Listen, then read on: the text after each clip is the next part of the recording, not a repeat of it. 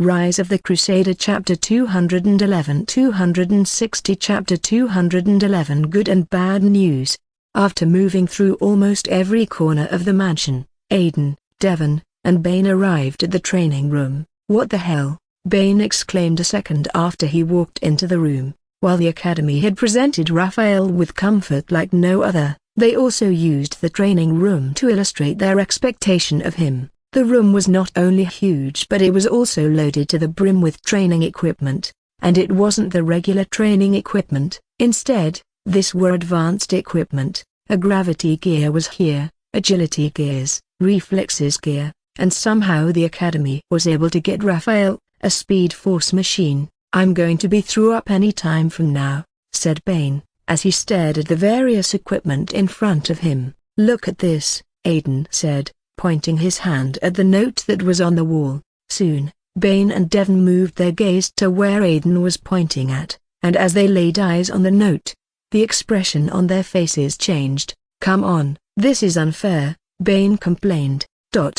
"There is also going to be a punishment if we fail to complete the task." As Aidan's voice sounded, Bane slowly sat on the ground. He placed his hand on his head, as within the blink of an eye, the place he once assumed was paradise was in fact hell. Apparently, the training room wasn't just for Raphael, it was also to be used by the other students who would be in the house with him. A minimum of 60 hours a week. What are these people thinking? Bane lamented. Despite it being written in front of him, Bane still found it absurd that the Academy instilled this sort of in the mansion, and to make it all worse, failure to meet up with the required hours of training without reasoning would be ordered to leave the hours. This was including Raphael. "Shit," Bane blurted.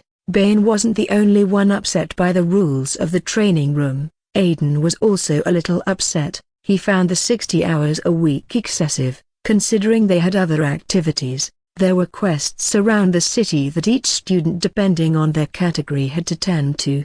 Devon, who was a nominal student, placed his hand on his forehead. There were beads of sweat on his face, as not only did he have to deal with the quests, but there was also training that needed to be done. "We have to ask Raphael," Devon said, turning towards Aidan and Bane. "Ask Raphael what?" He had only just spoken when a figure appeared at the entrance of the door. As the three of them heard Raphael's voice, they slowly glanced at one another before then moving their gaze to him. Considering the relationship they had developed with Raphael a few months ago, Devon, Aidan, and Bane wasn't supposed to act this way around him. But, there was something different about Raphael. It gave them a distant feeling from Raphael, and caused them to not know how to act around him. "The broken bar," Aidan stuttered. He wanted to speak, but the look as well as the demeanor of Raphael around him prevented the words from coming out as a whole. "Quit staring at me that way, I broken bar you, say it," Aidan mumbled. As for Raphael, he stood at the entrance with his hand behind his back. Raphael was oblivious to the fact that the stronger he became, the more his aura grew. The aura was overbearing and possessed a superiority complex that it made those who stood around him feel insignificant about themselves. "What the hell?" "I will say it," Bane exclaimed. He stood from the ground. "Raphael, before the holiday break, you promised to be done with our systems by the time we return here. So, what about it? Are you done creating it or what?" After Bane spoke, there was no response from Raphael. He stared at the three of them with a poker expression, but after a few seconds, his lips curved inwardly, and he said, "A broken bar, you need not act this way around me.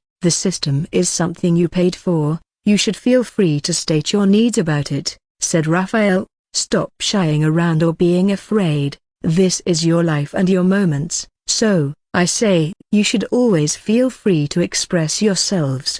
Even though Raphael didn't have the intention to bring a smile to Aidan, Bane, and Devon's faces, the words that he spoke to them somehow made a smile appear on them. Magic. Bane nodded his head, and after a few seconds, he spoke. "Yes, you're absolutely right, Raphael, and for this, don't you think, it's high time I get that sex robot I'm always asking from you?" Bane then winked an eye at Raphael after he spoke. To Devon and Aidan's surprise, the expression on Raphael's face softened. He chuckled before then shaking his head repeatedly at Bane. "Well, if you offer the right amount and benefit, I just might," Raphael replied. It was merely a few words, but it was probably the best thing Bane heard this whole month. He stared at Raphael with a teary eye and said, "Thank you, brother, and once I have the amounts ready, it shouldn't just be any robot. I want a four-breasted robot." Bane allowed his imagination to get the best of him. He stood with a smile on his face, imagining all sorts of scenarios that he was clueless about. Raphael and the others leaving the room. It took a few minutes, and after Bane regained composure, he stared at the surrounding, seemingly dumbfounded. "Hey!" Bane yelled. He hurried out of the training room quickly, and as soon as he saw Raphael, Aiden, and Devon, he spoke. "Hold up a broken bar, where are you going to?" Devon paused, turned towards Bane, and said, "Raphael said he has already created the systems, so we are going to the lab to install them."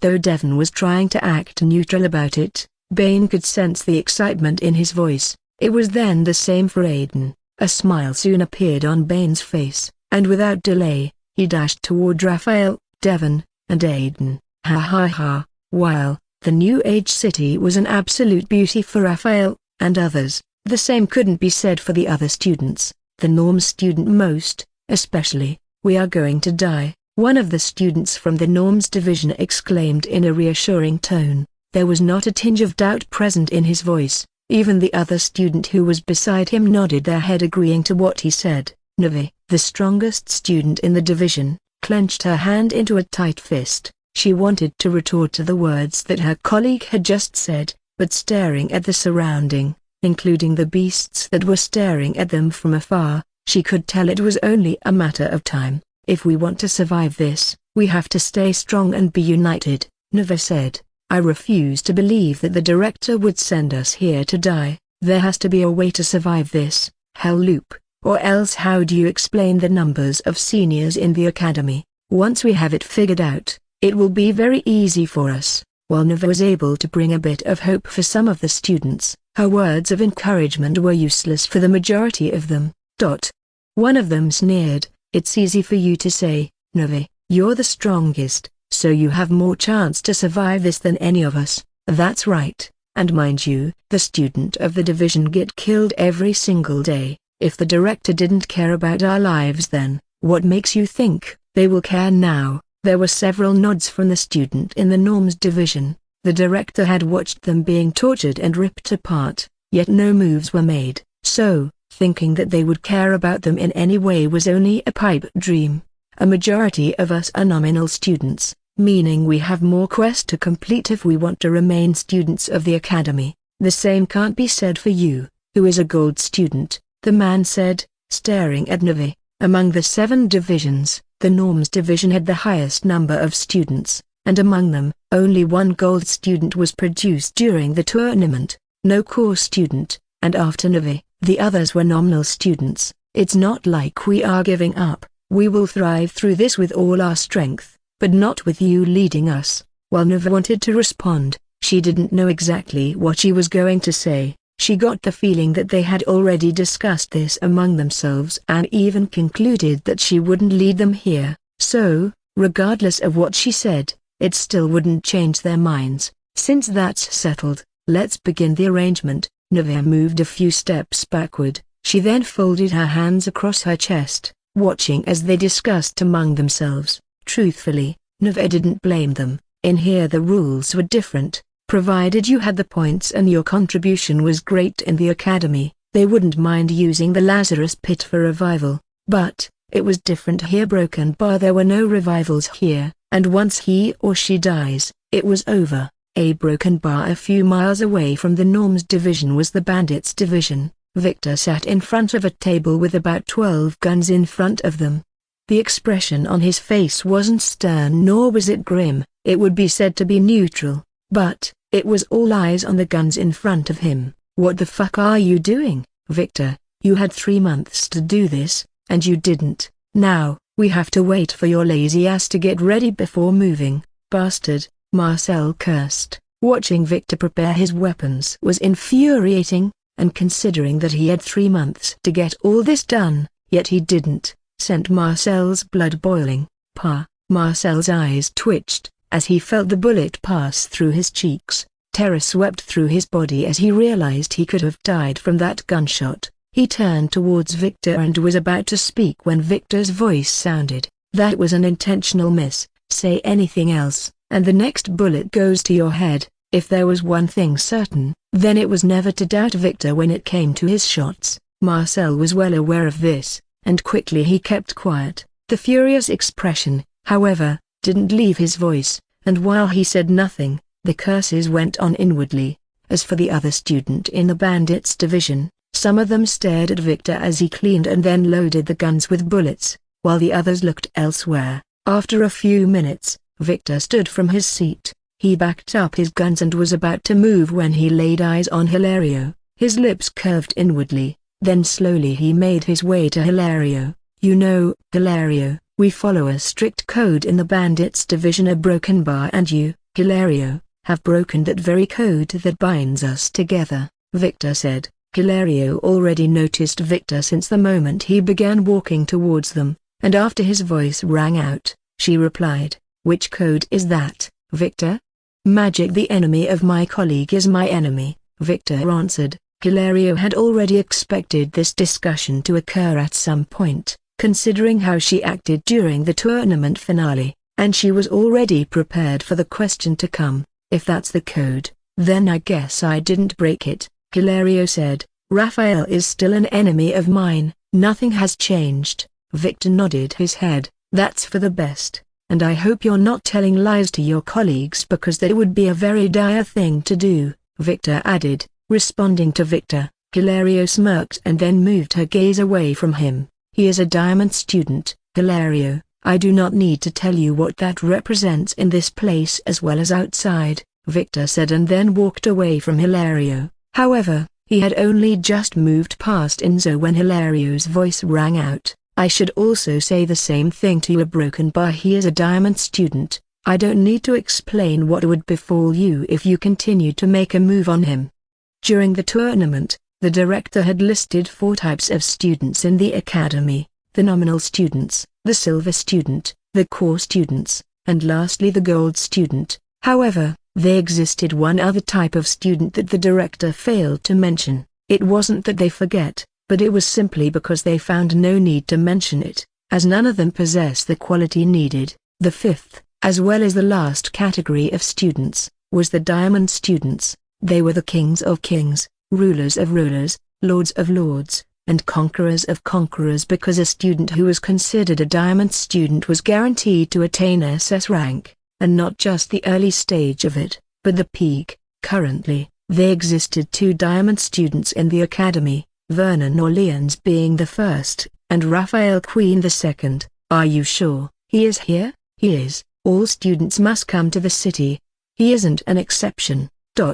In one part of the city, a group who had donned in all black robes stared at the map of the city with deadly intent, excluding out from their body. The group was the infamous second-year Assassin Division student. As the rules governing the second year were mandatory, the student from the Assassin Division was also sent to the city. "We have just one quest, and once that is completed, the boss promised he would get us out of here." The voice that sounded commanded respect from the other student, and as they heard their colleague speak, the majority of them lowered their head. It was as though Vermont was the one addressing them. Orpheus stared at his brothers and sisters and nodded his head. "Go get ready, we move at midnight," followed by Orpheus's words, and the group disbanded very quickly. However, it wasn't all of them that had disappeared. There were 5 students in the surrounding, and as Orpheus saw the 5 that stood back, he moved towards them. The 5 students consisted of 2 males and 3 males, and seeing Orpheus approaching them,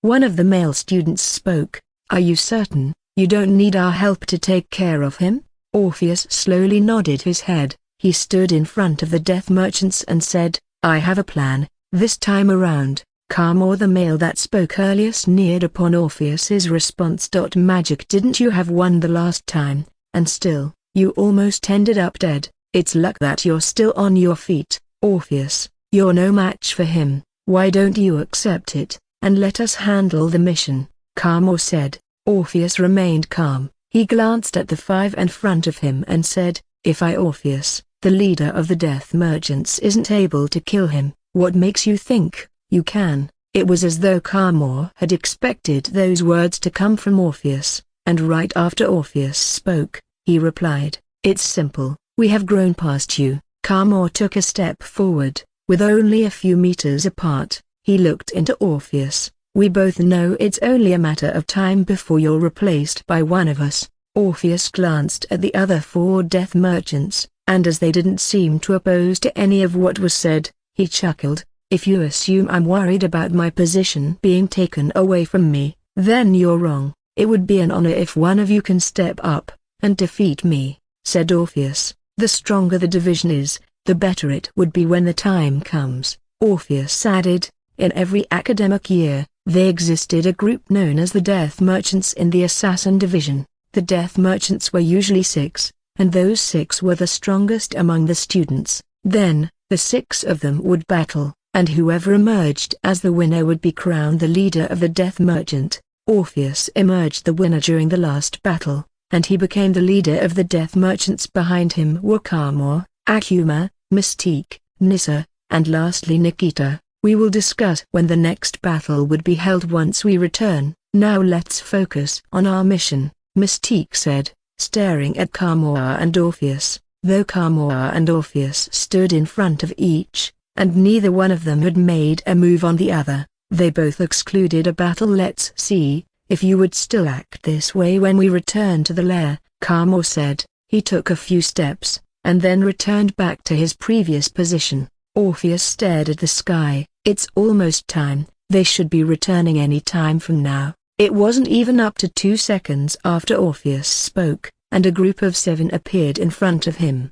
They were all donned in all black robes, and after those 7 appeared, others began to show. Orpheus chose to wait for a few minutes, and once everyone had arrived, his voice rang out, "Brother and sisters, let's not bath in the blood of each, but in the blood of our enemy." So broken bar, it's to kill or to be killed, and we choose to kill and not be killed. With that said, and Orpheus slowly raised his hand, he turned into a fist and said, "By the powers bestowed upon ye, success is ours." In the absence of the director, the student looked up to Orpheus greatly. He brimmed with courage and authority, and anyone who stood on the side with him would experience a feeling of accomplishment. There was no overbearing aura around Orpheus, unlike the other death merchants, and only the air of leadership existed from Orpheus. Orpheus nodded his head. Upon the reaction he received from his colleagues, he moved his gaze to the death merchants. "We will meet on the battlefield,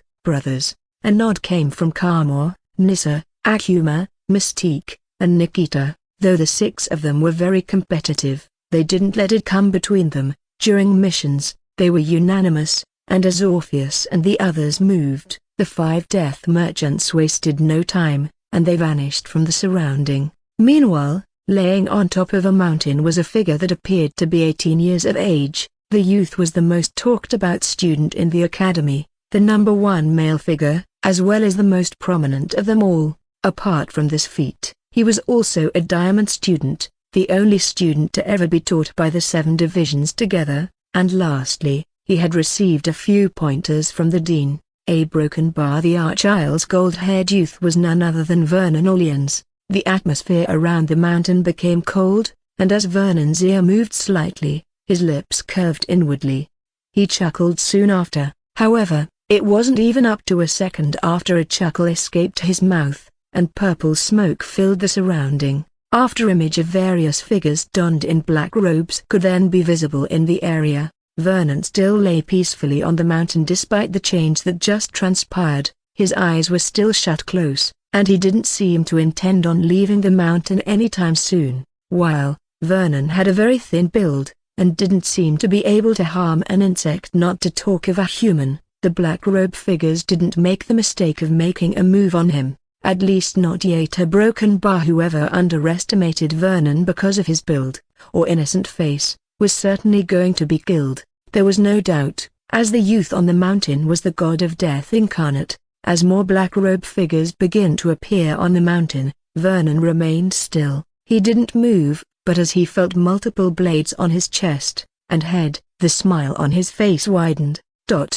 "Come on, what are you still waiting for?" said Vernon. A light frown emerged on the majority of the black-robed figures upon Vernon's words. They, however, wasted no other time and punctured through his chest, head, and another part of his body. Blood filled the mountain, as over 20 blades stabbed and sliced Vernon's body. There was no such thing as remorse or pity from the student of the assassin division. They kept stabbing and hitting Vernon's with all their body, leaving Vernon in a very distorted shape. His head was on the far edge of the mountain, while other body parts were in other locations. After hacking Vernon's body to a point, the student glanced at one another. Slowly, one of them opened his mouth, and said, "We did it, our broken bar, we killed Vernon Orleans." Even as that statement was made, and the body was laying right on the ground, the student still found it very unbelievable.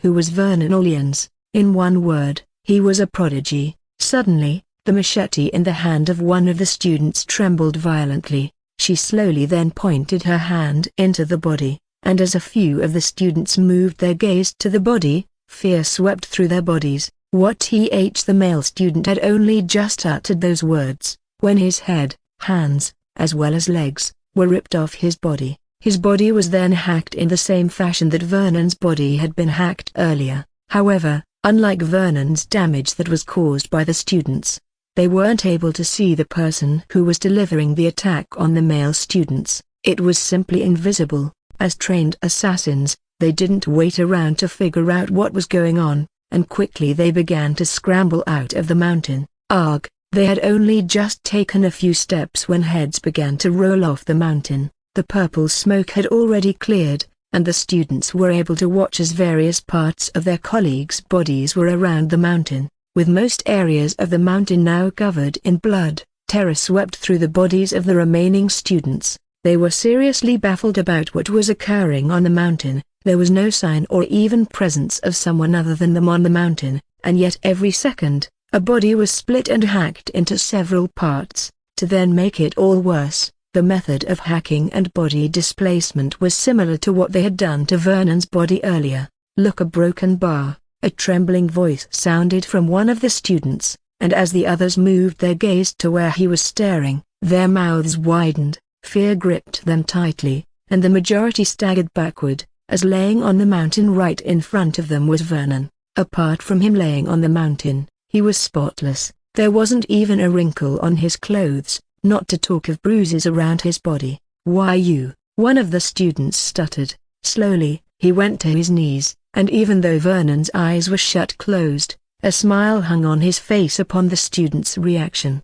The aura around the student from the assassin division suddenly changed. As students from the division, what sort of terror hadn't they passed through? Their motto was well known around the academy. It was either to kill or to be killed, and staring at Vernon, they recalled that motto. Quickly, they tightened their hands around their weapons. Attack, followed by that loud scream, they launched toward Vernon. They charged at full speed, with a deadly amount of killing intent exuding out of their body, and each student was ready to unleash their full attack on Vernon and end him. Those who specialized in delivering long-range attacks made their move, and the close-range attack. Once they got close to Vernon, time seemed to slow down, and just as both attacks were to come in contact with Vernon, his mouth opened slightly, and he said, "What goes up, must come down, and what's sent to ye, must be sent back." As those words left Vernon's mouth, the expression on the student's face changed greatly.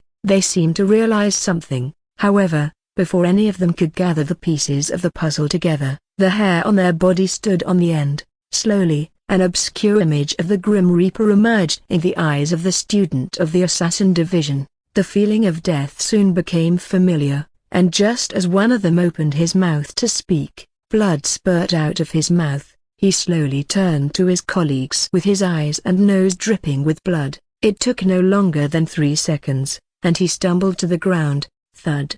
Magic! As the male students dropped dead, more students followed after him, and within a few seconds, every student from the assassin division collapsed on top of the mountain. Vernon's eyes were still closed, but as the student dropped dead from having to deal with their own attack, he slowly nodded his head, An eyebrow was suddenly raised by Vernon. He seemed to have noticed something. However, he didn't have to ponder about it too long, as 5 figures appeared in front of him. "I see, you have finally decided to show up," Vernon said, staring at Vernon, who placed his hand behind his head, laying on the mountain, seemingly relaxed despite the bodies and body parts around him. A bone-chilling frown appeared on the face of the death merchant. They soon moved their gaze from Vernon to the student on the mountain, and less than a second afterward, killing intent burst out of their body. "Vernon Orleans!" Carmore exclaimed. Vernon smirked. "Stop shouting, you're clearly the one wrong here," Vernon said, turning towards Carmore and the others.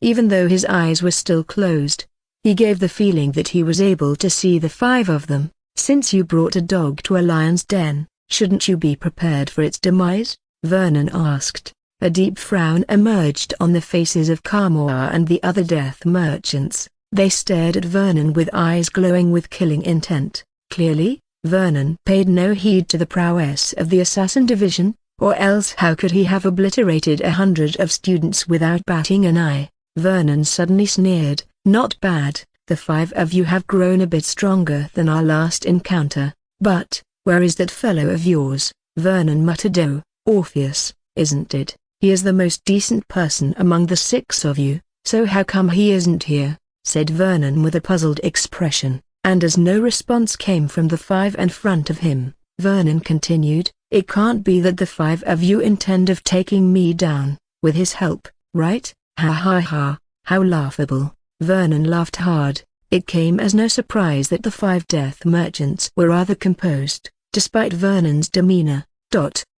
They were among the strongest and the most dangerous students in the first year, but despite their reputation and the power which they possessed, Vernon didn't seem to treat them in any regard. To him, they were more like pigs waiting to be butchered. Suddenly, Carmore turned towards Mystique. He continued to stare at her, but once he received a nod of the head from Mystique, a hammer appeared in his hand, a war hammer, to be precise. Magic. The long-handled hammer with a heavy head of iron was covered in a greenish substance that wreaked nothing but murderous intent. Even the other 4 death merchants had seen the hammer several times upon its arrival in Carmore's hand. The 4 of them moved a few steps away from him. As for Vernon, he remained laying on the mountain, with his hand behind his head, but a sinister smile was now on his face. He, Vernon chuckled. He didn't seem to be frightened by the presence of the warhammer. Instead, he appeared to be even more relaxed than he had been a few moments ago.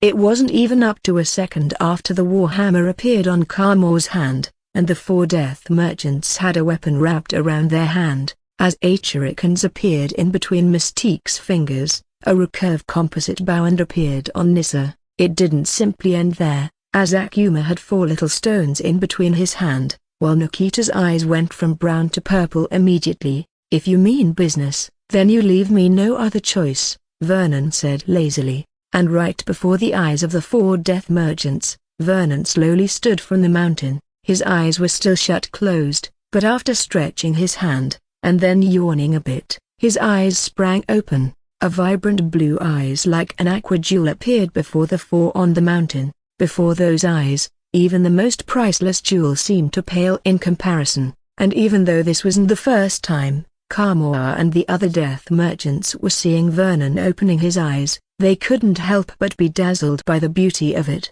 "Close your eyes, quickly," Mystique's voice suddenly rang out, removing the 4 beside her from the trance state they were in. Whether it was Nissa or even Mystique herself, the 5 of them closed their eyes immediately. They assumed a battle stance, seemingly ready to make a move on the slightest bit of movement they heard or felt in the surrounding. "Sire Broken Bar." Vernon shook his head, seeing how the 5 of them had reacted to him opening his eyes. He didn't hide how disappointed he was in them, and despite their eyes being closed, they could picture the look on Vernon's face, as this wasn't the first time he had reacted this way. However, this wasn't enough reason for them to open their eyes. The death merchants had been through this and were certain that if they wanted to win this battle or even come out alive, their eyes needed to be closed. "Fine, then a Broken Bar. I will just take it that you want me to send you to hell as soon as possible.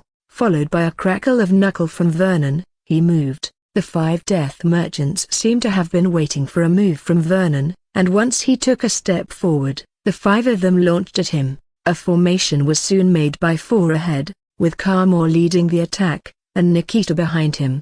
Akuma stood on the left side, while Mystique stuck to the right, and as for Nissa, she remained still, with one hand on the bow, and the other on the arrow. The distance between Vernon and Carmore was soon close, and with a fast and yet steady release of her finger, Nissa's made the first attack on Vernon. The arrow moved swiftly, and within the blink of an eye, it was close to making contact with Vernon. Time to slow down during that moment, and with Vernon leaving his guard wide open, the arrow was with no doubt going to penetrate deep into his body. However, just as the arrow was to make contact with Vernon's chest, an arrow much similar to the one that was fired emerged from Vernon's chest. "Shit, we were too slow," Carmore lamented. As once the arrow appeared, it tripped through the arrow in front of it, and with a speed that defied what was proven by scientists, it charged toward the death merchants ahead. The arrow's speed as well as power was 5 times that of the one that was fired,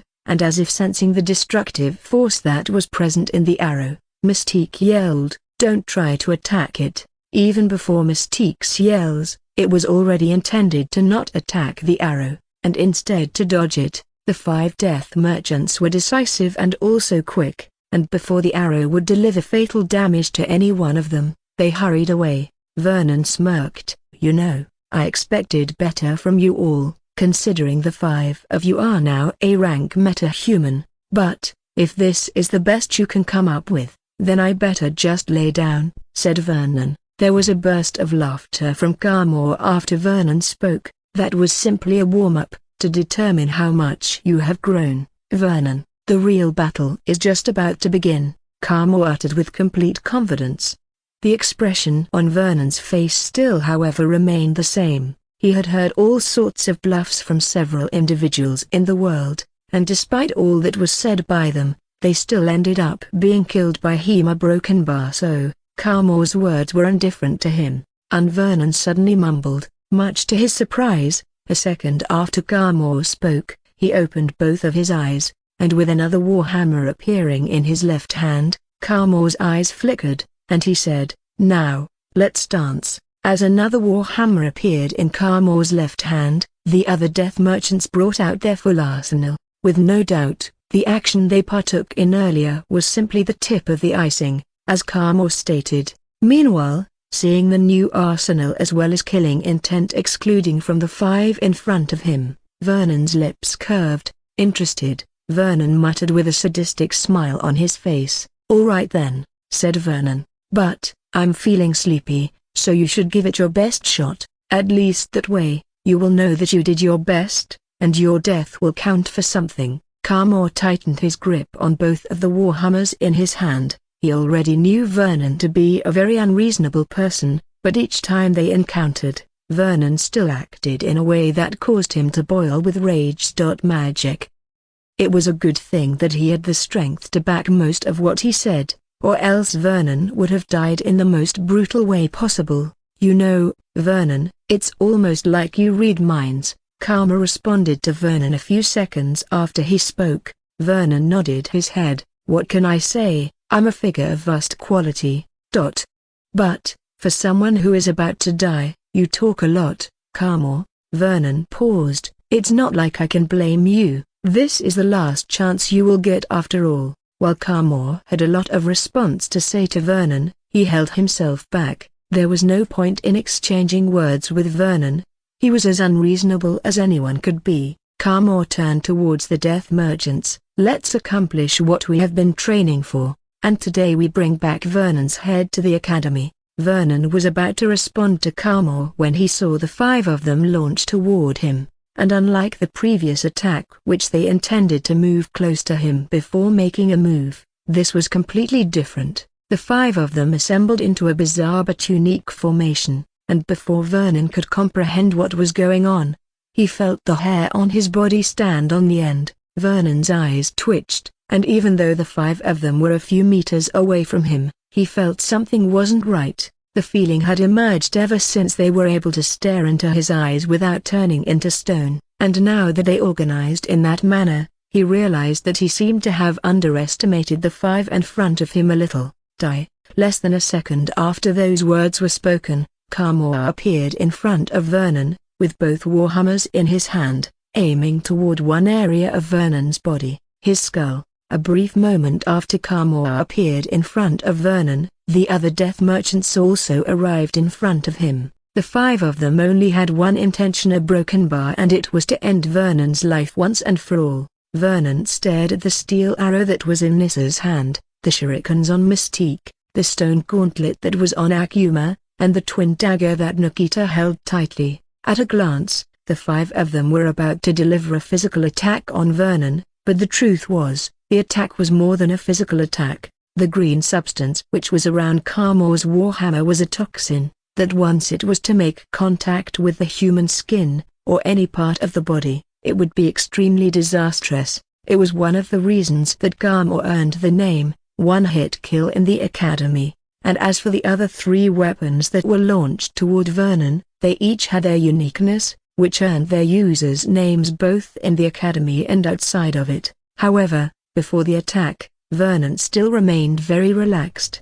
The skeptical look he had earlier already vanished, and as Vernon stared at five in front, his lips curved inwardly. "Tsukiomi," Vernon muttered as he stretched both of his hands forward. The five death merchants were caught by surprise by Vernon's moves, and as they slowly moved their gaze to his palm, a horrified look emerged on their faces. Right in the middle of Vernon's hand was an eye, a red wee light to be precise, and less than a second after the death merchants came in contact with the eye, one of them said, "How a broken bar, how can this be possible?" It was Akuma that spoke. There was then terror written all over his face, and he wasn't the only one who had the grim look on his face. As the weapons were about to collide with Vernon, the surroundings suddenly changed. "Where are we?" There was however no answer to the question that was asked, but as the five death merchants looked at places that seemed to like they were in a nightmare realm, they gulped hard.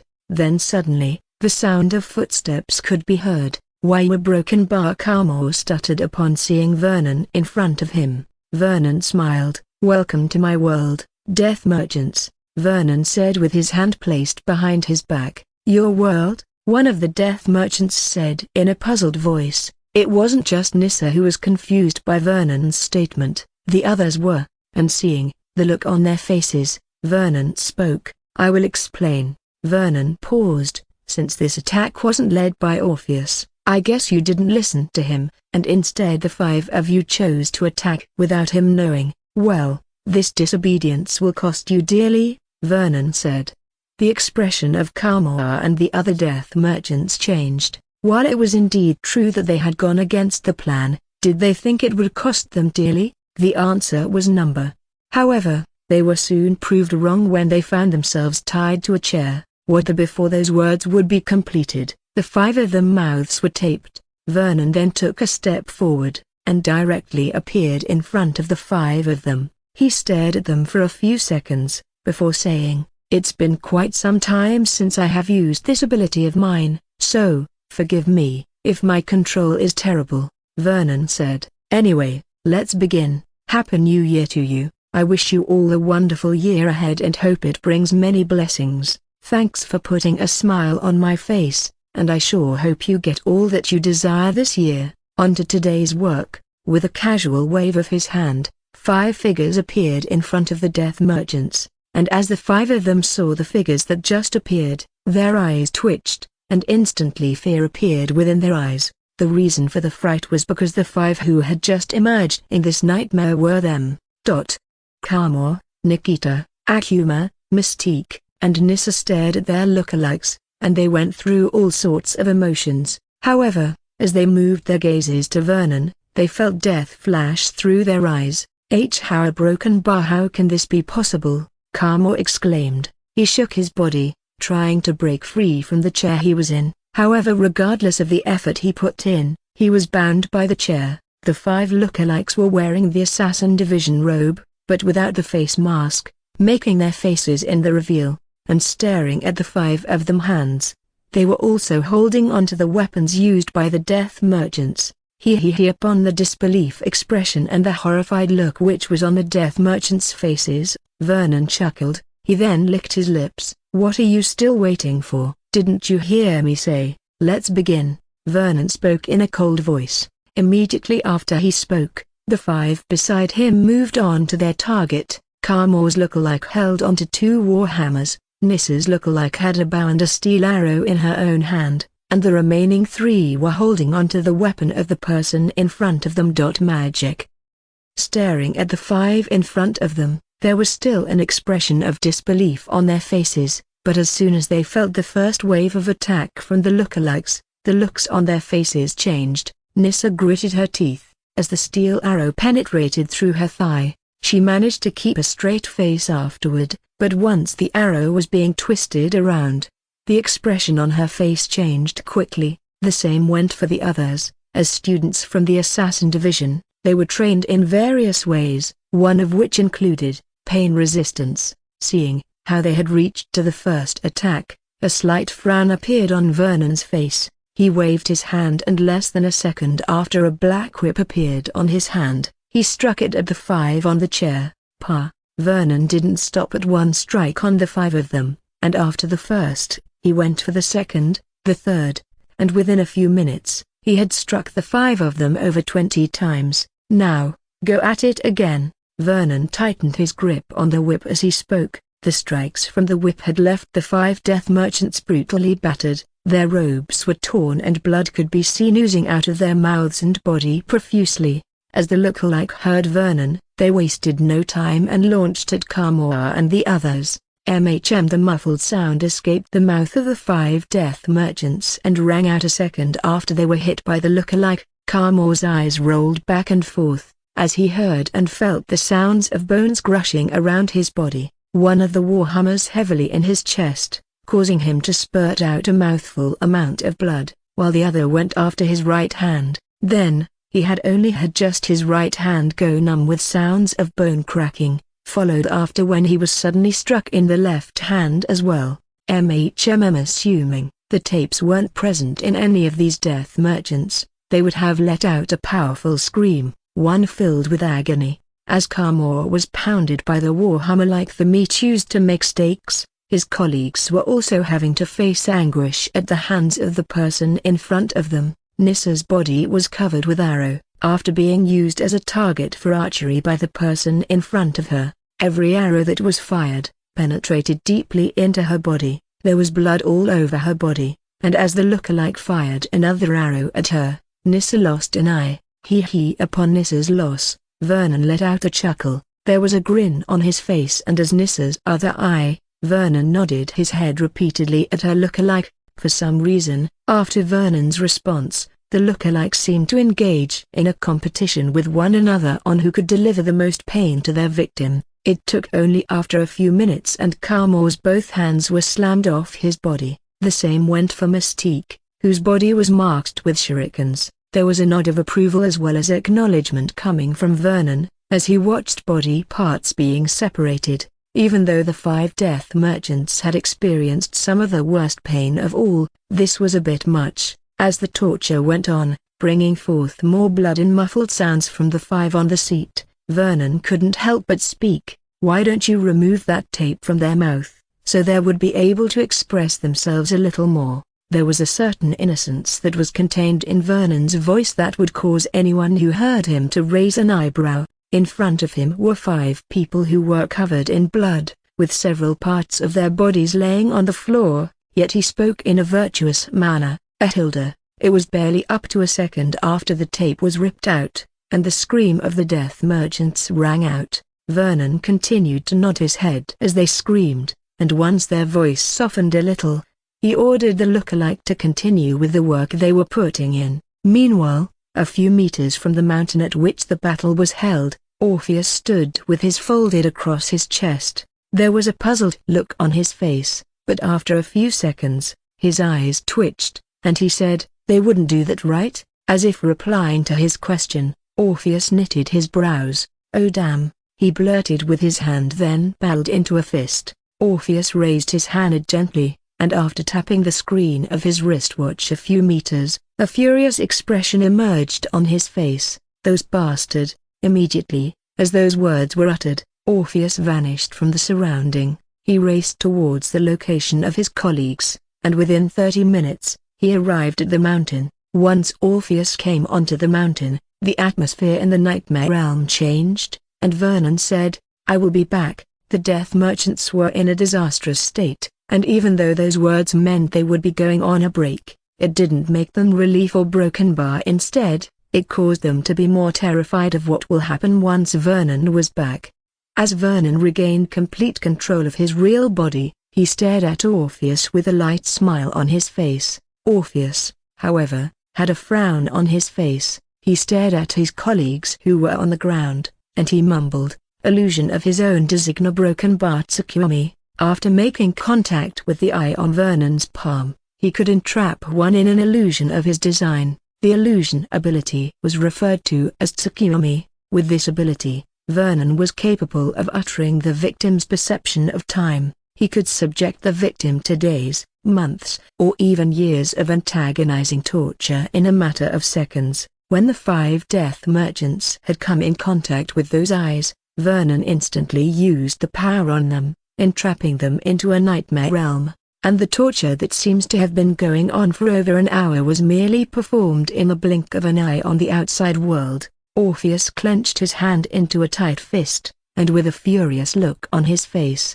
he took a step forward, closing the gap between himself and Vernon. However, if there was one thing Orpheus did, then it was not to look into Vernon's eyes. Even though he was very angry about what occurred, he was able to keep his sanity and not look into Vernon's eyes. Ha ha ha! Upon seeing how Orpheus chose to react, Vernon couldn't help but find it impressive. He seized the young man in front of him, and after a brief moment, he said, "I see, you have made it here, Orpheus.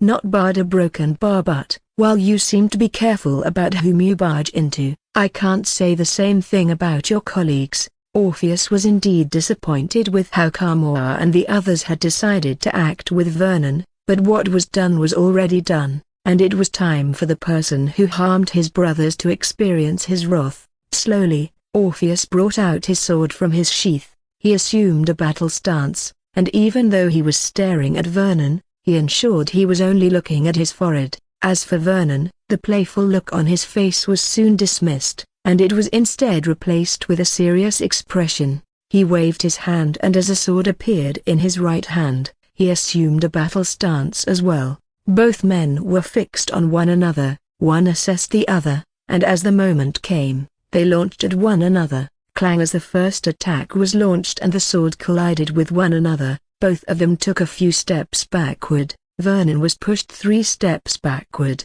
while Orpheus moved 4. There was never for one a relaxed expression on Vernon's face, and the instant Orpheus decided to charge at him again, he moved as well. Clang! Unlike the previous attack, neither Vernon nor Orpheus moved backward. With the sword tightly held, they continued to strike at the other person. The attack became intense quickly, as each time Orpheus struck his sword at Vernon, he aimed to slice Vernon's head off his body. Magic. However, Vernon was able to evade each attack by countering on them, and the battle between the both of them went on, with no one having the upper hand. After about 20 minutes, Vernon moved several steps backward. He wiped the sweat that was on his forehead, and said, "Not bad, you know, but because I expected much from the metahuman with the highest power ranking in the first year, I can't help but be a little disappointed with this," Vernon said with a smile on his face. "Also,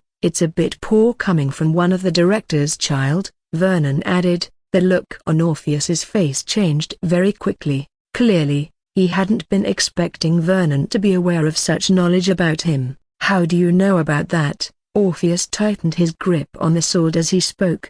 Vernon responded to Orpheus with a chuckle. He sneered afterward, and then said, "I'm Vernon Orleans, what's there that I don't know about?" Orpheus frowned upon Vernon's answer. "I will kill you this time around, Vernon." Right after Orpheus made that statement, the shadow of him beneath him became massive, and the halo of a giant appeared behind him. Seeing the change that just occurred, Vernon's lips curled into a smile. He nodded his head repeatedly, and before his gaze back to Orpheus, he spoke. The fact that you didn't use your powers since the beginning made me assume you were spinless, but I see that you aren't. Most people would have been frightened of Orpheus using his powers, but not Vernon. At the moment, there was nothing that could excite his blood from Orpheus using that power of his. As if he wanted to win this battle, he needed Orpheus to go all out. Orpheus sneered as he saw the look that was on Vernon's face. He could naturally tell that using the power would excite Vernon, as that would mean he would be able to use his powers to the maximum. That absolute counter of yours won't save you this time around, I can assure you, said Orpheus. Why don't you do your own part, and let me worry about mine? Vernon responded.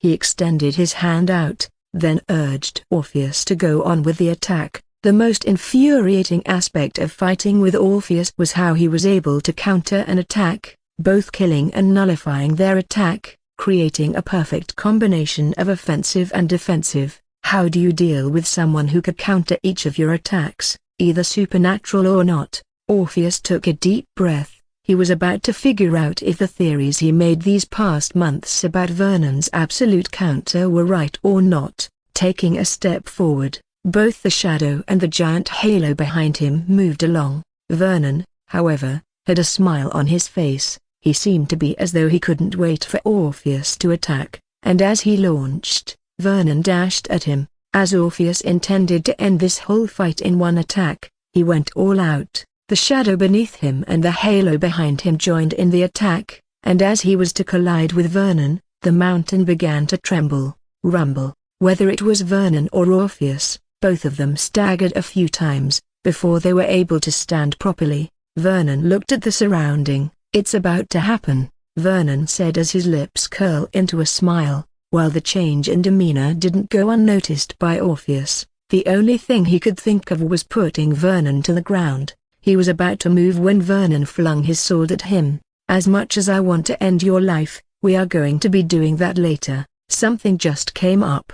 Vernon looked into the far distance with his thought unknown. He turned towards Orpheus, and as if he were possessed or something, he rushed towards the mountain and then jumped. Ha ha ha! The sound of Vernon's laughter rang out a moment after, and moving toward the edge of the mountain, Orpheus looked at the view that would cause any sane being to experience fright, and then heaved a deep breath. Ugh, why does my head hurt so much? It was barely up to a minute after Vernon jumped off the mountain that the five on the mountain began to wake. Orpheus folded his hand across his chest, like a parent who was about to scold his child upon their movement, and once they stood back up, regaining composure of themselves, he launched at them. Inside the mansion, Devon, Aidan, and Bane stood in front of Raphael and the others with some on the three of their faces. Aidan stared at the capsule that was in his hand for a few seconds before moving his gaze to Devon and Bane, with then a nod of the head from the three of them.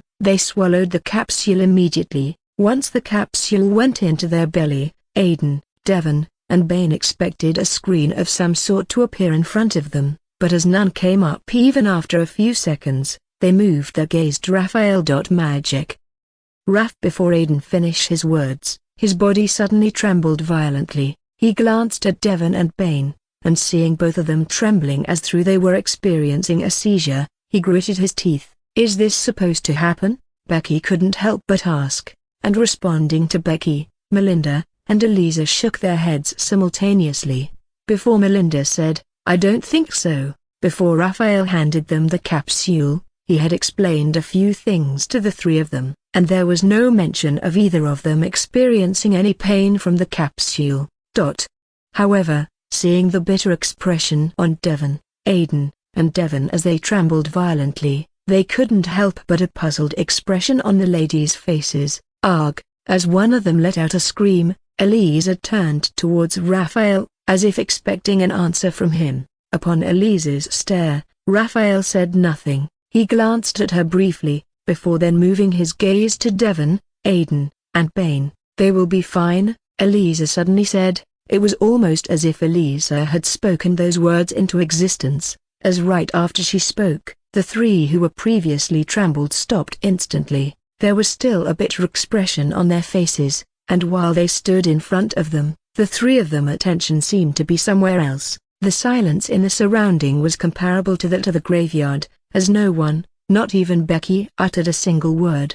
Everyone's eyes were simply glued to Devon, Aidan, and Bane. Suddenly, Devon's lips curl into a smile, and as his mouth widened, there was excitement written all over his face. Not so long after Devon's conduct changed, the same also happened to Bane and Aidan. Aidan jumped like a child who had just received his Christmas present, while Bane burst into laughter. "Ha ha ha, he a broken bar, he did it," Bane exclaimed as he gripped Aidan's body gently. A smile couldn't help but appear on Eliza, Melinda, and Becky's faces as they watched the three in front of their display how excited they were, and as Melinda's eyes came in contact with the ants on Bane's shoulder, her eyebrows furrowed. She rubbed her eyes, in disbelief, at what she was witnessing. "Is it just me, or am I seeing ants dancing salsa with one another?" Melinda said. She soon pointed her hand at the ants on Bane's shoulder, and as the others saw the ants dancing what seemed to be salsa, but in a much more weird way, they stared at Bane and then chuckled. "Thank you so much, Raphael. These a broken bar is amazing. Raphael a broken bar. Thank you. You're the GOAT, Raphael.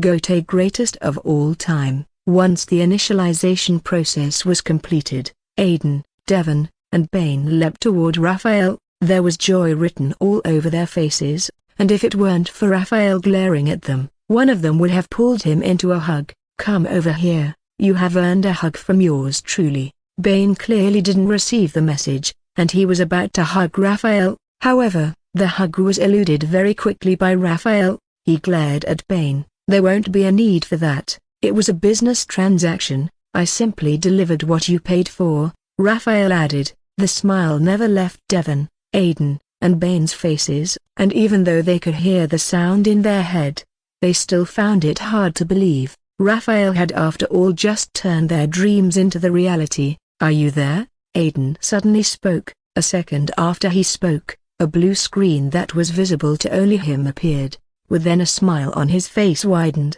Aidan requested for his stats. "This is amazing, the stats are all accurate. What the hell? It even seems like the system knows me better than I know myself," Aidan blurted, as he read through his stats. As Aidan began to speak to the system, Devon and Bane also spoke to the voice in their head. Although Becky, Melinda, and Eliza were yet to fully comprehend the system, because of their lack of knowledge of it, they had gained a little from what Raphael made mention of earlier, and it was mind-blowing that a capsule of that size was capable of such a spectacle. "That's going to be all. Enjoy," said Raphael. Raphael was about to leave the engineering lab when his eyes came in contact with Aurora. There was a slight pause, but as Aurora moved her gaze from him, he turned as well. None of the people in the room had witnessed the small display between the both of them, but as Raphael was about to leave the lab, Aidan spoke. "Once again, thank you, Raphael, and you too, Gus. This really means a lot to the three of us." Aidan paused. "I know you said this was a business transaction, but we are forever indebted to you." "Yes, Raphael." Devon and Bane nodded their heads simultaneously, agreeing to what had just been said. After Aidan's words, Gus, who was quiet the entire time, suddenly let out a snort. The snort was soon followed by a hiss, and as Raphael heard Gus, he spoke. "There's one last thing you need to know about the system. It will be due for update every 8 months. Enjoy." Aidan, Devon, and Bane were left dumbfounded. They stared at Raphael, completely startled at what he had just said, and before they could speak, he left the room. The pair of them glanced at one another. "I doubt the update would cost anything, and besides 8 months is still very far, so, we might as well enjoy ourselves." It was Bane that spoke. With that said, and they continued to communicate with the voice in their head, while Devon, Aidan, and Bane continued with their systems, and Becky, Melinda, and Aurora went about the mansion. 2 figures barged into the master bedroom. Their lips were locked with one another, and with no words being said from both party, they continued to feast on one another. Amidst the intense and passionate kiss, Eliza let out a low moan, while she focused some of her attention on removing every piece of clothing Raphael was on. he began to latch onto her delicate neck. The most turning on point for Eliza was how Raphael knew when to be a complete gentleman to her body, and when to act like a beast to her, and at this moment, she needed that beast nature of his, and not the gentleman aspect. "Raphael," Eliza spoke in a tone that would cause the hormones of any man to flare up. She hung onto Raphael's body, as he slowly moved his mouth downward. He definitely knew his way around her body, as while his mouth caused Eliza's body to tingle in delight, his hands performed as well. Eliza's mouth widened, as she felt her ass being squeezed. Raphael gripped both ass cheeks hard, and the lustful expression on his face showed just how much he wanted her. "I want you." Slowly moving towards her ear, Raphael muttered. Those words brought forth a change in Eliza quickly, and even though she didn't respond, the look she had on gave her away. Raphael's hands soon made their way to the back of Eliza's dress, and with a few movements of his hand, he had Eliza's body in the reveal, and removing his mouth from her mouth, Raphael took a moment to appreciate the masterpiece in front of him, with a smile on his face the entire time. As Eliza disliked putting on a brassiere, Raphael only had the underwear obstructing his path. A broken bar, however, it wasn't going to be for long. Eliza pulled Raphael closer. She removed the clothes he was on, and after taking a look at him, she licked her lips seductively. Then, placing one hand on his chest, she went on her knees, and a few seconds after her soft hand came in contact with Raphael's rod, Eliza's eyes widened. Raphael's rod was already close to full erection, and after a bit of stroking, the monster of mayhem was fully woken. Slowly, Eliza leaned forward, and opening her mouth gently, she took Raphael's rod into her mouth. The feeling of Eliza's mouth wrapping around his rod was one of the most incredible things Raphael had ever experienced. He closed his eyes, as pleasure coursed through his body. It wasn't even up to 3 seconds after Raphael closed his eyes, and they sprang open. Raphael lowered his head, staring at Eliza, who had just trapped her tongue around his rod from within in a strange way, and his eyes twitched. "Why a broken bar?" Raphael stuttered. He could see Eliza's cheeks raised upon his shock, and he made him even more confused. Oh, as if her tongue licking all around his rod fanatically wasn't enough, Eliza went ahead and took Raphael's rod deeper into her mouth. She moved her head back and forth at a quick pace, paying no heed to the consequence, and as she felt a slight throbbing from the cock inside her, she slowly moved her gaze to Raphael, who had just placed his hand on her head. Raphael's mouth opened slightly. While he had received this sort of treatment from Eliza before, it was far from what he formerly felt. This was simply mind-blowing. Right after tying her hair properly, Eliza grabbed onto Raphael's rod.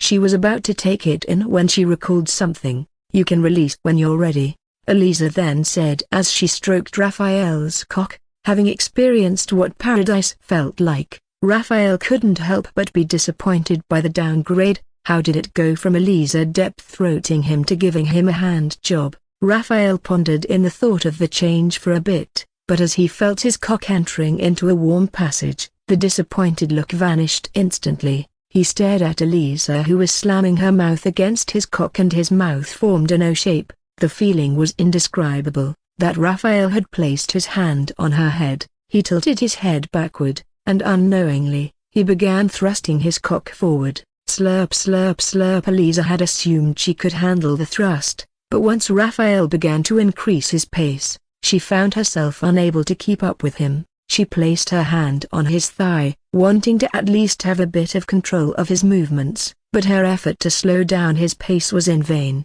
Kerk! Eliza hit Raphael's thigh gently, as he continued to slam his cock into her mouth. Even though Raphael was already engrossed in the electrifying sensation coursing through his body, once he felt his cock throbbing, he regained a bit of himself, and seeing the look on Eliza's face, Raphael's expression changed instantly. He moved his hand away from her head and was also about to remove his cock from her mouth when his cock pulsated. Arg! Raphael groaned and released a large jet of semen down Eliza's throat. As Raphael's burst was tremendous, Eliza was unable to take it all in. The sperm leaked from the corner of her mouth, causing a rather dazzling scene. Gulp. Magic, however, with determination, Eliza swallowed it all. She turned towards Raphael, and as he saw the look on her face, he spoke. A broken bow before Raphael would finish his words. Eliza lifted herself from the ground and placed a finger on his mouth. "It's fine, you don't need to explain yourself to me," she said. Raphael nodded his head, and taking a step forward, he carried Eliza onto the king-size bed. Gently spreading her legs apart, he stared at her sacred region for a few moments, before then inserting a finger inside. "Yoon." A low moan escaped Eliza's mouth, and as Raphael slowly increased his pace, she bit her lower lips hard. The look she had on her face was bewitching, to say the least, and once Raphael felt she was wet enough, he moved his mouth onto her. "Ugh, tilde och, tilde och," Eliza moaned once, then again, and again as Raphael's tongue explored her inside. Time passed very quickly, with the moon fading away, and the sun shone brightly a few hours later. As the master bedroom wasn't soundproofed, the panting moans of pleasure and lust sounded through the whole room. Eliza had always been very vocal when it came to the escapade, and with Raphael going full beast mode, she let out screams that would rival that of a banshee. "What the hell, won't they take a break?" Aiden lamented as he stared at the floor above him. "The both of them have to go on and on for hours. It's almost like they couldn't get enough of each other, or they were on something. If I didn't hear it with my own ears, there's no way I will believe someone could do that for more those hours without taking a break." The sexual escapade had begun a few minutes after Devon, Aiden, and Bane received their systems, which was at the devil's hour, 3 a.m., and it continued till morning. "I know, right? It's just insane," said Bane, while Bane appeared to be flabbergasted just like the rest. The expression he had on his face showed that he was curious about how Raphael could go on for so long. It was as if he had an energy tank or something similar to that in the bedroom.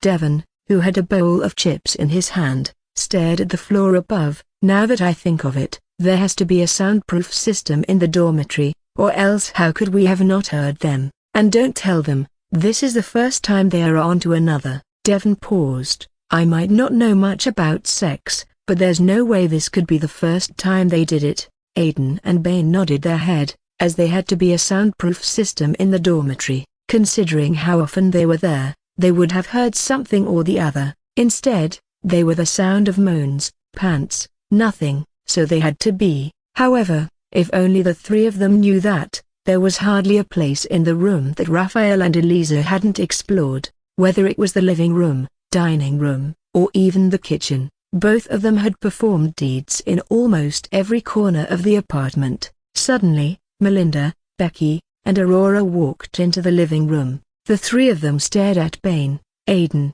and Devon, and even though no words left their mouth, they seemed to share the same thought. Melinda and Becky walked over to the couches with bewildered looks on their faces. "Good morning, ladies, I trust you slept well." A second after they sat on the couches, Bane's voice rang out. Becky rolled her eyes at Bane, as she could tell he was being sarcastic. Bane smiled. "I'm just being polite, you know." "Whatever." Becky ignored Bane, and as she met Melinda's gaze, the both of them began speaking to the other in a low voice. Their murmuring caused Bane, Aiden, and Bane to raise an eyebrow at them. They glanced at one another, and as if their body were in sync, the three of them shrugged their shoulder. Among the six in the living room, the quietest out of them was Aurora. She folded her hand across her chest, with neither a frown nor a smile on her face. But, while she kept her expression neutral, she appeared to be in deep thought. Suddenly, the sound of footsteps could be heard, and as the six people in the living room moved their gaze to the staircase, their eyes soon came in contact with Raphael. Raphael was wearing a black robe and cozy open-heeled slippers. It was unknown where Gus was, but a second after Raphael appeared on the staircase, it emerged and flew towards him immediately. Raphael watched as the owl landed on his shoulder, and as Gus let out a snort. He chuckled before then moving his gaze to the six in the living room. They were all staring at him with all sorts of expressions on their faces. Raphael could discern respect coming from Bane. Devon was startled, and Aiden was perhaps the most composed. Magic. As he turned towards Melinda, Becky, and then Aurora, the expression on Raphael's face changed greatly. He didn't utter a word, but as his eyes and Aurora met, they were clearly words that needed to be said. "Good morning, Raphael." Raphael was quick to separate from Aurora. He nodded his head at Bane after the greetings, and quickly he moved towards the refrigerator. Every step Raphael took towards the refrigerator was under the gaze of the people in the living room, including Aurora. They all continued to stare at him, even as he drank from the bottle of water. Raphael soon knitted his brows. He glanced at each one of them, and upon Gus hissing, his mouth opened slightly. "I apologize for the noise. There won't be a next time," Raphael said, and then placed the bottle of water back in the refrigerator. As Bane and the others heard Raphael, they couldn't help but glance at one another. Raphael had said there wouldn't be a next time, not that what took place wouldn't occur again. Instead, they wouldn't hear any of the noises.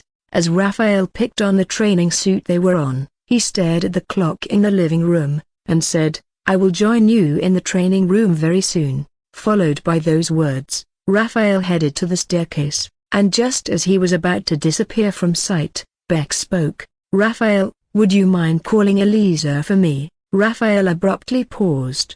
He turned to Becky. "I can't, she is asleep, and don't wait up for her. I doubt she would be getting up anytime soon." With that said, and Raphael headed to the upper floor of the mansion. There was complete silence in the living room after Raphael spoke. Even after he was no longer in the surrounding, none of them uttered a word. It was only after a few minutes that Bane stood from the couch and said, "All hail Raphael." Phew. Bane cleaned off the sweat that was all over his face with the hand towel. Then, seeing the others leaving the training room, he hurried out as well. At this pace, Raphael would probably have become an S-rank meta-human before he reaches the 3rd year, said Bane, as he stared at Raphael. "No lies, his growth is insane, and he's yet to become an enhanced meta-human. I can only imagine how powerful he would become once he becomes one." Aiden added, "It's hard to believe that we were far above him a few months ago." Bane and the others had gotten to know Raphael's power rank in the training, and hearing as well as seeing the figures, it made them reconsider a lot of things about themselves. Most of them had used the break to relieve the tension of the 2nd year assessment and enjoy themselves to the fullest, but that didn't seem to be the case for Raphael. He seemed to be as though as he spent the break, training every single day. 80,053. Aiden muttered those numbers with shock evident in his voice. There was disbelief written all over his face, and despite seeing it with his own eye, he wasn't able to shake it off. As for Raphael, he kept the usual poker face. As he walked down the corridor, "How was it?" Upon seeing the 7 of them, Elisa's voice rang out. Magic. Quickly they began to give their short replies, but among all that was said, the one that piqued Elisa's interest was Bane's reply. "Is it perhaps possible that Raphael is a reincarnation of a dual cultivator?" Bane asked in an excited tone. Though the possibility of that being true was near impossible, Aiden and Devon couldn't help but wish for it to be true. Responding to Bane, Raphael raised an eyebrow. He had read a few fantasy novels and dual cultivation was something he was familiar with. Raphael shook his head a moment after, then turning towards Elisa, he said, "It wasn't bad." Elisa nodded her head with a smile on her face upon hearing Raphael's response. She leaned towards him, and raising her hand, she removed the dirt that was on his hair. "Why don't you go freshen up? Food will soon be ready," said Elisa. "Ah," Becky muttered. Becky glanced at the 2 couples in front of her, with her cheeks raised and her mouth slightly open. This time around, Raphael wasn't the first to react, but it was the owl on his face. Gus let out a hiss, and then a snort, which caused Raphael to chuckle. "Ha ha." Aurora quickly placed her hand on her mouth. Her eyes widened soon after, and ignoring the gaze of everyone, including Raphael, she headed to the upper floor quickly. It had to be known that Gus let out those snorts and hisses a lot of times, but the person who seemed to understand Gus was Raphael. None of them had ever gotten to understand any of what Gus said, apart from Raphael, but as Aurora laughed right after Gus snorted, They couldn't help but stare at her differently. Seeing Aurora walking towards the staircase, Aiden arched an eyebrow. "That's weird, don't you think?" A nod came from Devon and Bane afterward. "I guess she must have created a gadget or something that can make her understand beasts," Bane said. "That makes sense. Yeah, after all, we don't only have one freak in that field in the house, there's two of them," Bane replied. Aiden. The tropic was soon moved past, and as Raphael took off to freshen up, the others moved briefly as well. Shortly after they left the dining area, they began to appear in the dining room one after the other. Bane, Aiden, and Devon were the first to make their way to the dining, then Melinda, Becky, Aurora, and lastly came Raphael. "This is lovely, Eliza, fantastic. Yeah, the food is really delicious." Merely tasting a few of the dishes that were in front of them, Melinda and Becky began to sing praise to Eliza for what she prepared. While it seemed as though Melinda and Becky were exaggerating, the truth was that they weren't. Even though they had eaten Eliza's food several times, it was nothing compared to the ones she made when Raphael was around. It was as though Eliza included a special ingredient that was only to be used when she was preparing food for Raphael. "The food is a broken bar exceptional," Aiden exclaimed with his mouth full of food. "Definitely," Gus agreed with Aiden's statement, as he shook it repeatedly. There was no doubt that even Gus found the meal Eliza prepared remarkable. "Splendid, simply splendid." Bane's voice suddenly rang out. Bane lowered the bowl of soup. "Indeed, the key to a man's heart is his stomach. Now I see why you have my brother's heart completely," Bane said. Eliza's flashed a light smile at Bane, and the others. However, as pleasing as it was to hear them praise her cooking, it wouldn't mean much if someone didn't approve of it. Eliza stared at Raphael, hoping for a word or two from him, but as no words left his mouth, she heaved a deep breath and then sat. "This is one of the most luscious meals I've ever had," Raphael said, taking hold of the glass of wine in front of him. A smile formed on Eliza's face the instant Raphael spoke. She stared at him with love and affection. Certainly, it felt good hearing him say those words. Raphael raised the glass of wine, and as the others raised their glasses with him, he smiled, and said, "To Eliza, for preparing such a heavenly dish, to Eliza, to Eliza, to Eliza," followed by them hitting their wine glasses against one another gently. They gulped down the content right after. A smile hung on their faces, and as they were about to dive back to the dishes in front of them, a notification sound suddenly came from the right of their wristwatch. The expression on their faces changed very quickly. "It's time." Upon reading the message, Aiden's voice rang out. Among the people in the dining, Raphael was the only one who didn't receive a notification message from his watch, and as he stared at the people around him, he couldn't help but raise an eyebrow. Devon was about to put another food into his mouth when the message came in, and upon reading the message, he lost all appetite instantly. "Well, it's not like we didn't know what we are getting ourselves into," Bane said as he stared at Aiden and the others around the table. "I guess you're right, and besides we have the system has our raid, so life won't be that difficult.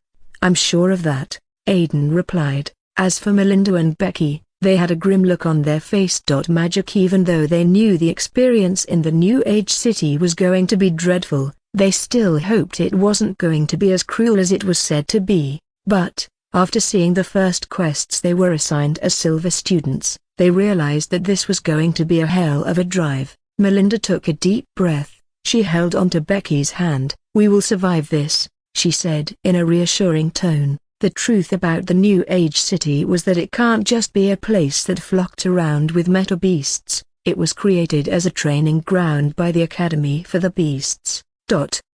While the purpose of the Academy creating the city had yet to be discovered ever since it had been created, several metahumans had been thrown into the city to temper the beasts in there. The beasts in here were deadly and ruthless, and the majority of them viewed humans as the scorn of the world.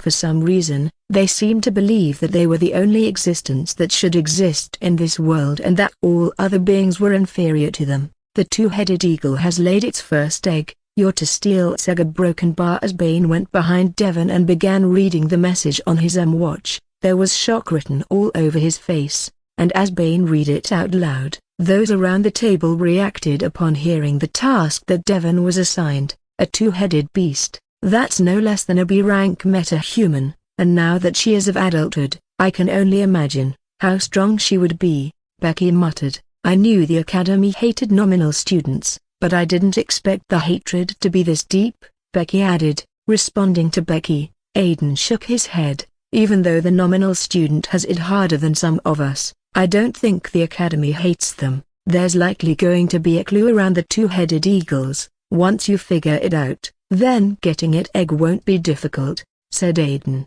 Bane, who had remained quiet, suddenly hit the table and said, Devon will do just fine.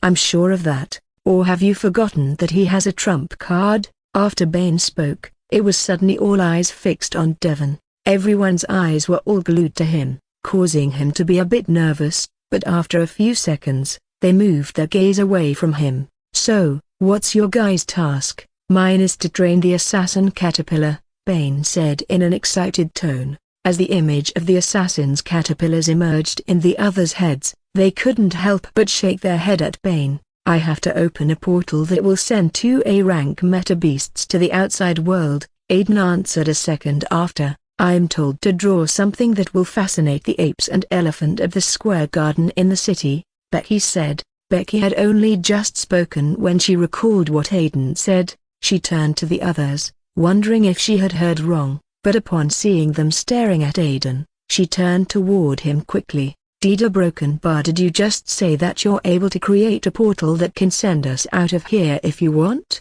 Bane blurted with a tinge of excitement present in his voice. Yes, I can, Aiden answered. Those words had only just come out of Aiden's mouth when he realized the weight of what he had just said. No, no, no, no, no, a broken bar. The Academy has warned me not to use my powers in that way for any of the students here, Aiden said. Except if it is absolutely necessary, meaning for the right course. The punishment for the crime is expulsion. As the first points he gave didn't seem to confuse those around the table, Aiden quickly stated the penalty in place if he were to break the rule. It's all right, Aiden, we won't ask you to create any portal for us, as we still want you here, Bane said. But, I can't certainly say the same about a week from now, Bane added. Ha ha ha. The atmosphere in the dining soon returned to the lively state it had been before the notification message came in. Eliza, Melinda,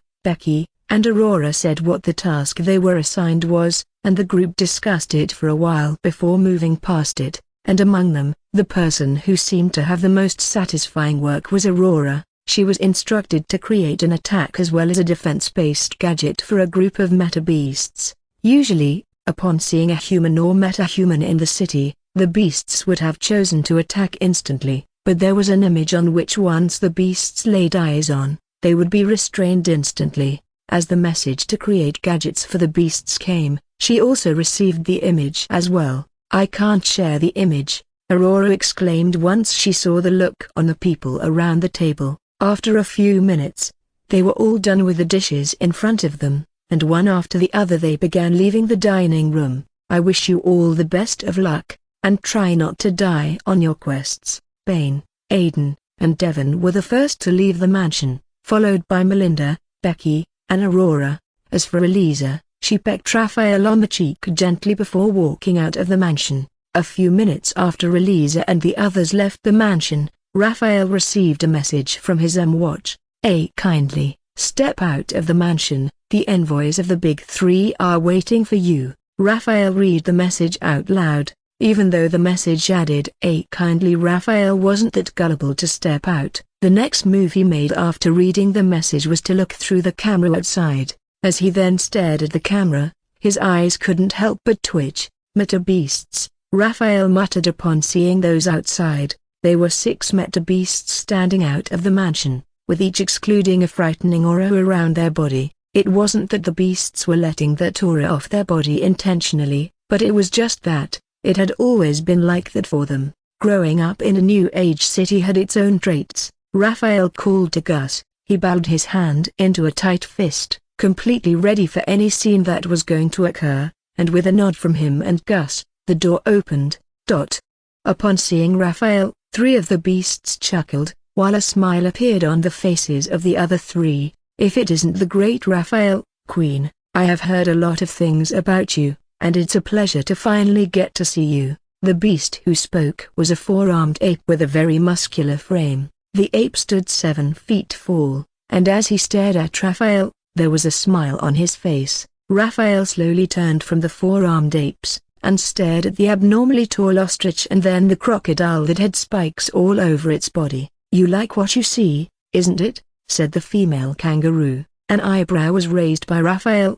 He shook his head, and then faced the beast that seemed to be strongest among the 6 of them, the beast with the upper body of a man, while his lower body was that of a horse. On the beast's shoulder was a falcon, who kept seizing Raphael from head to toe with it thought rather unknown. "Why don't we come in to discuss what we are here for?" the half-beast half-man said, responding to the beast. Raphael shook his head. "That won't be necessary, you might as well tell me what you're here for now," Raphael replied. After Raphael spoke, the 6 beasts glanced at one another, and after seeming to have communicated telepathically, the half-beast half-man spoke. "We are the representative of the big 3 in the academy, and we are here to present the offers which we have in place for you in the city," the beast said. He then handed Raphael a piece of paper, and after the first paper got to Raphael, he received 2 more papers. Raphael's face lit up upon seeing what was written in the paper, and as he stared at the other, he was unable to hide how astounded he truly was. Unbeknownst to Raphael, upon seeing his reaction when he saw the papers, the beasts were elated, as they were representative of the Cabal, the Student Council, and the Bradvers. They had been informed that Raphael joining one of them was very essential. They had to secure him at all costs, and written in those papers were offers that each of the big 3 promised Raphael if he were to join them. "So, what do you say, Raphael? Will you be joining the Cabal, the Brats, or the Student Council?" The half-beast half-man spoke. As the beast spoke, Raphael stared at the papers in his hand. It would be a lie to say that he wasn't flattered by the resources the 3 of them were willing to give to him, especially in New Age City. As the city flocked around with students from each division, the big 3 promised to give me a shop in the city, where he would be able to create any gadget he wants, as well as sell them, to both beasts and mankind. A broken bar. It was up to his choice. Adding to that, whoever he chose promised to grant him complete immunity in the city. Even the King of Beasts would be prohibited from making a move on him. Mind you, the King of Beasts was of SS rank. The offer caused Raphael to reevaluate his stance on the big 3 of the academy. If they weren't bluffing about their statement of the King of Beasts, then they were more dreadful than he thought of them. "Do I have to pick one of you now?" Raphael inquired. The beasts glanced at one another again, but this time around it took a bit longer before they turned toward Raphael. "No," the half-beast half-man replied. "Take all the time you want." Raphael nodded his head. He turned around and was about to enter the mansion when he felt a movement behind him. He abruptly paused, turning towards the beast. "What do you think you're going in with you? We will wait until you have made up your mind on which one of us you will be joining," said the 4-armed apes. Raphael's eyebrows furrowed, and as it didn't seem to be like they were joking about it, he heaved a deep breath. Raphael was then about to speak when a hiss came from Gus. "How can we broken bar?" The 4-armed ape stuttered as he had Gus speak. Clearly, he wasn't expecting Gus to be capable of speaking to them.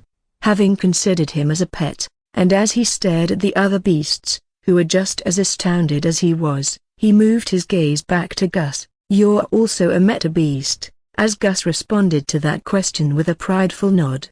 The expression on the 6 beasts changed very quickly. After Gus's reply, they appeared very excited, and slowly the half-beast half-man walked towards Raphael. "May I?" Before Raphael would even reply, Gus flew to the man's hand immediately. The 5 beasts gathered around quickly, with each of them then staring at Gus as though he were a priceless gem. "You're also an S-rank beast." After uttering those words, the man shook his head. "That isn't right. You seem stronger than most S-rank, So Broken Bar Gus continued to nod its head, and upon the look on its face, the beasts around it soon realized something. "You're very close to SS rank," the half-beast half-man exclaimed, and responding to the beast, Gus said, "Now, you know. Magic."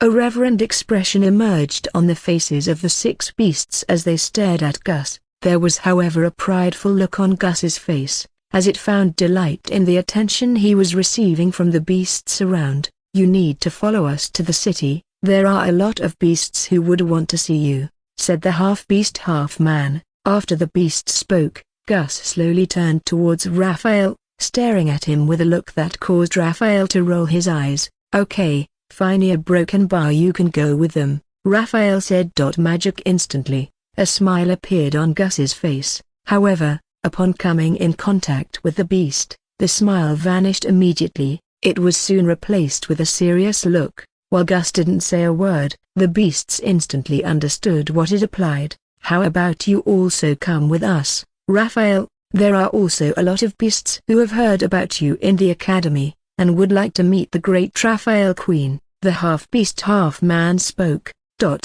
As the beast had moved their attention to Gus, Raphael was about to head inside the mansion when he heard the beast. His mouth opened slightly. He wanted to reject the offer, but thinking about the benefits it would provide for him, he couldn't help but reconsider. To Raphael, New Age City has been shrouded in mystery. The only detailed information he knew about the city was that it was the training ground of the Meta Beasts. As the students of VA were being tutored in the academy, and then sent out, the Meta Beasts in New Age City were also considered as pupils of the academy. The academy regarded the scenario in the city as a way to groom the Meta Beast even better, a Broken Bar, as they wanted the best of the best meta-human student. The same also applied to the beasts. "You don't have to worry, with us around, none of the beasts would combat with you, so, you can consider this to be a free tour around the city." Raphael remained silent even after the beast he spoke. He glanced at the other beasts, and then at Gus before he nodded his head. "All right then, let's go."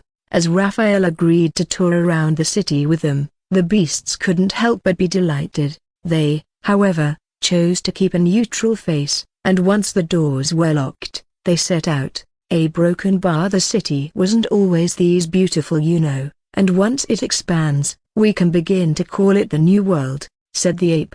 As the mansion was on the far end of the city, they had to go through a teleportation channel to make things faster. Then, they began to move around the city, while Gus comfortably sat on the half-beast half-man's shoulder, listening to the tales he was telling about the city. Raphael stared at the surrounding. He was yet to understand what was meant by beautiful, as this place was with no doubt the embodiment of chaos. If when the city was in the shape, it was already considered beautiful, then Raphael couldn't help but wonder what it would be like if it were to be ugly. Arg. As that voice sounded, Raphael turned towards the direction it was coming from instantly, and upon seeing the man whose body was soon to be swallowed by a gigantic wolf, his eyes twitched. The wolf was massive, to say the least. "Help a Broken Bar me." Just after he managed to utter those words, the wolf applied more force to its biting. The sounds of bones crushing rang out, and as the man's eyes popped out of their sockets, the wolf swallowed his entire figure. He then turning towards Raphael and the other beasts, the wolf let out a chuckle. "Human, why don't you come over here? I have some candy you would surely like," the wolf said. After the wolf spoke, it met the dreadful eyes of the beasts around Raphael. As the 6 of them eyes were glued to its body, the wolf gulped and then took a step backward. "Ha ha ha, yours truly is simply joking. I dare not have such thought on the great Raphael Queen," the wolf muttered.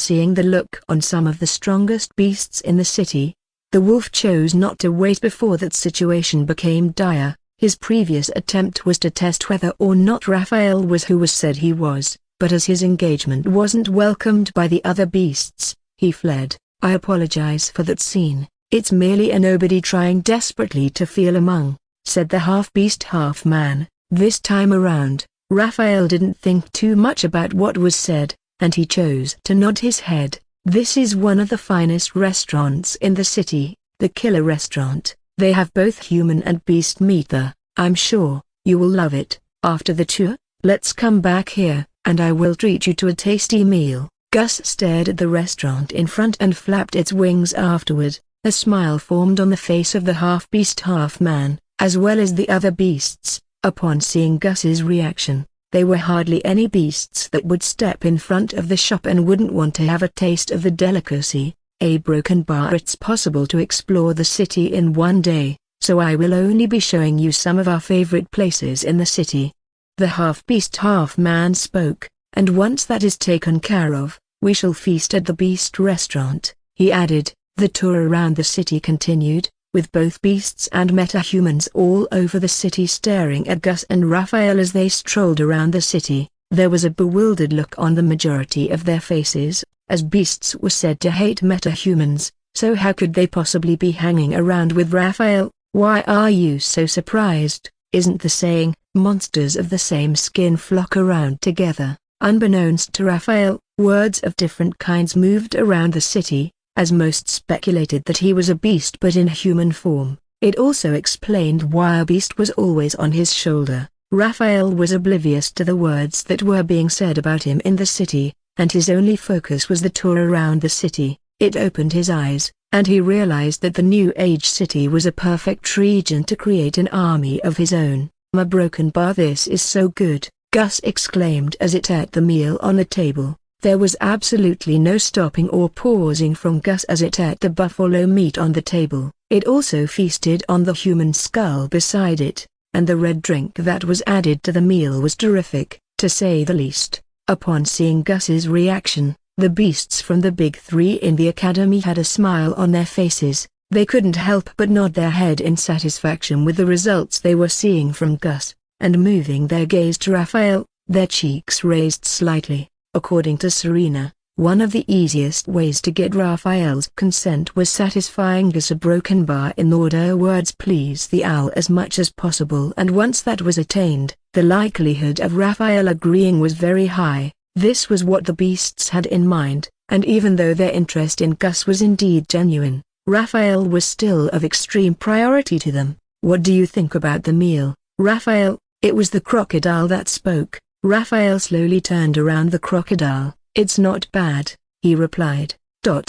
"I knew you were going to like it. A broken bar. I specially ordered the bull scrotum and lion heart to be made for you," said the crocodile. Hearing the crocodile, the expression on Raphael's face changed immediately. He assumed the crocodile was joking, but seeing his crocodile, he soon moved his gaze back to the plate, and while he had taken a bite of it already, taking a good look at it, it indeed looked like a heart. Quickly, Raphael moved his gaze to the bull's scrotum as well. "What the hell?" Raphael muttered to himself. Regardless of how Raphael looked at it, this act was completely barbaric. So good. Indeed, another man's food was another poison, and while Raphael stared at the meal in front, completely disgusted, Gus's squeaky voice sounded. "Magic."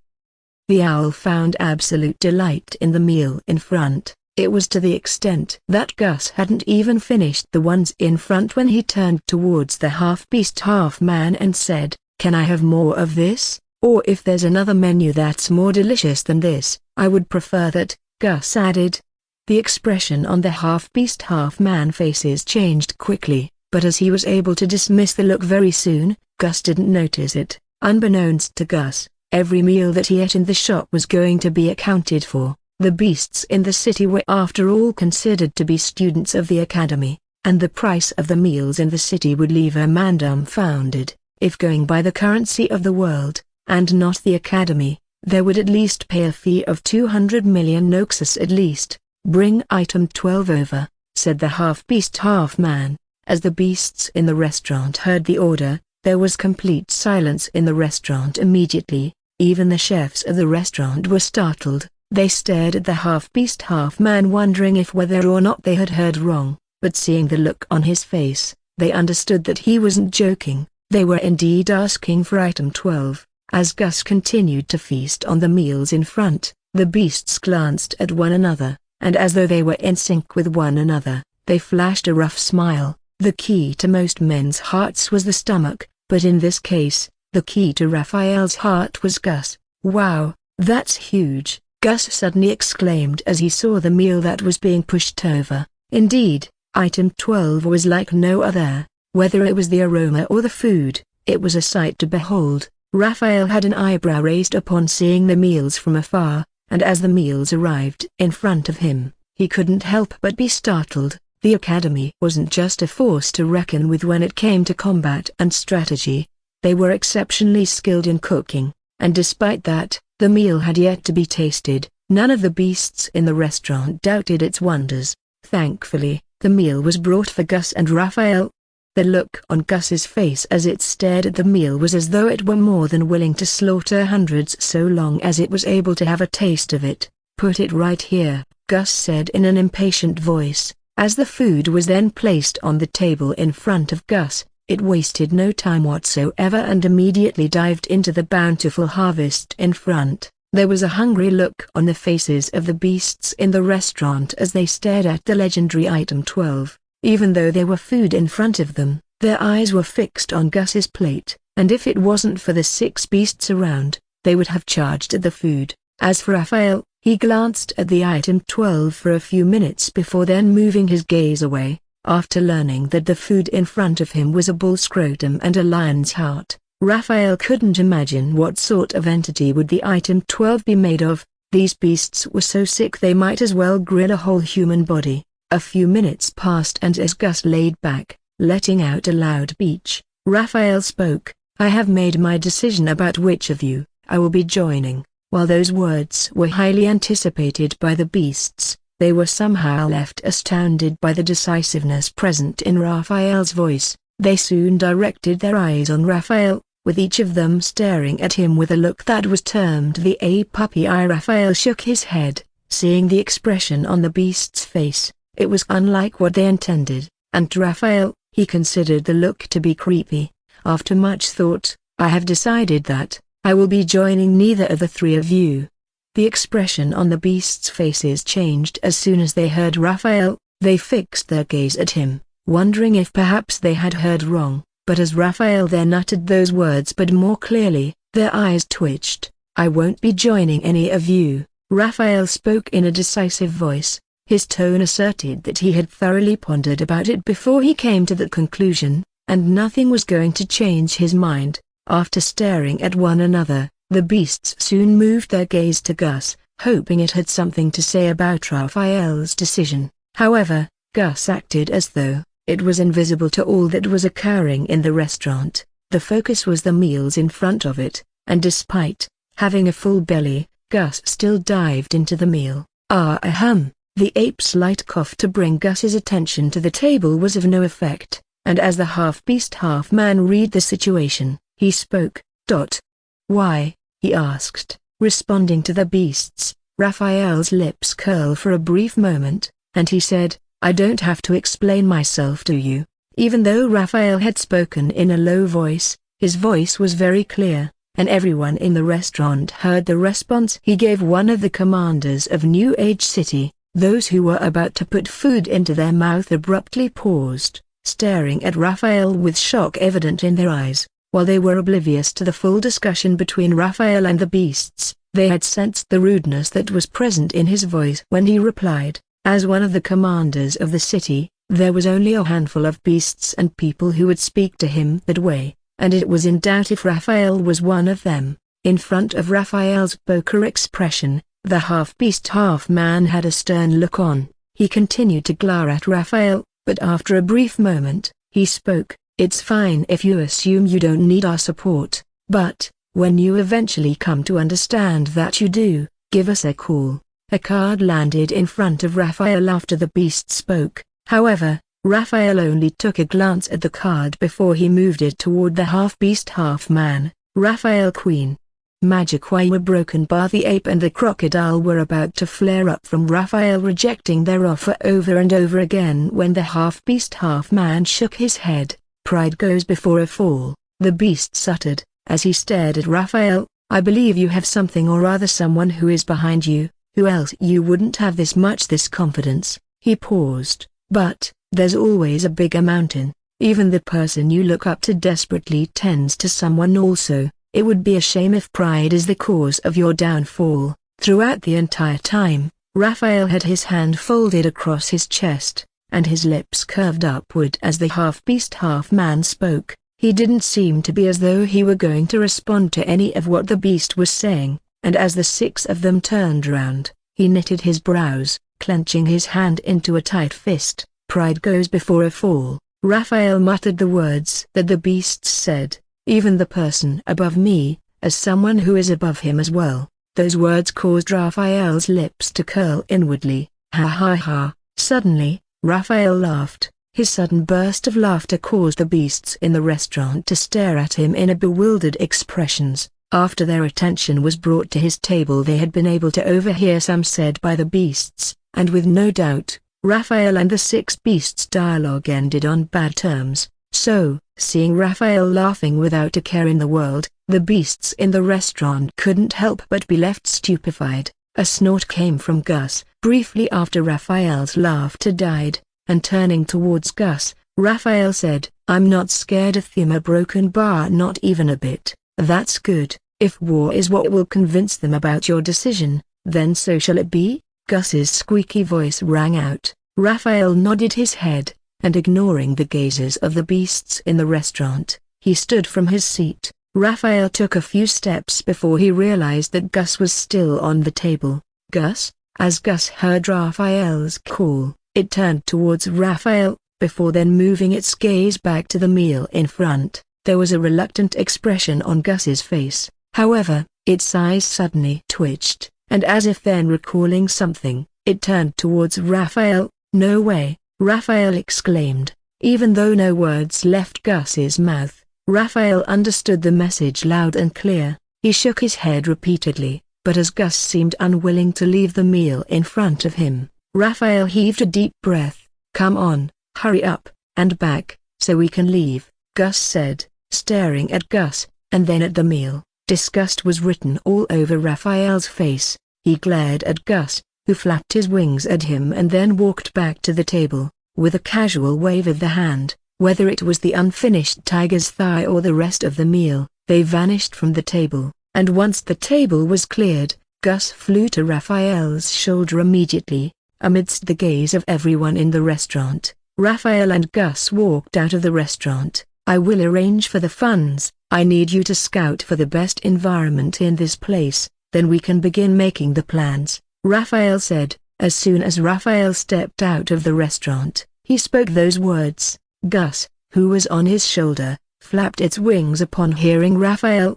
"Be quick with it. I think this place could be used as our base of operation." Gus nodded its head, and without any delay, it flew. Raphael was about to move when he heard his name. He turned towards the direction the voice sounded, and being the person who called him, his mouth opened slightly. "Camille?" Upon hearing her name in this forsaken place, Camille's eyes twitched, and immediately she assumed a battle stance. The two undead who were behind her also stretched out the spear in their hands. Raphael, however, briefly, after Camille assumed a battle posture, her eyes came in contact with Raphael. "What are you doing here?" Camille asked in a curious voice. It had to be known the New Age city was no fun place, and considering Raphael was standing in front of a place regarded as the hang-around place of the beasts, Camille couldn't help but ask. Raphael was aware of what Camille was. He shook his head, and then seized her from head to toe with a puzzled look on his face. "Are you okay?" Raphael asked. At first, Raphael's question caused Camille to be confused, but upon recalling the state she was in, she heaved a deep breath. "Yes, I am," Camille stated, then nodded her head several times. It was as though she were trying to convince herself about the position she was in. Gus, who was on Raphael's shoulder, shook its head after Camille spoke. There was no way someone could be in this disoriented and still be considered okay. Staring at Camille from head to toe, if there was one word to qualify her, then it was a disorganized. Whether it was her clothes which were severely tattered, the bruises and scars around her body, or her hair that seemed to be battling against each other, she was in a chaotic state. "To you," Camille suddenly spat blood out of her mouth. She seemed to have been holding it back in for quite some time, and it was only when she was no longer able to keep it in that she let it out. Camille wiped the blood around the corner of her mouth. "I don't need your pity stares, Raphael," she said, "and don't even try to help because I will get through this. An unpolished gem will get better over time," Camille muttered, followed by her words. She ignored Raphael's stares and the other beasts in the surrounding and took a step forward.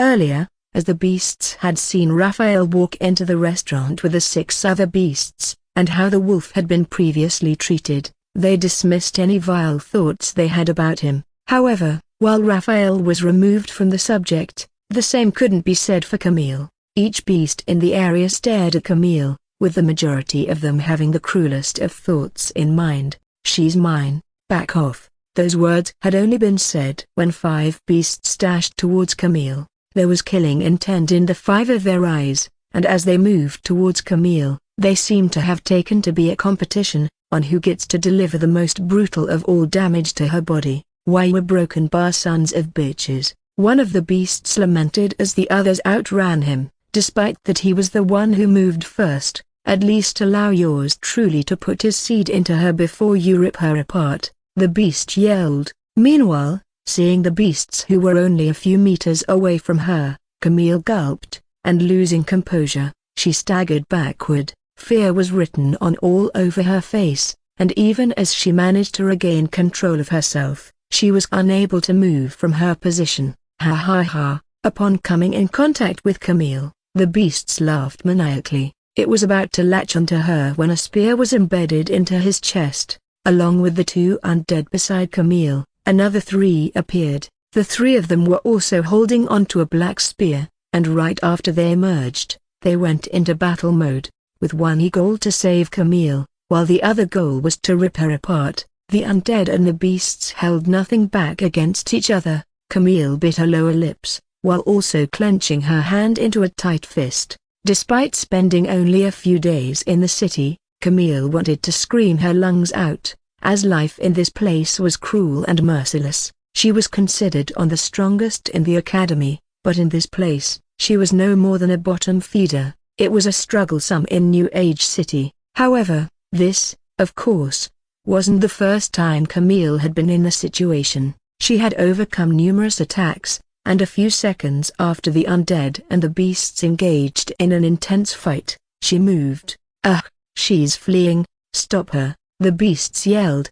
seeing Camille running with every bit of strength that was left in her. "Oh shit," the beasts intended to chase after Camille, but wherever it was they moved to, one of Camille's undead appeared in front of them. It caused the beasts to be even more infuriated that they swore to end Camille in the most horrible way after all the trouble she was putting them through. "Where do you think you're going to, human?" A voice so cold that it seemed to come from the depth of purgatory sounded. Camille had managed to cover some distance from the other beasts when that cold voice sounded. She didn't want to stop running, but feeling that overbearing aura and killing intent, her bones and muscles became still immediately. Slowly raising her head, and seeing the figure of the creature in front of her, beads of sweat appeared on Camille's forehead. Camille's mouth opened slightly, and even though she wanted to speak, no words left her mouth. He. Upon seeing the terror on Camille, the 30-feet green anaconda nodded its head repeatedly. This was well expected of any species who laid eyes on its elegance. Before Camille could even get a grip of herself, she was wrapped around by the anaconda. She became so close that only a few inches separated her from the anaconda's eyes and mouth, and as the green anaconda slowly leaned towards her, Camille's heart raced. She saw the mocking look on the anaconda's face, and as its mouth opened slowly, she closed her eyes. "That's enough." Suddenly, a voice sounded. A voice so soft yet demanding rang out. The anaconda was about to swallow Camille when that voice sounded. It immediately paused and, turning towards the person who had just spoken, it extended its tongue. "And who do you think you are?" said the anaconda, with his hands placed in his pocket. Raphael smirked, as he heard the anaconda in front. "I can be the one who will end you or the one who will spare you. Magic, it will depend on which move you choose to make. I can be the one who will end you or the one who will spare you. It will depend on which move you choose to make, Raphael added. Upon hearing Raphael, the look on the anaconda's face changed greatly. It glared at Raphael, trying to discern any hint of bluff or fear in him, but even as it seized Raphael from top to bottom, the anaconda was surprised to find him brimming with confidence. While there was yet to be any contact between the both of them, the anaconda could tell that Raphael wasn't scared of him a broken bar, nor was he unwilling to go into combat with him. "And what makes you think I won't kill you?" the anaconda muttered, then flashing killing intent in between its eyes. Meanwhile, responding to the beast, Raphael smirked. "You can't kill me," Raphael stated. Standing in front of the enormous anaconda, Raphael's hands remained inside his pocket. There was not a tinge of panic on his face, but as he stared back at Camille, his eyebrows furrowed. "Let her go, lizard," said Raphael. "How dare you?" Immediately after Raphael spoke, the anaconda went into a rage. He didn't hear wrong, and indeed the human in front of him had just called him a lizard. "I will shred you apart." With the lower part of his lower body still wrapped around Camille, the anaconda launched at Raphael. Its mouth was wide open as it ended to swallow Raphael in one go. Gus, who was on Raphael's shoulder, watched as the anaconda approached Raphael, and as the anaconda became close, it opened its mouth gently, and flames scorched out of its mouth. The anaconda was dumbstruck upon seeing the flames that emerged from Gus. However, before the flames would hit him, he hurriedly moved away.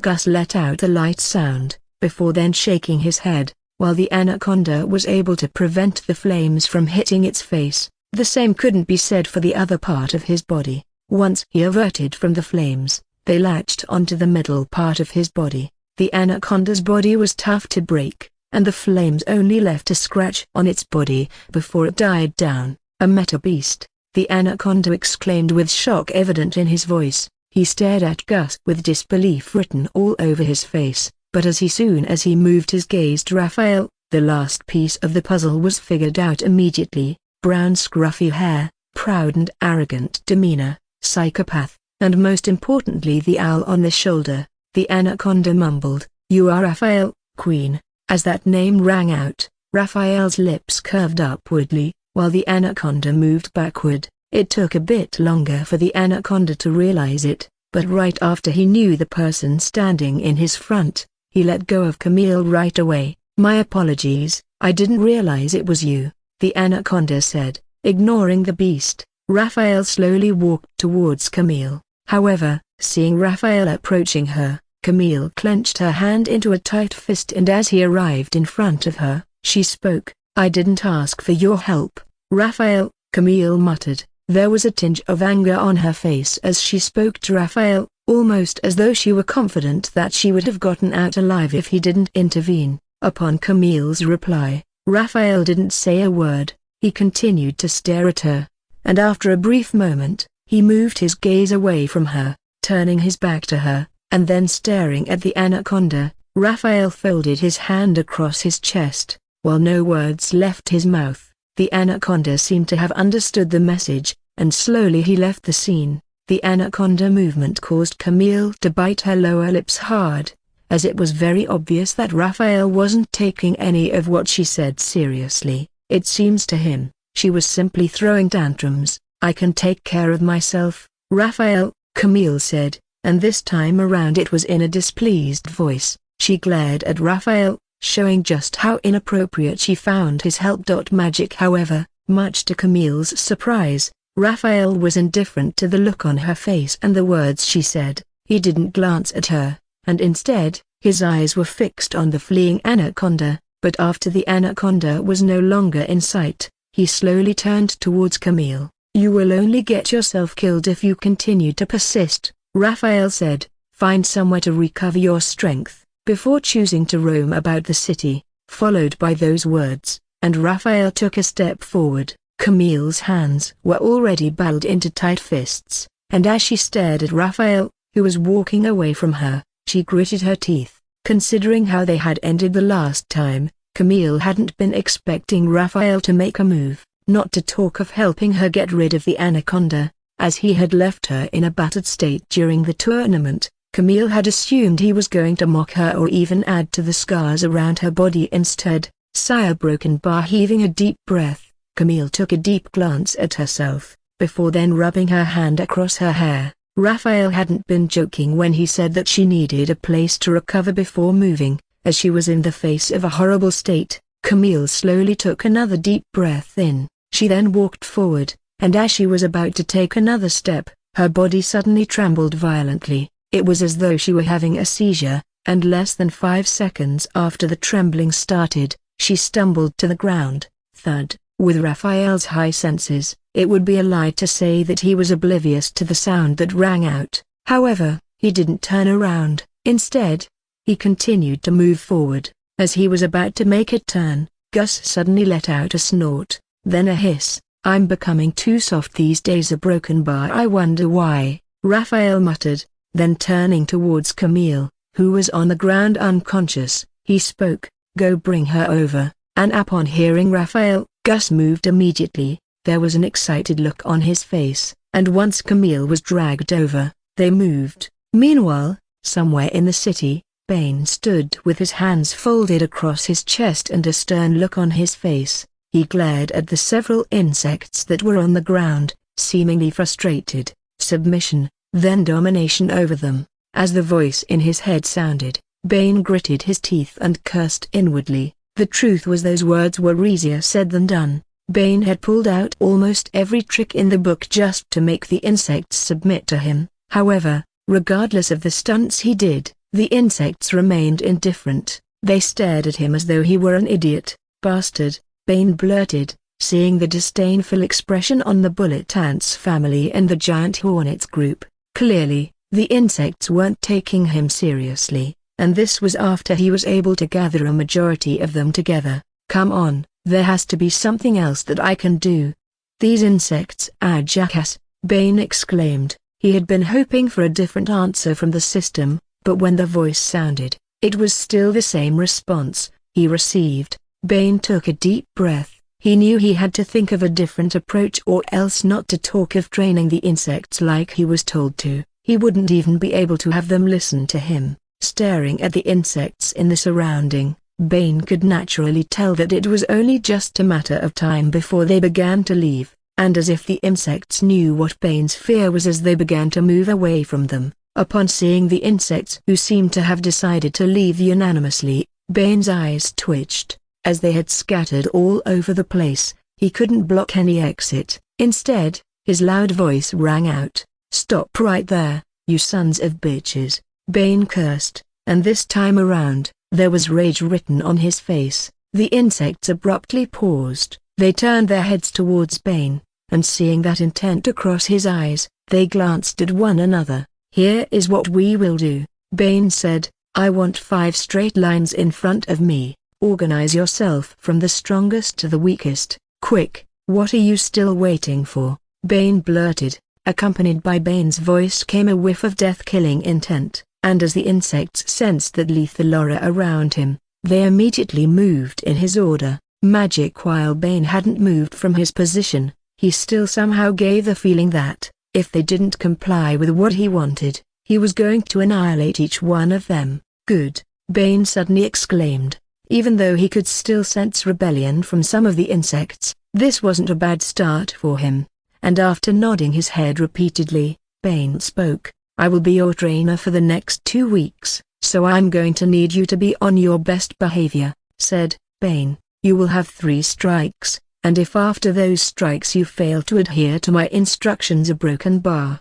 Bane paused. He glared at the ants in front of him. "Death will be your penalty." Bane smirked. There was still a bit of rebellious nature among some of the insects in the surrounding, but if there was something he was almost confident about apart from picking up ladies, then it was his training skills. "If you have any message you would like to pass, do so, or you might forever hold your peace," Bane said flatly. He then waited a few minutes, and as none of the insects came forward, he stretched both of his hands forward. "Good, let's begin." With that said, and 5 giant insects appeared on Bane's palm. The insects were unlike any other, as they were mutated insects, a 2-headed, 3-headed, and even a four-headed insect was on Bane's palm. The 5 insects stared at the others in front, and there was a disdainful look on their faces, a broken bar, an expression that was full of complete mockery. They rolled their eyes at the beasts, and after staring at them for a few more seconds, they turned away. Hee hee, Bane chuckled upon seeing how the 5 insects had reacted to the others in front. He couldn't blame them, as the 5 of them indeed had the right to look upon these insects in this way. There was a reason Bane was able to act outrageously in the academy, and it mainly had to do with the 5 insects in his hand. What others considered to be the scourge of the world was deemed as the utmost possession by Bane, and staring at the 5 mutated insects on his palm, there was nothing but love on Bane's face. It seemed as though he was able to give up anything in the world, so long as the insects were safe and healthy. I won't go against my words, I promise. Bane suddenly spoke. He then smirked. As long as the 5 of you get what I asked of you done, of course, Bane added with a grin on his face. The 5 mutated insects glanced at one another for a few seconds before then moving their gaze to Bane, and as if in sync, the 5 of them nodded their head repeatedly. Now, let's get into work, and I want you to be as ruthless as possible. Show no mercy whatsoever in the slightest, said Bane. Another nod came from the mutated insects, and as the 5 of them turned toward the other insects around them, a domineering aura exploded out of their body. The insects on a straight line had been staring at Bane, but most especially the strange multicolored insects on his palm. They could already get a wary feeling from them, and as soon as the aura exploded out of their body, they moved backward, as accompanied by the domineering aura was a deadly intent that caused the bodies of the insects round to tremble violently, and be it the insects who seemed to want to rebel against Bane or others, they all acted in a composed manner.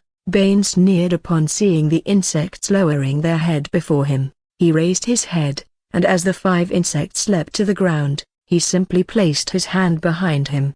Let's begin the training. It was one of the mutated insects that spoke. Meanwhile, somewhere in the city, Aurora and Eliza took around the place they were assigned their mission. I keep getting these mixed signals from him, said Eliza. Aurora lowered her head, as Eliza spoke to her, and even though she wanted to say something, she found herself unable to mutter a single word.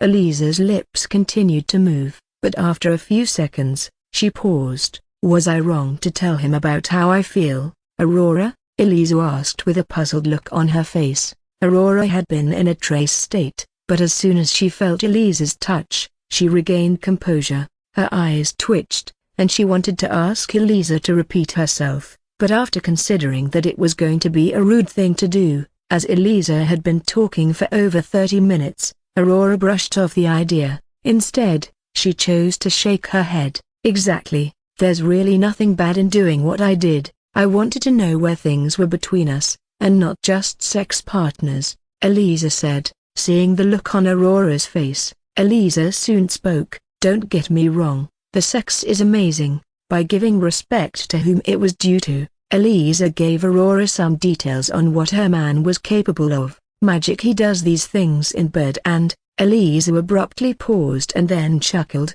as she recalled the scene that happened between Raphael and herself last night. A light smile hung on her face, while her cheeks reddened. Eliza soon heaved a deep breath, and as she made eye contact with Aurora, she shook her head. Anyway, forget about that, let's talk about you, Eliza said. What have you been up to these past few months? I tried reaching you out during the break, but my effort was in vain. It was as if you had vanished from the world. Or did you finally go on a cruise with your man like you vowed to do when you were 3? Eliza's eyes were fixed on Aurora, as she spoke. It was certain that she expected an answer from Aurora about why she disappeared during the break, and seeing the resolve to know where she went to, Aurora gulped. She immediately took her eyes away from Eliza. However, much to her surprise, not long after she looked elsewhere, Eliza appeared in front of her. With her hands folded across her chest, Eliza peered deep into Aurora's eyes. What happened, Aurora? Did something happen to you during the break? Eliza placed her hand on Aurora upon seeing the look on her face. If it wasn't obvious that Aurora was hiding something then, peering deep into her best friend's eyes, Eliza's realized it immediately. Seeing how Eliza became, Aurora flashed Eliza a rough smile. "There's something a broken bar I need to tell you," Aurora stuttered. Aurora gritted her teeth, finding it hard to let those words out of her mouth. She stared at Eliza, and after a brief moment, she took a deep breath. Aurora was well aware that telling Eliza the thing that happened during the break was going to destroy both of their relationships, but she didn't want to keep something like that from her best friend. Even if she wanted to, it couldn't be hidden forever. The truth was bound to come out sooner or later. "What is it, Aurora? You can always tell me anything," Eliza said as she looked directly into Aurora's eyes. A slight nod came from Aurora.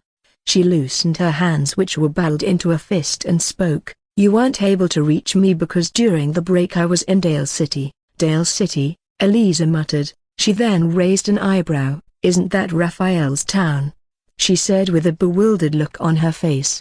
"Are you saying you and Raphael were together during the break?" Eliza asked, and as Aurora replied with a nod, she shrugged her shoulder. "There's nothing wrong with that. You're my best friend, and he's my man. In fact, if there's something I want the most, then it's for the both of you to bond really close," Eliza stated. However, as Aurora heard Eliza, her eyes turned teary and unable to control herself. Tears rolled out of her eyes. Eliza was too quick to move towards Aurora. She wiped the tears away from her face and said, "Don't cry. I know he might have said or done something to you, but don't take it too seriously. Raphael is a very caring and lovable person. He might not show it, but I'm sure he really cares about it," Eliza added. The tears came rushing out as Aurora stared at Eliza. Aurora somehow had Eliza thinking about what it was that Raphael could have said or even done that could Aurora turn out this way. "Why don't you tell me what Raphael did?"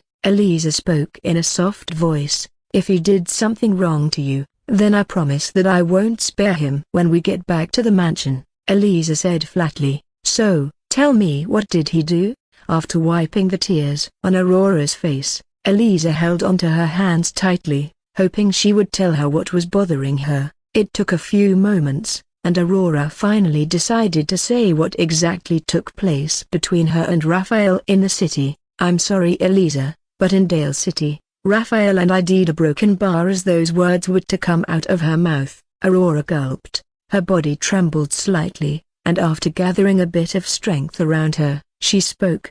"The both of us had a broken bar." Just as she was about to say the last word, Eliza quickly placed her hand on her mouth. Aurora's eyes widened, as she saw Eliza's hands on her mouth. She turned towards Eliza and see her shaking her head at her. Both of her brows were raised. "I heard something just now," Eliza muttered, staring at the surrounding. It was barely up to a second after Eliza spoke, and a rhino appeared in front of her, and while the rhino wasn't letting out a whiff of killing intent out of his body, the way it stared at Eliza and Aurora showed its intention towards the both of them. "Would you like to eat or to be eaten?" the rhino suddenly spoke. A frown emerged on Aurora and Eliza's faces as soon as they heard the rhino's words. They glanced at one another, and as though they reached the same conclusion, the both of them took a few steps away from the rhino. Upon their movement, the rhino casually took a step forward. There was a smirk on its face, and after seizing both ladies for a brief moment, it spoke. "I'm going to take it that you want the latter, then." Staring at Aurora and Eliza, there was lust written all over the rhino's face. "There's really nowhere for you to run, Cupcakes. Whether you like it or not, you're either going to be underneath me or inside him," the rhino said, and then licked its lips. Not for a second did Aurora and Eliza doubt any of the words was being said by the rhino, as the expression on its face and demeanor asserted that it wasn't joking. This rhino indeed wanted to engage with both of them. Eliza assumed a battle stance without any delay. She glared at the rhino with killing intent evident in her eyes. Just like the rhino, Eliza made her intention well known to the rhino: a broken bar, and if he were to move an inch closer to them, she was going to launch at him immediately. And as if the rhino was able to read Eliza's mind, it smirked. "Interesting human, but, if there's one thing I enjoy the most, then it's a stubborn woman." Listening to the screams and powerless struggle you peasant makes is exactly what I crave the most about you all. This way, the pleasure becomes more satisfactory," the rhino stated. There was a disgusted look on both the faces of Aurora and Eliza as they heard the rhino. Judging from how it had uttered those words, they could tell that it harmed humans repeatedly in the past. A monster who didn't only feast on the bodies of humans and metahumans, but also one who acted willfully with their bodies broken bar irrespective of gender. And while Eliza and Aurora didn't consider themselves to be heroes, they still felt removing this vile beast from the world was the decent thing to do. Aurora brought forth her weapon and turned towards Eliza, who tightened her grip on the dagger in her hand. The both of them soon nodded their head. "All right then, give it your best shot," the rhino suddenly spoke. It stood still without the intention of moving from where it was, and as the two ladies charged at him, the rhino seemed to be excited. Aurora had been holding onto a silver blade, but as soon as she was a few meters away from the rhino, the blade suddenly changed from. It went from the silver blade into a bazooka, and once the trigger was pulled, the first wave of attack was sent forward. Boom! The destruction set by that attack was simply unbelievable, to the extent that it destroyed the majority of the buildings in the surrounding. While the meta beasts around went into hiding, the full figure of the rhino was yet to be seen, as the bazooka's strike caused the surroundings to be in a disoriented state. However, despite the wreckage caused by the bazooka, Eliza didn't relax for a bit, and even after the sound of an explosion, she tightened her grip on the dagger and then dashed forward. "Why were broken bar?" Aurora stuttered upon seeing Eliza rush forward.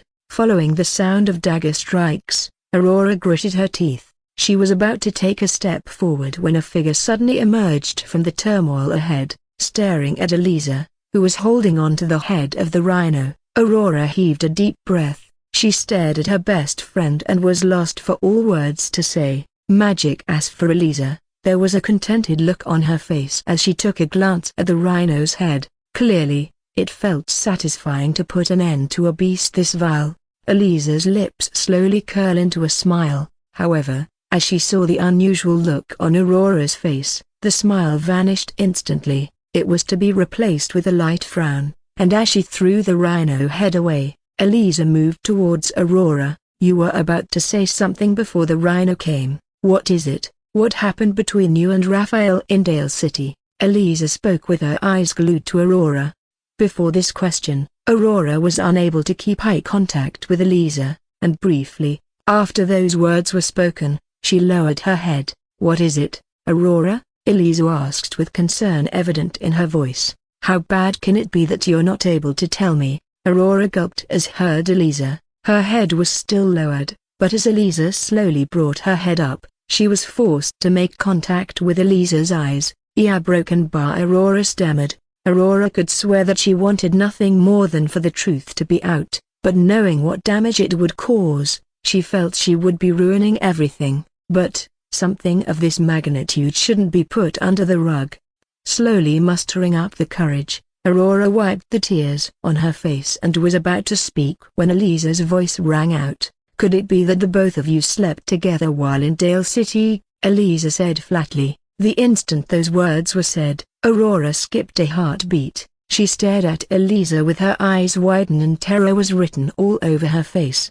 Even though it was barely up to 5 seconds since Eliza spoke, this was the tensest period for Aurora in her entire life. Aurora's hands were shaking, and so was her body. Her mouth was slightly open, and while she wanted to speak, no words left her mouth.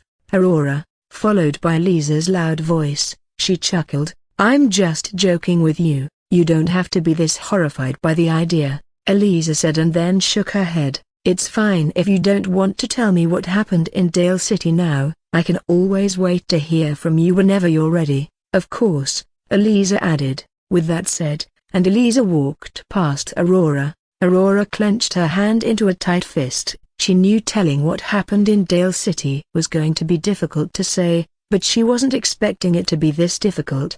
Magic. Meanwhile, after taking care of the mission given to them by the Academy, Aiden and Devon returned to the mansion. There was a smile on both of their faces, and as they walked to the living room, The smile on their faces only seemed to widen. "That was amazing. Did you see how I took care of the beast? It was like taking candy from a baby," Devon blurted, as he recalled what happened back in the city. There was a prideful look on his face. Aidan, who was standing close to Devon, nodded his head upon hearing Devon. He had witnessed the whole show and Devon had performed wonderfully. Stealing the egg of the two-headed eagle was no easy task, especially when the eagle was a rank meta-beast. Not many meta-humans were capable of pulling off such a stunt, yet Devon took care of it very easily. It was like he had saved a broken bar taking candy from a baby. "You also didn't bad, Aidan. Those heroes didn't stand a chance against the portals you created to their world," Devon said. While Devon's task had been to steal the egg of a two-headed eagle, Aidan's mission involved sending a rank meta-beast from the city to their outside world.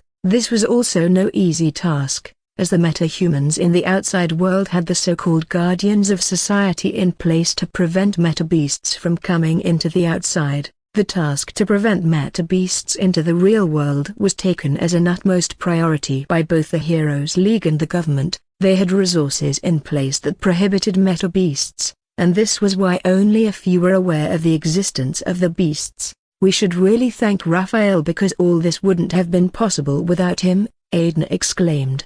A nod of acknowledgement came from Devon as he heard Aidan. None of what they accomplished today would have been possible if it weren't for Raphael. In fact, the fees he collected for the system he created were more like a bargain. As Aidan and Devon began to walk around the mansion, they didn't have to search for too long before they came in contact with Raphael. We have been looking all over for you, Raphael," Aidan uttered with a smile on his face. However, just as he moved his gaze away from Raphael, the smile on his face vanished immediately. Staring at the person laying on the couch close to Raphael, Aidan's heart raced quickly. He stared at the woman on the couch who was covered in bruises for a few seconds, and then rushed towards her. "Camille, what happened?" There was a concern and at the same time rage present in Aidan's voice as he stared at Camille from top to bottom. There was barely an area around Camille's body that didn't have bruises. Every inch was covered in bruises, and as if that weren't infuriating, Aidan could still see some scars around her. "Which bastard did this?" Aidan exclaimed. There was fury written all over his face, and with no doubt, if Camille was to give a name, Aidan was going to uncover the whole city. So long as he was able to find that person, nothing else mattered. "Answer me, Camille, who did this to you?" "I promise I won't spare them, whether beasts or mankind. I promise that I will see to it that I have his or her head in my hand before the end of the day," Aidan stated. Camille's lips curled into a frown as she saw the seriousness on Aidan's face. She could tell that he meant everything he said, but after giving it some thought, she shook her head. "It's nothing, Aidan," Camille said. Responding to Camille, Aidan stared at her from top to bottom, and as his eyes came in contact with hers, the look on his face clearly suggested that he was wondering if she were hit in the head. "You don't have to say the name. Just give me a description of the person or the beasts that harmed you this way," Aidan said with his hands clenched into tight fists. Aidan didn't rule meta beasts out of the suspect, as this was New Age City where dreadful beasts roamed around, and deemed this place to be their home. So, it might as well be one of them. "It was a beast, isn't it?" Aidan muttered, seeing how Camille had reacted once the meta beasts were brought up. The frown on Camille's face deepened upon as she stared at Aidan. Aidan was hell-bent on her, and knowing full well what was going to happen if he decides to make that move, Camille turned towards Raphael. It was barely a glance, but Raphael somehow understood what it meant, and before Aidan would decide to set out on an outslaughter, Raphael made the move. "Why?" Aidan stammered. He stared at Raphael who just hit him in the back of the head, and a second after, he collapsed to the ground, staring at Aidan, who was now unconscious. Camille heaved a deep breath. She couldn't help but be relieved by what happened. If Aidan was to make a move on that beast, there was no way he would be making it alive. As Camille moved her gaze to Raphael, her eyebrows furrowed upon seeing the bone-chilling smile that was on his face. She shook her head, and then closed her eyes. "If you need anything, inform Gus, and it would be brought to you," Raphael said in a cold voice. Gus was able to retort to Raphael, but before it would even get the chance to speak, Raphael lifted it from the shoulder and placed it on the couch close to Camille, and once Gus was in front of Camille, he walked away immediately. As Devon stood in the third living room of the mansion, he stared at Gus, who seemed to have a deep frown on his face, before then turning towards Aidan. "You don't have to stay, Devon, you can leave if you want to," said Camille. While no words came from Devon after Camille spoke, he moved from where he was. An hour passed since Raphael brought Camille to the mansion, and once Camille felt she was able to move freely, she slowly stood from the couch. Camille had only then taken a step when she felt someone glaring at her. She abruptly paused, and as she turned towards the owl sitting in front of her, her mouth opened slightly and she said, "I will be leaving now. Tell Raphael I said thank you." After those words, Camille was about to head towards the door when Gus appeared in front of her. There was a grim look on its face as it stared at her, and even though Gus had yet to speak, Camille was able to understand what it was trying to imply. Before leaving, Raphael had left Gus with her, but it wasn't just to tend to her needs. Instead, he was making sure that she wouldn't leave the mansion until he was back. Raphael would have given the task to Aidan if he were awake, but Aidan was still unconscious, so the person who could handle it while he was away was Gus. "What do you think you're doing, Gus?" Camille spoke in an angry voice. "I have somewhere I need to be now." Camille soon balled her hand into a fist, as despite what she had said, Gus didn't budge from where it was. Gus stared at her with mockery written all over his face. It seemed to be asserting that even if the world were to crumble, it still wouldn't move from it was. "Why you?" Camille stuttered. She moved towards the direction Raphael went. "Raphael, come out now. Thank you so very much for rescuing and treating me, but there's somewhere I need to go now." Camille's loud voice echoed through the whole building. However, even after she spoke, there was no response from Raphael. Camille was certain he heard her, but he didn't want to respond to her. "Raphael Queen," Camille yelled, "if you won't come on out, then you leave me no other choice." With that said, and a black staff appeared in Camille's hand. Along with the black staff were three undead appearing behind her, and as they stared at the owl in front of them, there was killing intent in their eyes. Before the undead and Camille, Gus was surprisingly calm. The killing intent excluded out of their bodies was more like child's play for Gus, and with a flap of its wing, it dispersed the killing intent instantly. While the move was made very casually, Camille's eyes twitched, and as she took a step backward, there was a bit of fear present in her eyes. Camille was, in fact, aware of Gus's identity, but never did she expect that Gus was this powerful. The expression full of mockery didn't leave Gus's face as it stared at Camille, and as she took a couple of steps backward, Gus shook its head repeatedly. "Where are you going to?" Magic. As Camille stumbled upon something or rather someone, her body shook, and as she heard that cold voice, fear swept all over her body. She slowly turned, and seeing Raphael, she heaved a deep breath. "Yeah, broken bar, I need to leave. Can you tell Gus to stop blocking my path?" said Camille. Raphael turned towards Gus as he heard Camille, and with a slight nod, Gus flew away from the living room. It was almost as though Gus had been waiting for Raphael to arrive in the living room, and once he did, he wasted no time and left the room quickly. "Thank you," Camille muttered. With that said, Camille was about to move when Raphael suddenly held her hand. He stared at her for a few seconds before then turning towards the cup in his hand. "You can leave after drinking this," Raphael said in a soft voice. As Camille looked at the cup in Raphael's hand, she couldn't help but look into the eyes of the person in front of her. 1 minute he was very cold and indifferent to others, and in the next minute, he was all caring and loving. As Camille peered deep into Raphael's blue, glittering eyes, she couldn't help but wonder what was going on in his head at times. "Open up." Camille opened her mouth gently as she heard Raphael. Her eyes were still glued to Raphael, as she drank what was in the cup. Even though she was oblivious to what was in the cup, Camille decided to trust Raphael on this. If he had any ill intention towards her, he would have done it when she was at her weakest. Good. Once the cup was emptied, Raphael took the cup away from Camille. He took a step back as he was prepared for two things to happen once she drank from the cup. It was either she vomited or she didn't. As Raphael was to take another step backward just in case, Camille's mouth opened, and before he could even react, she vomited on him. Ah! Raphael gritted his teeth as he stared at his clothes. "I'm so sorry," Camille blurted a second after.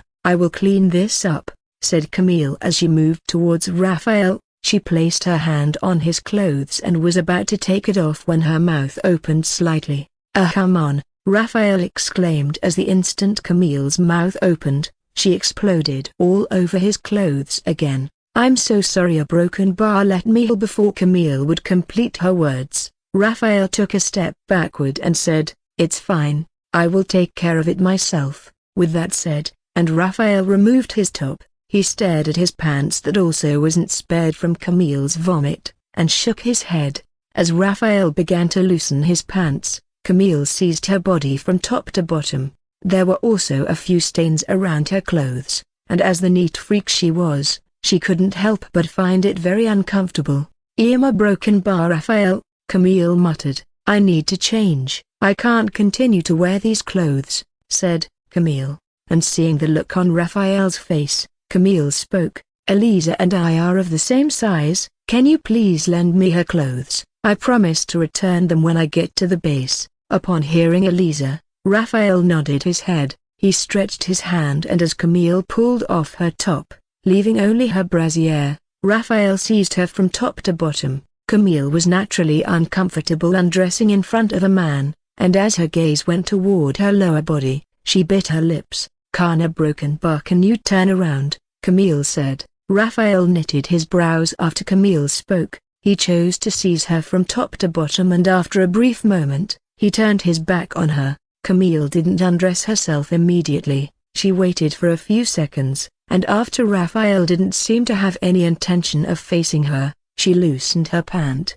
Here, Camille stretched the pants out from the side. Just as Raphael wanted to take hold of the pants from Camille's hand, a female voice sounded. "Raphael, I'm back." As Raphael heard that familiar voice, the expression on his face changed slightly. He turned towards Camille, and seeing the grim look on her face, he sighed. No, a broken bar. Elias is going to get the wrong idea. I need to leave quickly," Camille blurted. She hurriedly grabbed her clothes from Raphael's hand and was about to dash out of the living room when two figures appeared a few meters away from her, staring at Aurora and Elisa. Camille gulped. "Why?" Camille stuttered, and as she saw the look on Aurora and Elisa's faces as they stared at her, Camille immediately covered her body with the clothes in her hand. Aurora's mouth was wide open. She stared at Raphael, wondering what he was thinking. There was an impending case between the both of them, and yet, a woman with barely any clothes on was in the living room. "Eliza broken bar, it isn't what you think." Camille suddenly broke the silence in the living room. Seeing the look on Elisa's spoke after she spoke, Camille's body trembled slightly. She turned towards Raphael, hoping he would say something, but was soon left disappointed. Seeing the look on his face, the usual poker face, Camille cursed Raphael heavily for choosing to act as though this was of no importance. "Elisa, I can explain." Camille had only just spoken when Elisa shook her head at her and said, "What's there to explain, Camille?" "There's nothing to explain. I can tell what happened between the both of you," Elisa added. Upon hearing Elisa, Camille's heart raced. This was perhaps the tensest moment she had ever been through in her entire life. Even though she had only become close to Elisa a few months ago, she knew just how much she loved Raphael, and ruining something that precious was very cruel. However, there she was, in only her brassiere and underwear, while he was only putting on shorts. Despite Camille being able to keep a calm composure in hazardous situations, this wasn't one of them. "It's really not what you think, Elisa." Camille wiped the beads of sweat on her forehead as she spoke. "I'm pretty sure it's what I think," Elisa retorted, and then took a step forward. "I can see some stains on your clothes, and also some on Raphael's cloth. And judging from that smell, one of you must have vomited on the other person," Elisa said. "It definitely isn't Raphael, so that means you vomited on Raphael's body." He had to take off his clothes because he hates dirt, most especially around him, and the same goes for you, Camille. There was neither a smile nor a frown on Elisa's face as she spoke. However, as Camille heard Elisa, her mouth opened slightly, as this was precisely what transpired between the both of them. "That's what happened, isn't it?" Elisa asked, and responding to her came to a nod from Camille. Camille took a deep breath soon after, seeing Raphael's upper body naked, while Camille was only on her brassiere and underwear, would have caused doubt in the majority of couples out there, but it wasn't Elisa. The level of trust she had for Raphael was at another height. As Camille saw the look on Elisa's face, she was even more certain of it. There wasn't a moment whereby Elisa thought that something occurred between her and Raphael. "But, I don't understand something." Suddenly, Elisa spoke as she stared at Raphael and then at Camille. "Why did you vomit on Raphael, and how did you get to the mansion?" Elisa asked. Camille's face lit immediately after Elisa spoke. This was finally her chance to add to what had already been said. However, as she stared at her body which was filled with bruises and scars, Camille's mouth opened so wide that an egg would fit inside. Magic. She turned towards Raphael with shock then written all over her face. "How can this be possible?" Camille muttered. A moment ago, there wasn't an inch of her body that wasn't covered in scars or bruises, but at the moment, there wasn't even a blemish on her body, not to talk of bruises. "Skin like milk" was the statement to describe Camille's body. "The drink," Camille mumbled as she recalled the drink Raphael gave to her. Her body was still covered in bruises before she drank from the cup. It was only afterward that the scars and bruises all over her body must have disappeared. Camille's eyes became teary immediately. As a woman, her body could as well be said to be a sacred region. Even the tiniest bit of scar could ruin her beauty. Camille had assumed she would live with the scars for the rest of her life, but as it turns out, she wouldn't. The drink which Raphael offered her didn't just replenish her, it rejuvenated her whole body. "Thank you," Camille said. A slight nod came from Raphael after Camille spoke. He didn't turn toward her. Instead, he had eyes fixed on Elisa and Aurora who were in front of him. "Raphael, why don't you go freshen up? I will come to join you now." Elisa turned towards Raphael. After Elisa spoke, Raphael began walking away from the living room. He glared at Aurora for a few seconds before finally leaving the room, and once Raphael was no longer in sight, Elisa walked towards Camille. "You should also go freshen up. There's a free room on the second floor, and you can also stay here if you want to. It's dangerous out there. I wouldn't want any harm to happen to you," Elisa said with a smile on her face. Elisa turned towards Aurora. "And you too, Aurora, then we can discuss what you wanted to tell me earlier." In the master bedroom of the mansion, the sounds of water pouring could be heard in the bathroom, and amidst that sound was a chuckle, a woman's chuckle, to be more specific. "Stop doing that," Elisa muttered in a playful tone. However, it wasn't even up to 2 seconds after she spoke that Raphael, who was behind her, placed his hand on her back gently. There was a foam sponge in his hand, and as he slowly rubbed the sponge against Elisa's back, the smile on her face widened. Elisa allowed Raphael to explore her body as he wished, but after a few seconds, she slowly turned toward him, and regardless of how many times Raphael had seen Elisa naked, he was still fascinated by her elegance, the perky breasts, the thick thigh, and the hourglass shape which she possessed were simply wondrous. Elisa's cheeks reddened a little as she saw the look on Raphael's face.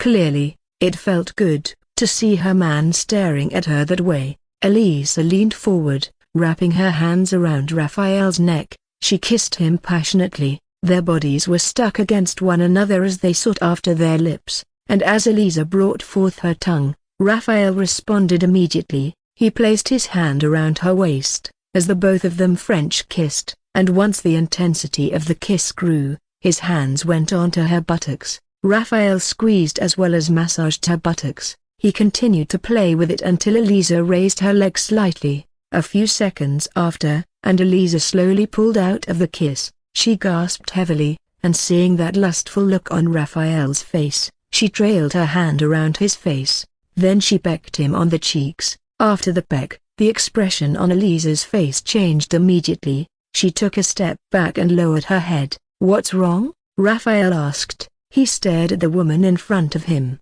and as she didn't seem to respond, he closed the distance between the both of them, placing his hand on her chin. Raphael raised her head gently. Once eye contact was then made, he spoke. "Did someone hurt you in any way?" Raphael asked, with the tone in his voice changing. While it was terrific to know that Raphael cared deeply about her, Elisa knew what he was fully capable of. She held his hand immediately. "No, I'm perfectly okay," she said. "It's just a broken bar. There's something that has been bothering me for a while now," Elisa added. The look on Raphael's face suggested that she should go on with what it is that she wanted to say, and Elisa did. "It's about Aurora. I don't understand what happened to her during the break, but she is very different. I've known Aurora for a very long time, and I can't help but feel that she is hiding something from me." Elisa looked directly into Raphael's eyes as she spoke. "Have you spoken to her about it?" Raphael inquired, not evading from Elisa's stares, and responding to Raphael's question. Elisa nodded her head repeatedly. The both of them continued to look into one another's eyes, and after a few seconds, Elisa spoke. "But," she did say, "the both of you were in Dale City together. Do you perhaps know what happened to her?" There was complete silence after Elisa spoke. Raphael's mouth opened slightly, and even though he wanted to speak, he found himself unable to say anything. Back in the city, Raphael had informed Aurora that if she didn't tell Elisa what happened between the both of them, then he was going to tell Elisa about it. Raphael hadn't expected it to be difficult in the slightest, but upon facing Elisa and seeing the look in her eyes, he understood that he was more difficult than he thought. However, it was about time Elisa knew what transpired between them in Dale City. "Elisa, there's something I must tell you," Raphael said. Elisa's face lit up as she heard Raphael. They had been in his relationship for quite some time, and Elisa couldn't think of any moment whereby Raphael appeared this serious when he wanted to speak to her. So, she could tell that it was of importance. "I did something in Dale City." Time seemed to slow down after Raphael spoke. He peered deep into Elisa's eyes, and for the first time in a very long time, Raphael could feel his heart beating very fast. This feeling was quite foreign to him, and as he heaved a deep breath, Raphael regained composure quickly. "What happens in Dale City?" Elisa asked in a rather soft tone. "I was with someone in Dale City, and during those months I spent with the person I found myself drawn to her," Raphael replied. "Her?" Raphael nodded his head to Elisa's question. "Do you still find yourself drawn to that person?" Elisa gritted her teeth after letting those words out of her mouth. Raphael shook his head. "I don't, but it still doesn't change that I was attracted to someone while you were away," said Raphael. Elisa bit her lower lips hard. She glared at Raphael, but after a few seconds, she spoke. "Magic, it's fine. I have heard that it's normal to feel attracted to someone else apart from your partner, as long as nothing happened between the both of you," Elisa muttered. As there was no response from Raphael after she spoke, Elisa raised an eyebrow. She balled her hand into a tight fist, and after looking into Raphael's eyes for a moment, she said, "Raphael, tell me nothing happened between you and that person?" Elisa asked in a trembling voice. Her eyes became teary quickly, and seconds passed with no words coming out of Raphael's mouth. Elisa took a deep breath. How could you do something this despicable to me, Raphael?" "How?" Elisa spoke with rage written all over her face. As Raphael slowly placed his hand on her body, Elisa took a step backward. She then continued to move until her back was against the bathroom glass. While the expression on Raphael's face pretty much remained the same, there was a tinge of pain in his eyes. Elisa wiped the tears which were on her face. "You said you were attracted to her during those months, so it wasn't a mistake. Everything that happened between the both of you occurred because you wanted it to." Raphael seemed to want to retort to what had just been said, but the look on Elisa's face, as she saw him, made him remain silent. "All right," Elisa suddenly spoke, "since you were able to hide that from me all this while, then is there something else that happened during the break that I'm not aware of? And please be honest with me. I refuse to believe that it can be more horrible than what you've done. Raphael took a deep breath after Elisa spoke. He continued to stare at her, and after a brief moment, his mouth opened slightly. The words were about to come out of Raphael's mouth when Elisa intercepted them. "Wait," Elisa exclaimed. "Why did you tell me this now?" Elisa asked as she glared at Raphael. The expression on her face seemed to be as though she were close to getting the answer, and upon seeing that look, Raphael spoke. "I didn't want it to come from me." Raphael looked into Elisa's eyes as he spoke. "Then who did you?" A broken bar. Elisa abruptly paused. Her mouth opened wide as she realized what Raphael truly meant by what he said. She shook her head, refusing to believe any of it. "Impossible," Elisa blurted. However, the look on Raphael's face indicated that the unthinkable had happened. Elisa collapsed to the bathroom floor. She rubbed her hand across her hair, still finding it extremely difficult to believe what she had just been told. "Why a broken bar?" Elisa stuttered as she wanted to speak. It took a few seconds before she could get a grip of herself, and once she did, she said, "The person you were attracted to in Dale City was Aurora." "Broken bar, my best friend." Elisa was incapable of controlling herself, and as she thought of what happened between the both of them in the city, tears flowed out of her eyes. Raphael stared at Elisa, who had tears rushing out of her eyes, while the look on her face showed she was deeply hurt and in pain. "It makes perfect sense now," Elisa spoke and then bit her lower lips hard. The pressure at which she placed caused blood to appear on her lips, and as she dug her nails into her palm, it took only seconds, and blood appeared on her palm as well. "It really does. I trusted you too much that there was a hint of it right in front of him, yet I acted blindly towards it," said Elisa as tears flowed out of her eyes. "Good, very good," Elisa suddenly said. She stood from the floor, and wiping the tears on her face, she walked out of the bathroom. As Elisa left the room, Raphael didn't chase after her immediately. He lowered his head and clenched his hand into a tight fist. The bathroom shower continued to pour water on his body, and after a brief moment, Raphael stepped out of the bathroom, with the towel wrapped around his body. He had only just entered the bedroom for a minute when a loud voice sounded. Raphael knitted his brows, and even though he wasn't in the living room, he could already tell what was happening there. "I'm sorry, Elisa, it was a mistake." As Raphael barged out of the bedroom to where the voice was coming from, a stern look emerged on his face. In the corridor of the mansion, Aurora stood in front of Elisa with tears flowing out of her eyes.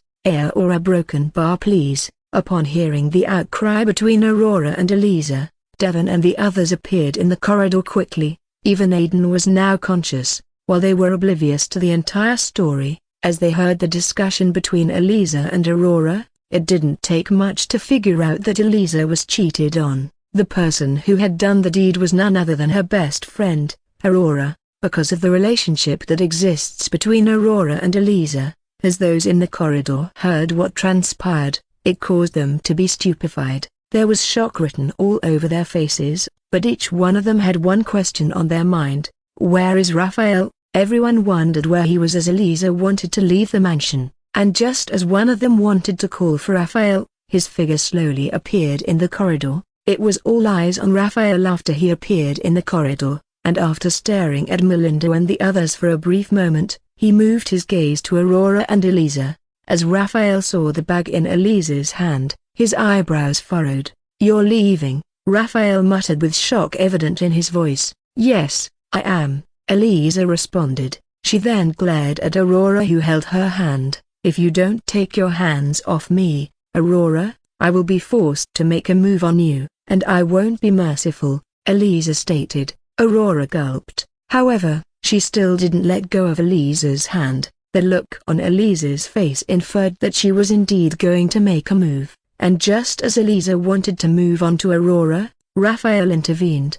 "That's enough, Elisa," Raphael said. Responding to Raphael, Elisa sneered. "You have no right whatsoever to tell me what's right and what it isn't. It past that time already," Elisa added. "Magic, if you will just give me a moment to explain what happened, then you would come to understand why that happened." Aurora's voice rang out a second after Elisa spoke. I would come to understand? There was mockery written all over Eliza's face as she uttered those words. Yes, Aurora replied, a reason why you chose to sleep with my man. Eliza blurted, there are over 7 billion people in the world, Aurora, yet you choose to ignore them all, and the one person you chose to sleep with was my own Raphael, said Eliza as she glared at Aurora. Still, you say, I will come to understand. You must be insane, Eliza. That's enough. Raphael spoke with a stern expression on his face. However,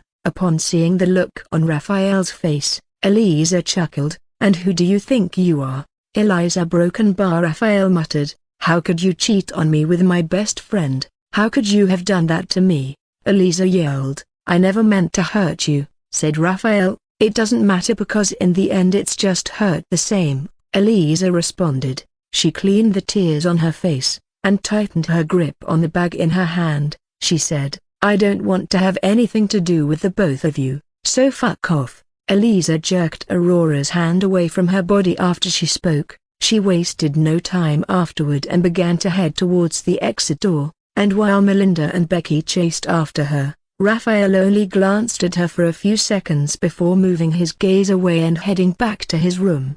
Meanwhile, in one part of the city, two beasts collapsed to the ground, as soon as a youth with Achilles' gold hair appeared in front, with his hands placed inside his pocket. Vernon glanced at the beasts briefly, before moving his gaze to the far distance. A bone-chilling then emerged on his face, and taking a step forward, he spoke, I know you're around. Come on out. Let's end this quickly, then we can both be on our several ways. There was a slight neck crack from Vernon after he spoke. However, after he spoke, there was no response from the other side. In fact, apart from Vernon, there was no sign of any living being in the surrounding. Yet Vernon was very certain that there was someone or other something watching him. You have to count to 3. If you still don't reveal yourself, I will slaughter those kids of yours, Vernon stated. His body excluded killing intent after he spoke, and even though the figure in the surrounding wasn't aware of who Vernon was, it didn't dare to underestimate his ability. Slowly, a kangaroo appeared in front of Vernon. There was a fierce look on the kangaroo's face as she stared at Vernon, and after seizing him for a few seconds, the kangaroo spoke, What do you want, human? The disdainful voice was evident from the kangaroo as she spoke to Vernon. An arrogant air filled her body, and as she continued to seize the plain-looking Vernon from top to bottom, the kangaroo shook her head. The look didn't go unnoticed by Vernon. He, however, simply brushed it off. Then, taking his hand out of his pocket and then putting it behind his back, Vernon spoke, I want the egg of Cleopatra. While it was only a few words, the impact it had was massive. The expression on the kangaroo became cold instantly. It illustrated that the egg of Cleopatra that Vernon mentioned was no ordinary word or object. The kangaroo assumed a battle stance a moment after. Who are you, and how do you about the egg of Cleopatra? Who I am is of no use to you. What you should concentrate on is telling me where the egg of Cleopatra is, said Vernon as he stared at the kangaroo. Tell me where the egg is, and death won't be an option for you. I guarantee a happy and worrisome-free life as long as you hand over the egg of Cleopatra, Vernon added. And what if I refuse to hand over the egg to you? The kangaroo responded. Vernon sneered. Then you suffer a fate crueler than death itself, Vernon replied, and then turned toward the baby kangaroos in the pouch. Even though he didn't say a word, the look on his face as he stared at the kangaroos in the pouch, the mother kangaroo took multiple steps backward. Don't you dare, the kangaroo blurted, responding to the kangaroo. Vernon's lips curl into a smile. It's only a matter of time before you lose one of them, Vernon said. The egg of Cleopatra. Vernon stretched his hand out as he spoke this time around. There was a serious expression on his face as he stared at the kangaroo in front. The kangaroo took a step backward. The killing intent excluding out of Vernon's body was frightening, and even though the kangaroo managed to keep a straight face, it couldn't deny that it wasn't terrified. I will ask one more time. Your answer will determine if you would end up like your colleagues or if you will live to survive another day, Vernon muttered. A sneer appeared on Vernon's face as soon as he saw the puzzled expression of the kangaroo. The kangaroo's face suddenly lit up, its mouth opened slightly, and it said, "Number. Why a broken bar you can't have." Vernon smiled. "The three of them are dead." He stared with a look of mockery then on his face. There was disbelief written all over the kangaroo's face, and the expression on Vernon's face caused the kangaroo to be deeply alarmed. "That's impossible," the kangaroo exclaimed. If Vernon, being aware of the existence of the egg of Cleopatra, had already raised his ranks above the others in the city, then, as Vernon spoke about the three beasts, he was viewed in another spotlight. "Who are you?" The tone at which the kangaroo used was different from its previous one. As if sensing the change in their mother, the baby kangaroo on the couch went into hiding immediately. Vernon, however, shook his head. "You're still not getting the point. Who I am is of no importance to you. The egg of Cleopatra is what should really be of importance to you," said Vernon. "After butchering those three beasts, I was directed to you. So, where is it?" Vernon asked. "You will have to walk over my dead body if you want the egg of Cleopatra," the kangaroo stated. Vernon's lips curled inwardly as he heard the kangaroo. This was the same thing those three said, and guess what I did? Magic, I stomped over their bodies. It wasn't even up to a second after Vernon let out those words, and he made a move. Upon seeing Vernon stretch his hand out, the kangaroo glared at him. However, what happened after that act was a mystery to the kangaroo. It stared at the three baby kangaroo that was now laying on the ground without any sign of breathing, and tears slowly left the kangaroo's eyes. The kangaroo raised its head and glared at the figure in front. When Vernon said that he would have the kangaroo suffer a fate that was crueler than death itself, he really meant it. As seeing the baby kangaroo on the ground, the mother was broken. "I will kill you," the kangaroo exclaimed. She was about to dash towards Vernon when he suddenly appeared in front of her. Vernon grabbed her neck the instant he appeared in her front, and with a bone-chilling look on his face, he tightened his grip on it, and then snapped it. As Vernon let go of the kangaroo, it dropped to the ground, close to the three baby kangaroo. "Now that you have killed the four of them, what's next?" a voice suddenly sounded behind Vernon. Vernon knitted his brows as he heard that voice. He was about to speak when a door appeared in front of him.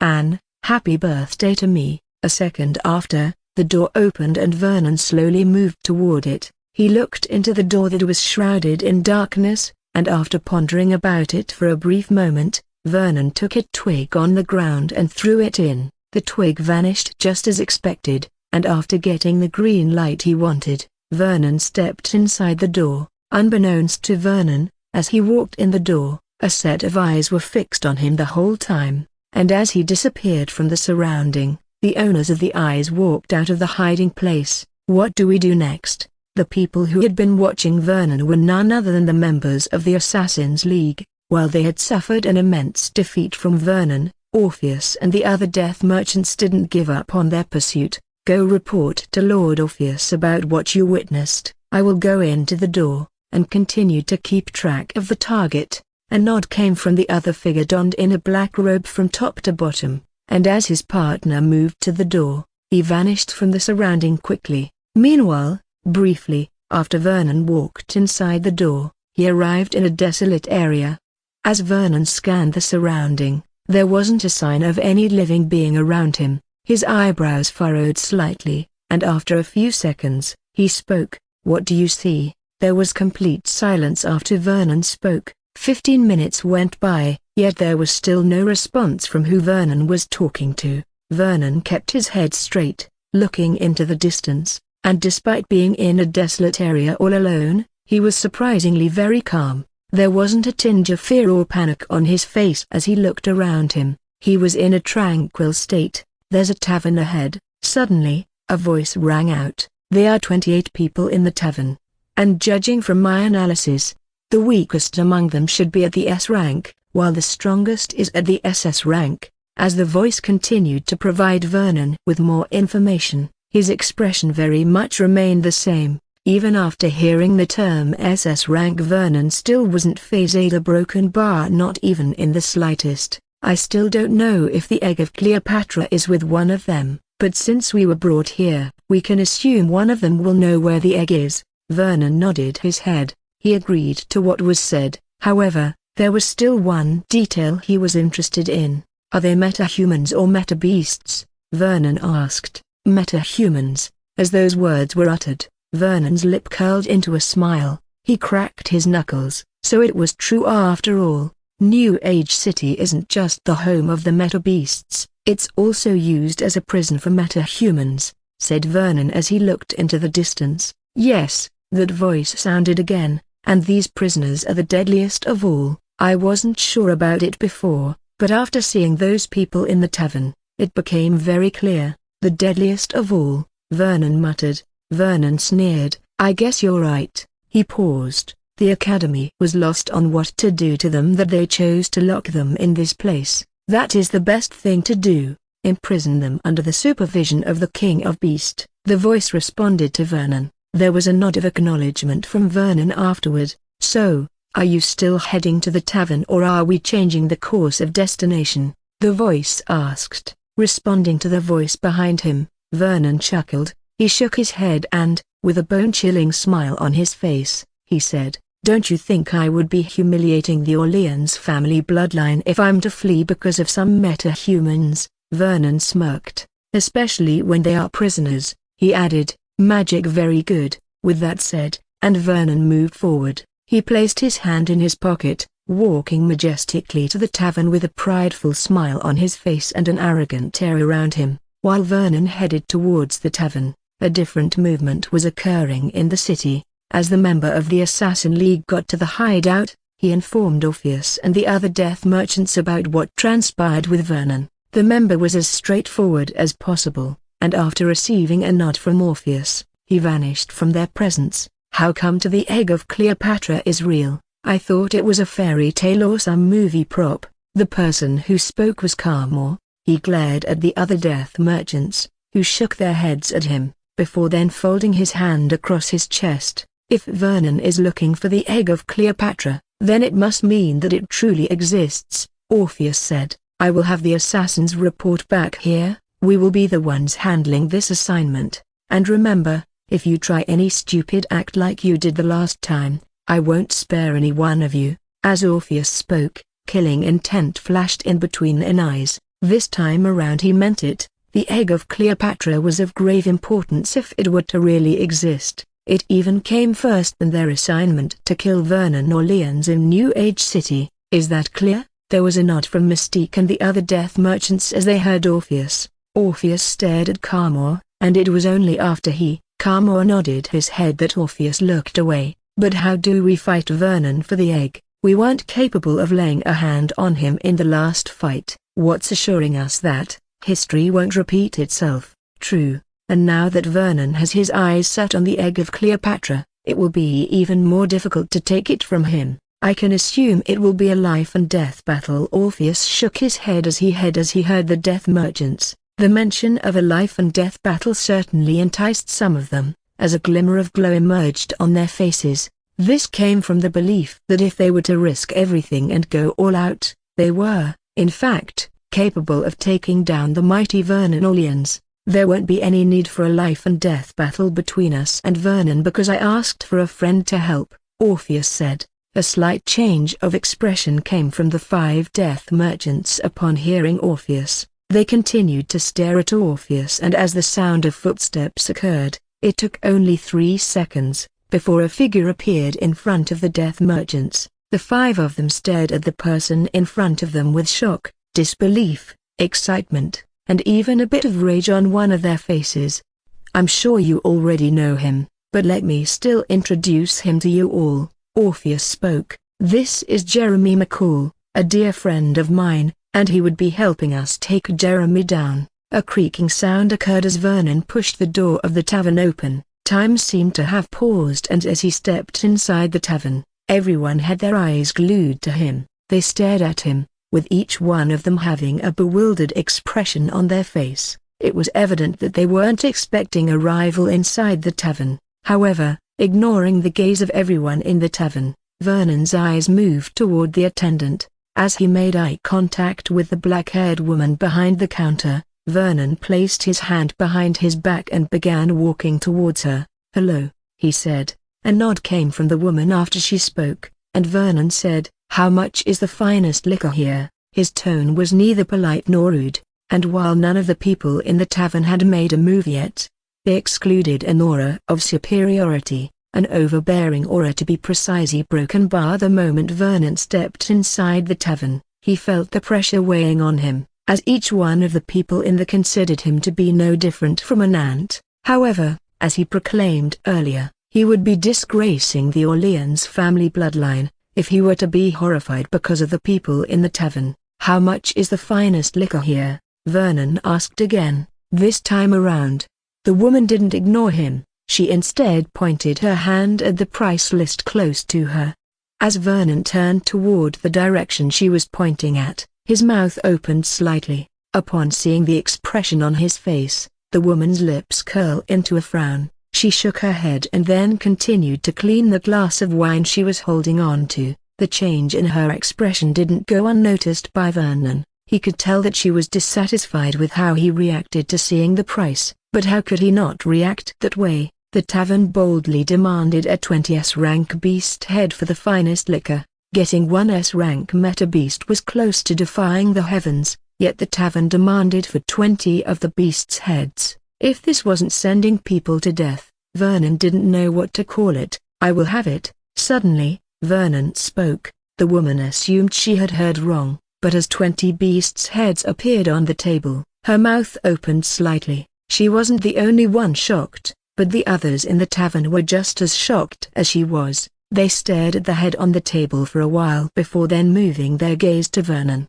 "Those are 20 beast heads. Now can I have the liquor?" Vernon spoke, this time around with a displeased expression on his face. The woman frowned slightly. She turned towards the black-clothed man, and with a nod of her head, the man moved closer to the table. He seemed to know what the woman was requesting of him, and after staring at the beast's head for a few minutes, he spoke. "They are indeed S-rank beasts." With that said, and he moved back to his original position, a smile was quick to form on the woman's face. She stared at Vernon with the smile on her face widened. Before Vernon's gaze, the woman reached down the counter, and as she raised her hand, a gold wine case was brought onto the table. She then brought a square-shaped wine out of the case and poured its content onto the glass in front of her. Once the wine had arrived in the middle of the glass, she paused, sealing the wine and placing it back in the gold case. She hid the wine again. Vernon glared at the glass of wine in front of him, and then at the woman as well. He concluded that this was some show, as there was no way that 20s rank beasts would only offer him half of a glass of wine. At least, he expected the whole wine to be his. As Vernon didn't hide his baffled state, the woman discerned it easily. She, however, kept the smile on her face, and as he emptied up the glass, the smile remained. Vernon's hand shook as he drank the wine. The taste was simply exquisite. Vernon could swear that as mighty and resourceful as the Orleans family were, they didn't possess a wine of this quality. The domino wine was brewed with the blood of over 100 S-rank beasts. The woman behind the counter suddenly spoke. "By now you can currently feel a growth in your strength, skill, and even aptitude. It is the domino wine taking effect." She paused. "Not to worry, it doesn't have any side effects. If you want to continue to experience the domino wine effect, the price will be 40 S-rank beast heads," said the woman. As Vernon listened to the increase in the price of the wine, his eyebrows furrowed. However, he couldn't blame them because the wine was out of the ordinary. Vernon was about to take out another set of the beast heads from his ring when he heard that tiny voice in his head. He took a deep breath. "I won't have a taste of the domino wine, you broken bar, thank you," said Vernon. As tasty and beneficial as the wine was, it wasn't the reason for his presence here. Vernon had only chosen to order it because he wanted to create an even environment. After dismissing the aura of superiority they pressed on him, Vernon aimed to make them know he wasn't someone they could bully without having to use his fist. Ordering the finest liquor in the tavern was one of the ways to do it. A broken bar, and he successfully established that he was no ordinary person by bringing forth 20s rank beasts' heads. "If you don't mind, there's something I seek for, and I hope you would be able to help me," said Vernon as he stared at the woman. The woman knitted her brows upon hearing Vernon. She stared at him for a brief moment and then said, "What is that?" "The egg of Cleopatra," Vernon responded. It was barely up to a second after Vernon let out those words, and he was completely surrounded. Whether it was a black-clothed man or the others in the tavern, they gathered around him. Magic staring at him with dagger eyes. Each one of the people around Vernon made their intention to kill evident. "Who are you and how do you know the egg of Cleopatra?" The person who spoke was a middle-aged man with red hair and a brown goatee. Vernon smirked. "You wouldn't act this way if you didn't have the egg of Cleopatra, so I guess I was right," Vernon replied, with his hands balled into a tight fists. Vernon made a move immediately after he spoke. Bang! As Vernon elbowed the person on his left, he struck a full-force uppercut to the man in front of him. The might of the fist sent the man flying several meters away, and as for the man who was elbowed, he vomited a mouthful amount of blood. As he staggered backward, the attack sent the blood of the people boiling. They glared at Vernon viciously, and as one figure spoke, the others attacked. "Kill him." It was merely a few words, but once it rang through the ears of the people in the tavern, they unleashed their strongest move on Vernon. They completely ignored the fact they were in close distance from one another, and once they moved at Vernon it was at full force. Tsukuyomi. Before any of the attacks would make contact with a layer of his body, Vernon's voice rang out. As Vernon was able to make eye contact with each one of the people in the tavern, they were oblivious to what he was up to, and after he uttered those words, everyone emerged in a blood moon world. A sneer was soon to appear on Vernon's face as he stared at each one of them. They were all nailed to a cross, with blood oozing out of their body. It was really a devastating scene to behold. "Welcome to my world," Vernon spoke. There was a frightening level of power that he possessed that Vernon believed only a handful of people could escape from his grasp once they were trapped in his world. Even though they existed SS-rank meta-human in the tavern, Vernon was confident that he caught them by surprise, and before they would be able to fend off the attack, he would have gotten what he wanted. "We can do this the easy and the hard way as well," said Vernon. "I mean I can drain the answer out of you, kill you in the process, if it pleases me, or you can choose to tell me what I want, then we get on with our lives." Vernon looked at the people nailed to the cross, and even though their expressions pretty much remained the same, he smirked. It was only a matter of time before they experienced what purgatory felt like. "Where is the egg of Cleopatra?" Suddenly, Vernon inquired with his voice becoming very cold. The question asked caused those in the surroundings to stare at the person close to them, before moving their gaze to Vernon. As Vernon then saw the stubborn look in their eyes, he waved his hand and thousands of battle spears hovered in front and behind him. There was absolutely no doubt that, with only a thought or command, and the spears were going to charge at the people in front. Magic, however, despite the emergence of the spears, there wasn't a change in the expressions of the people in front of Vernon. Everyone nailed to the cross still remained unfazed before Vernon. It was as though they would rather be hacked to death by thousands of spears than to tell Vernon the location of the egg of Cleopatra. Upon their look, Vernon's lips curled into a frown. He folded his hand across his chest, and with a slight nod, he sent the spears charging at the people in front of him. Ksu, followed by the sound of spears moving rapidly, came that of it penetrating deeply into its target body. The spears fully embedded themselves into the body of their target, covering the majority of their body, and even after it had appeared at the other end, the spears continued to drill it way deeper. Tu. Blood splattered out of their mouths as the spears delivered crucial damage to their bodies. Vernon, however, didn't seem to be satisfied with the damage he had caused. He could still see the stubbornness and unwillingness in the eyes of the people in front of him. Even though they were covered in blood, they still remained firm that they weren't going to reveal the location of the egg of Cleopatra. "Where is the egg?" As Vernon asked again, they proved that he was right about them. and instead of responding to him, some even went as to spit on the ground. "Very good," Vernon stated. "I will break the answer out of you then." With that said, and Vernon clapped his hands together, a pot of flames suddenly hovered on top of the people on the cross. The pot was titled slightly, displaying that it was going to fall any time soon, and as the people above the pot flames witnessed the insanity Vernon was about to call upon, there was a slight change in the expressions of a couple of them. "Don't worry, I won't kill you just yet," Vernon said. He waved his hand, and as if following his command, the flames in the pot swept through the body of the person below them. There was a breakdown as the flames made contact with each of their bodies, and if there had been a slight change in their expression earlier, there was a significant one this time around, and as Vernon watched as skins peeled out of their bodies,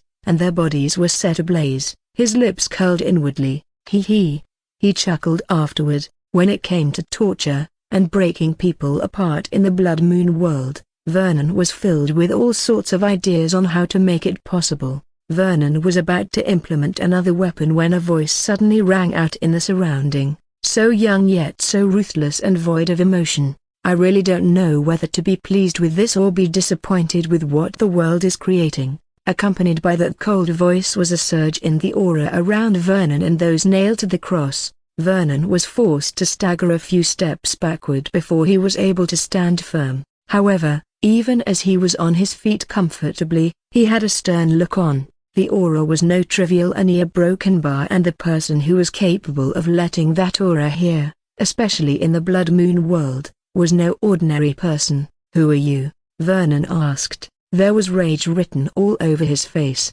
and a few seconds after the aura struck him, the people who were nailed to the cross vanished from the world. "Who I am is of no importance, as you said. What matters is what I want." The cold voice resounded in the surrounding.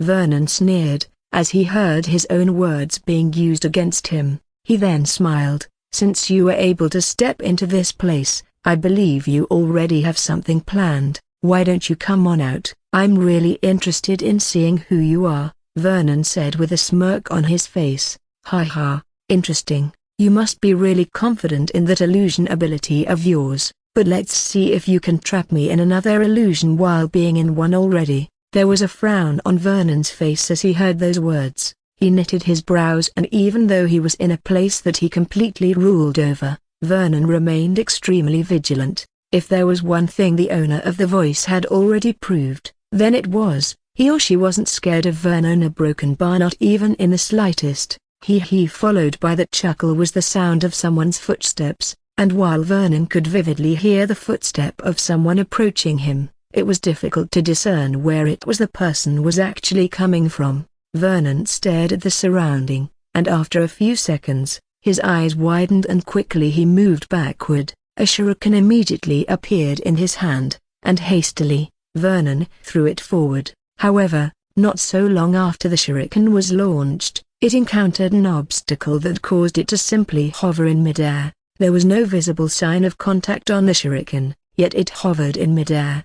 As Vernon looked at the area around the shuriken, a frown appeared on his face. "Magic come out," he blurted. "What do you mean by come out? I'm right in front of you, kid." It wasn't even up to a second after Vernon that he received a response. The reply got Vernon's eyebrows, and even though he wasn't able to see the person in front of him, Vernon didn't doubt what had just been said. For some reason, he felt the person was actually telling the truth, and he or she was indeed in front of him. "I must say I'm impressed." Suddenly, the cold voice rang out. "The talent is there, and the bone structure is astounding, to be honest, but there's something strange about your broken bar. You seem to have the same blood as other humans or meta-humans, whatever they call it, but the genes are quite different."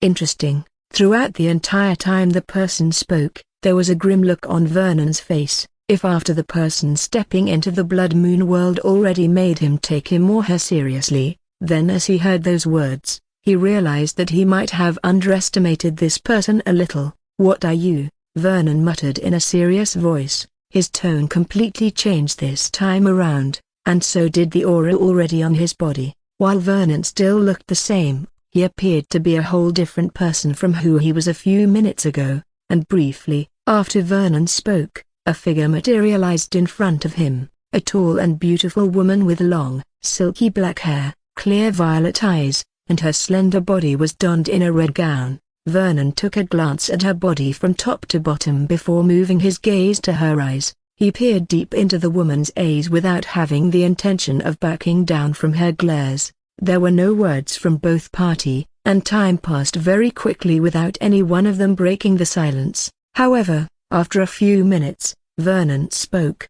"I'm a beast." He seized the woman from head to toe and then sneered, responding to Vernon's claim. The woman shook her head. "Am I wrong?" Vernon asked. "Yes," she replied. "I am a beast, but not the meta you included. Comparing yours truly with those lower entities is an insult," the woman clarified with a light smile on her face. Though there were a smile on her face, it was a cold one. There seemed to be a warning from the woman after uttering those words. She glared at Vernon, and upon seeing that slight change in her expression, Vernon smirked. "I doubt there is a major difference between the both of them, so I will stick with Meta Beast," said Vernon in a nonchalant voice. The woman's lips curled inwardly upon hearing Vernon, a tinge of killing intent excluded from her body. However, less than 2 seconds after the intent emerged it disappeared. "Why don't you ask that thing around your arms what he thinks about that opinion of yours?"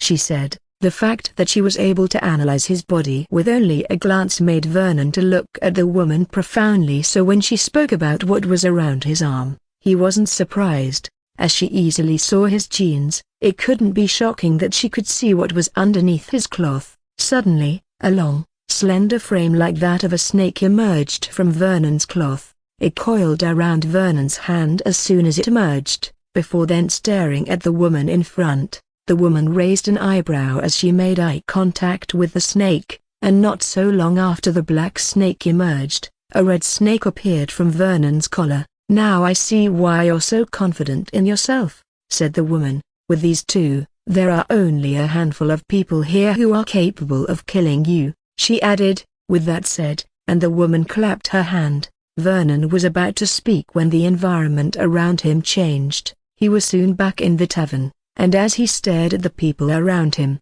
a frown appeared on his face. Even though they were brought out of the illusion by the woman, Vernon anticipated for them to have been broken nonetheless. However, there was not even a whiff of pain or scratch on any one of the people in the tavern.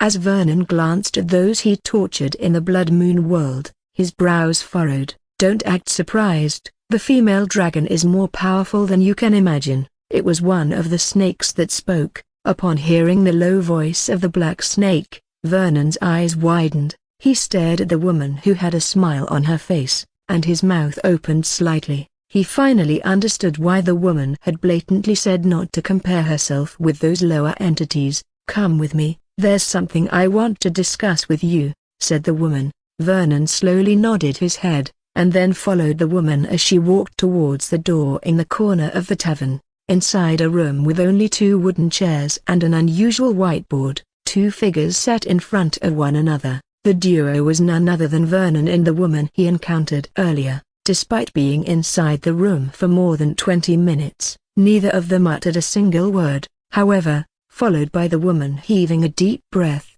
she spoke. "I'm curious about what someone of your kind would be doing here." Her eyes were on the 2 snakes wrapped around Vernon's neck the entire time. "We can say the same thing about you," the red snake responded. A nod came from the woman after the red snake spoke.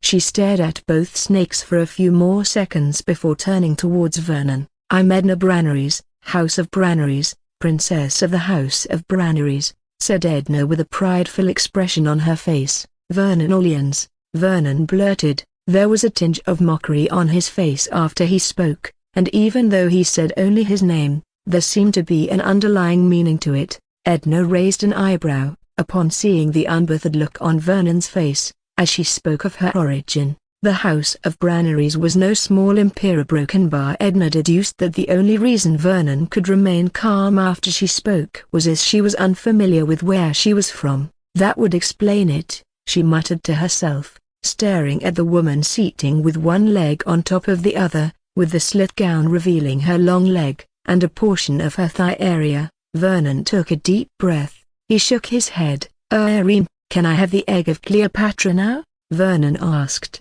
His eyes were glued to Edna, and despite uttering a word, the look on her face caused Vernon's lips to curl into a frown. Upon seeing Vernon's demeanor, Edna chuckled. "Do you even know where you are?" Suddenly, Edna spoke. As Vernon failed to respond to her question, she continued, "I thought as much, because, if you knew where you are, the egg of Cleopatra will be the last thing on your mind." The seriousness of Edna's voice as she spoke those words caused Vernon to raise an eyebrow. Magic. He glanced at the snakes on his shoulder, and seeing this reassuring look, he turned towards Edna. Edna looked at Vernon, and as he flashed her a light smile, she spoke, "I don't doubt that you must have a couple of trump cards, but I must warn you, it won't work in here. You're currently inside a prison," Edna stated, "and you know what that red world meant to you, and the power you had in there. That is exactly what is happening in here." Edna paused. "We are in someone's world, and under that person's control." As Vernon assimilated what was being said, his mouth opened slightly. If what she was saying was true, then this was a serious problem to deal with. He placed his hand on his chin, but after a brief moment, he smiled. The smile was creepy, to say the least, and seeing his unbothered attitude, Edna's voice rang out, "What's making you smile? As you were able to break into that world of mine, and act willfully, I will be able to do the same thing in this place." Vernon spoke with confidence present in his voice. He seemed to be speaking into existence, but the expression on Edna's face after he spoke showed that she wasn't convinced. "You flatter yourself, Vernon," she said. "As I was able to break in and out of that red world, shouldn't I be able to do the same here? But I'm not," she added. Edna sneered, "as I am unable to act willfully here, despite being 10,000 times stronger than you." "What do you think your fate in here will be?" she retorted. The expression of ridicule was written all over Edna's face as she spoke. She didn't bother to hide it, and Vernon received the message loud and clear. However, he shrugged his shoulder a moment after. "You answered the question yourself, and if there's one thing I can bring out from all that you've said, then it's that we are not the same people," said Vernon. "Just because you're trapped in here, doesn't mean I will also be trapped here." With his hand folded across his chest, Vernon muttered, "I can't." The confidence that was contained in Vernon's voice as he spoke caused Edna's lips to curl inwardly. "All right then, I look forward to you breaking out of here, Vernon Orleans," Edna said with her cheeks raised. Edna was somehow certain that there was no way in hell Vernon could break out of here. There had been several powerful people who were trapped in here, and they were all incapable of leaving this place. If the people who she feared weren't capable of breaking out of here, then who was Vernon, whom she was able to slaughter with a casual wave of her hand? Vernon let out a light cough, pulling Edna out of her trance state. Upon seeing the look on his face, Edna smiled. "If you really want the egg of Cleopatra, then you must know about the origin of this place. Only when you have that knowledge will you be able to pass the test and be eligible to obtain the egg of Cleopatra," Edna said. A stern expression emerged on Vernon's face as he heard Edna. He pondered deeply before saying, "What knowledge do I need to know about this place?" "The first thing you need to know is what this place is called." Edna peered deep into Vernon's eyes as she spoke. "Cells of the Renegade." As those words were uttered, Vernon's body shook violently. He scanned through the surrounding, and a few moments later, his eyebrows furrowed. The mention of the name of this place alone caused a change in the surrounding, and even though Vernon was yet to understand what it fully entailed, he could sense that it was no ordinary thing. Only the vilest of all beings are in here, the monsters of all monsters, and demons of demons are here, and by stepping into this place, you have become one of them," Edna stated. "Don't be fooled by the move you made on them earlier. The majority have most of their power sealed. It's why you could act willfully to them." Edna paused.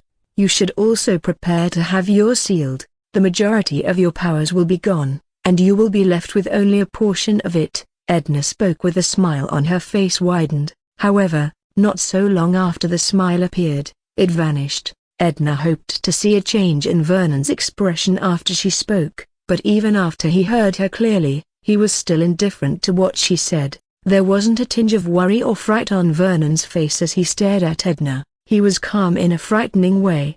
Magic Vernon placed his hand on his chin, and then took a deep breath. "Okay then," said Vernon. "Is that all I need to know about the cell of Renegade, or is there something else you want to add?" Vernon looked straight into Edna's eyes as he spoke. As Edna saw those glimmering eyes, she knitted her brows. The eagerness, longing, and battle intent were evident, and if there was one word to describe all she saw, then it was a broken bar, an anomaly. Even though he seemed to be after his egg of Cleopatra, Edna was able to deduce that Vernon craved for a life-and-death battle. He searched for someone who was able to bring him up to the brink of death, or even death itself. "So?" Vernon's voice rang out as Edna failed to respond to the question he asked. All she did was stare at him in a somewhat weird way. Edna brushed her hair aside. "The cell of the Renegade is owned by one individual, but before getting to that person, you need to get past the 4 guards, the North Guard, West Guard, South Guard, and lastly the East Guard," Edna said. "Once you have passed the tests of the 4 of them, you will be able to meet the anchor." "The anchor," Vernon muttered. A nod came from Edna after Vernon spoke. It came as no surprise that he was a bit convinced by what she said. "The anchor is the owner of the cell of the Renegade, and for me to get to the egg of Cleopatra, I need to pass the test of the 4 guards and the anchor." Vernon spoke. Responding to Vernon, Edna nodded her head once again. "That's correct. Once you have passed the 4 of them tests, and that's of the anchor, the egg of Cleopatra is yours," Edna stated. As she then saw the change in Vernon's look, Edna's mouth opened slightly, and she said, "You shouldn't be worried about the 4 guards or even the anchor. Since you said you're able to break out of here, then I doubt the test would be difficult for you. The hardest questioning is to break out of here, and you're already capable of achieving that, so there's really no problem for you." Vernon frowned slightly, as he heard Edna. It wasn't difficult to discern that she was mocking him. However, keeping his head straight, Vernon cracked his knuckles. "Where can I meet the 4 guards?" he asked. "I will take you to them." "Of course," Edna responded. "Are you ready?" Immediately after Edna spoke, Vernon nodded his head repeatedly. Edna smiled. She was just about to stand from the chair she was on when the whiteboard in the room suddenly changed. Upon staring at the scene ahead, Edna knitted her brows, as in front of her were 6 black-clothed people, and a youth wearing a red trench coat. Staring at the 6 unfamiliar faces, Edna turned towards Vernon a few seconds later. She was, however, met with an indifferent expression that then caused her eyebrows to furrow. "Friends of yours, isn't it?" And responding to Edna, Vernon nodded his head. His eyes were glued to the board, and a moment later he spoke. "Will there be any problem with them around?" Vernon inquired, staring at Edna. She shrugged her shoulder in response. "One of the guards tends to use emotions mostly. So long as you don't have deep ties with them, then you should be fine." As there was still no change in Vernon's look after she spoke, Edna's lips curled inwardly. "This is going to be even more interesting than the last one," she muttered to herself. "Let's go, Vernonolians. The test of the 4 guards of the cell of Renegade awaits you." With that said, Edna walked towards the door, and Vernon took a gentle stride behind her. Meanwhile, outside the cell of the Renegade, the leader of the Death Merchants, and Jeremy stood in the exact place Vernon had been earlier. "Are you certain this is it?" one of the Death Merchants asked. They had arrived at the place described by the assassin for 20 minutes now, and even after searching the entire area, they weren't about to find any door. Orpheus didn't reply immediately. He crouched gently, and placing one hand on the ground, he spoke a second later. "Yes, we are in the right place," Orpheus responded. While none of the Death Merchants doubted Vernon's ability, they were still confused. There was no door as said by the other assassin, so how could it be that they were at the right place? "There is a door beneath this place. For the door to emerge, Vernon had to use the blood of those beasts to awaken it," Orpheus said. "Now that the beasts are dead, we need to figure out another way to summon the door out." Orpheus stared at the 5 in front of him after he spoke. He seemed to be expecting an answer from any of them. However, there were no response. Everyone began to ponder about ways to summon the door, and after a few minutes, Carmore's voice rang out, "Why don't you slaughter a bunch of A-rank meta beasts around this place, and see what happens, or even S-rank meta beast?" Carmore added, "We have done it before, we might as well just do it again." "It's really not a bad idea," Jeremy said. "What do you think, Orpheus?" After Jeremy spoke, Carmore, Nissa, and the 3 other death merchants turned towards Orpheus. It all came down to Orpheus whether or not he was going to approve of the plan. Orpheus placed his hand on his chin. A sacrifice. Vernon did have to kill some number of beasts for the door to appear, so it's not a bad idea if we give it a try. Yes, let the slaughter begin. Meanwhile, in the academy, 7 figures sat in the meeting room, across from one another, with serious expressions on their faces. After a few minutes, they moved their gaze to the woman sitting in the first seat. "We can't allow this to go on, we need to make a move." The 7 were none other than the directors of the 7 divisions in the academy, and a second after Nicholas's voice rang out, Wyatt spoke, "Yes, a broken bar, this can't be treated lightly." The look present on the other directors affirmed that they agreed with what had just been said. This had to be taken with the utmost priority. They needed to drop all that they were working on, and focus solely on this incident. The 7 directors stared at the woman, with every one of them waiting for a response. As much as they wanted to make that move, they couldn't do so until they received permission from the slender blonde in front of them. Eleanor placed her hand on her chin. She looked at the 7 directors before her, as she pondered what the ideal move was going to be. There was complete silence in the meeting room, as everyone included Kai, the director of the Elite Division, and Vermont, the director of the Assassin Division. Silence reigned in the meeting room, and as Eleanor's mouth opened slightly, the hair on the bodies of the 7 directors in the room stood on the end.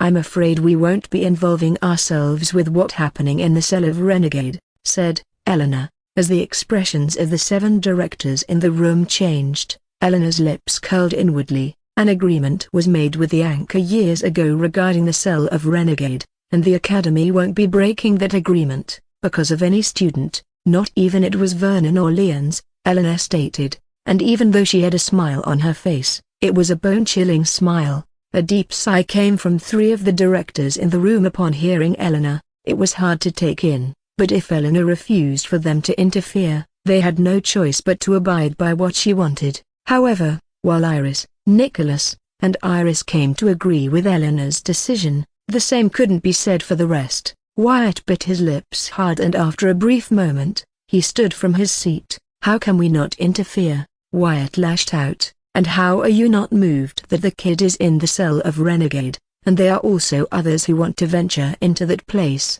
Wyatt blurted. "We are going to lose students this way, and not just mediocre students, but some of the best of the best.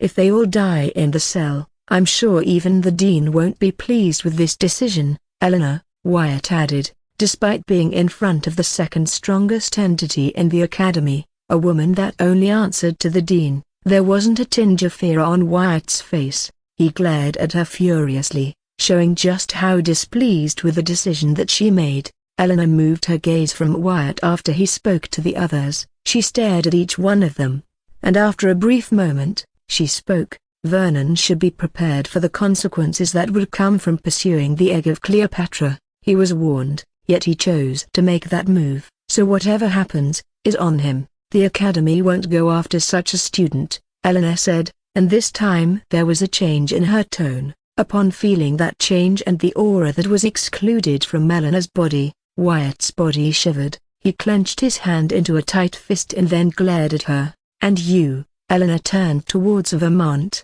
"Someone from the 7 Division ordered Vernon's death, isn't it?" Vermont nodded his head in response. "It's good that you allowed the mission to take its course," Eleanor said. "If the Assassin Division manages to kill Vernon, I will reward the division." "Thanks, Eleanor." Vermont, truthfully, it came as no surprise that Eleanor was willing to act this way toward Vernon, despite being very close to him. The woman was emotionless and cruel. Magic most say it was why she was able to handle the academy and the egomaniacs in it, during the absence of the dean. Eleanor turned towards Grayson. If you have something to say, speak up, Grayson, or forever hold your peace. We have pressing matters to discuss than to dwell on this. As Grayson heard Eleanor, he frowned deeply. You're letting your emotion cloud your judgment here. If it were Raphael who was in this situation, would you still be unbothered about it? Said Grayson with a smirk on his face. All eyes were on Eleanor after Grayson spoke.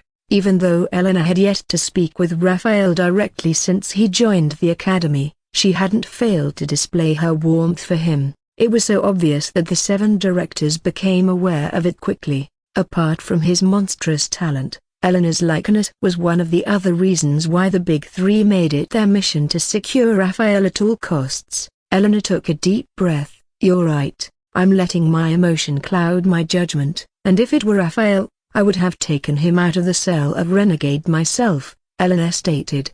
She spoke with complete seriousness that none of the 7 directors doubted any of what she said. If it were in fact Raphael, she would have gone against the agreement with the anchor, just to get Raphael out of there. Ah, I thought as much, Grayson sneered. His displeased manner didn't go unnoticed, and Eleanor glared at him for a while before saying, I don't favor one more than the other, but unlike Raphael, Vernon needs to be taught the hard way. If that means death, then so shall it be. An aura of superiority blasted out of Eleanor's body after she spoke. The aura sent Grayson's bones shivering, and as he looked into her eyes, he gulped. My apologies, Eleanor, I was being rude just now. Good, Eleanor replied. Is there anyone who thinks my attitude towards Vernon's life is poor? Responding to Eleanor's cold voice and question, the people in the room shook their heads instantly. As powerful and arrogant as everyone in the room was, they knew they were no match for the woman in front of them. There was a reason why the dean was able to leave the academy in her hand, and none of the directors wanted to be on the wrong side of her. You could call the directors cowards for cowering before that aura, but what came after that aura was death. Eleanor withdrew the aura that was excluding out of her body. She took a deep breath and said, Nicholas, turn on the screen. As the screen went on, Eleanor continued, according to our sources, the Heroes League is having a dispute with the governments. The government? A nod came from Eleanor. She pointed her hands at the screen, and as they moved their gaze back to the screen, their mouths opened slightly. Wyatt shook his head. There is no way the government would want to go against the Heroes League intentionally. The disparity in strength is simply too massive. Are you certain there isn't something we are missing out here? Asked Wyatt, as he stared at Eleanor. I agree with Wyatt on this. The governments do not have the balls or the power to face the Heroes League. They have always been pleasing the League, so why would they go against them now? It was Iris that spoke, and suddenly, Kai, who had been quiet the entire time, spoke. They must have received backing from another force. That would explain it, Layla said. But the government must really trust them that they are willing to destroy their relationship with the Heroes League. A nod of acknowledgement came from the others after Layla spoke. As they turned towards Eleanor, one of them asked a question that was on everyone's mind at the moment. Who are these forces that the government is willing to commit to? Upon hearing those words, Eleanor's lips curled into a smile. She looked at the people in the room before then uttering that family name, the Queens. A bewildered expression appeared on the faces of the directors in the room after Eleanor spoke. They were not expecting the force backing the government to be the Queen's family.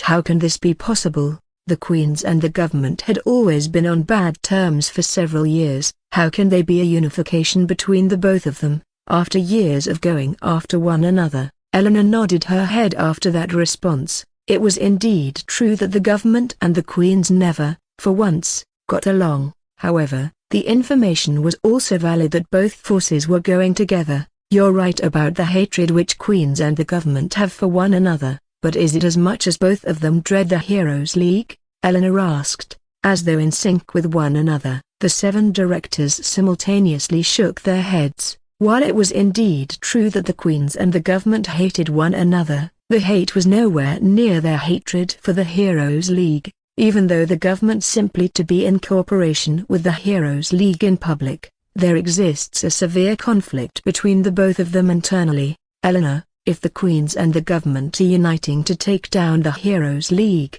there should be a way that we can benefit from this. Layla suddenly spoke. A smile soon formed on Eleanor's face. Knowing the sort of person Eleanor was, there was no way she would bring this up without wanting to take advantage of this situation. Magic, when an opportunity this good presents itself before us, it would only be crazy if we do not take full advantage of it, Eleanor said. There was an elated look on the faces of some directors as they heard Eleanor. Without a shred of doubt, this conflict between the government and the Heroes League was going to benefit them greatly. A few seconds later, and Eleanor began to tell the directors the plans and the roles they would play in them. Every word that she spoke was filled with wisdom and decisiveness, and if the directors, and the others in the academy were deemed the brawn of most of the operations in the school, with no doubt, Eleanor was the brains behind them. The woman was extremely frightened that while others seemed to think 1 step or 2 steps ahead,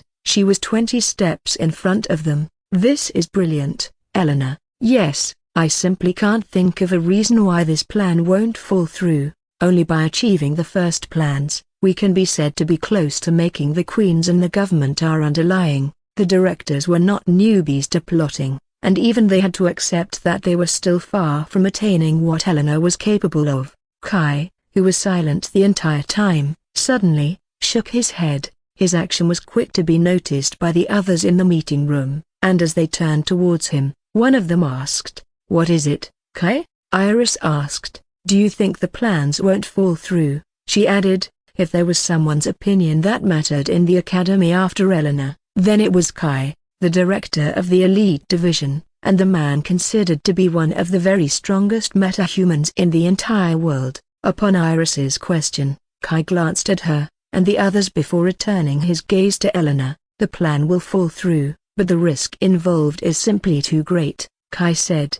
The expression on the director's face and Eleanor suggested that they wanted him to expatiate what he had just said, and briefly, after he spoke, his voice rang out again. "In summary of the plan, we are to deliver the final blow to whoever is at its weakest. The 3 forces are people we have been looking to exterminate all this while, and if the opportunity to do so arrives, it's ideal we use it to our advantage. However, look at it this way, what if this is a plot to draw us out? We have always preferred to move in the dark, but when a chance this brilliant arrives, we are willing to not let it go. What if this is a plan to take us out of our hiding? I believe just as much as we hate those 3, they also hate us as well, and considering the problems we've caused for them this past few months, they might be willing to stage a conflict to bring us out, then attack together," Kai said. The directors sunk into thought after Kai spoke.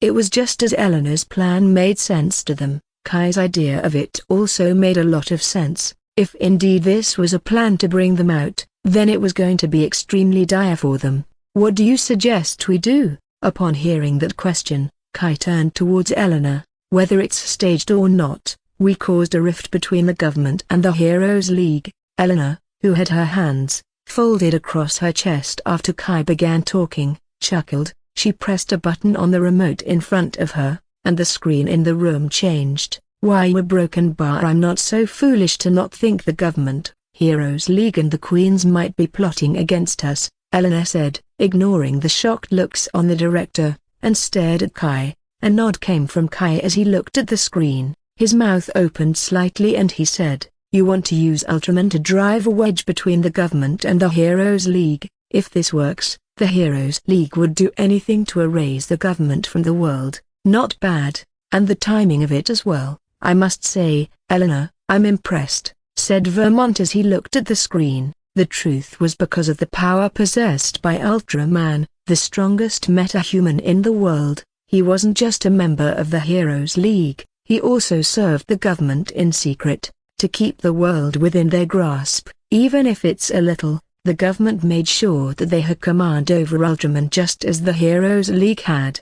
This way, they would have a say in the affairs of the world. If there's one thing that's capable of making the Heroes League go nut is if the person in the government's care is harmed. Eleanor said. You mean Ultraman's daughter? Yes, Eleanor replied. Wyatt frowned a second after. That girl has two SS-rank bodyguards protecting her openly, and other metahumans in the shadow. The protection she has is on par with that of the White House. It would be very difficult to get to her unless we go all out, he added, responding to Wyatt. Nicholas shook his head. That won't be necessary. There's a secret meeting coming forth, and during that period the protection around that girl can be said to be at its weakest, Nicholas said, and that's when we make a move. With a smile on her face, Eleanor's voice rang out. At about 2 hours later, the meeting between the directors and Eleanor ended. They left the room soon after, however, with Kai staying behind. He looked at the screen in front,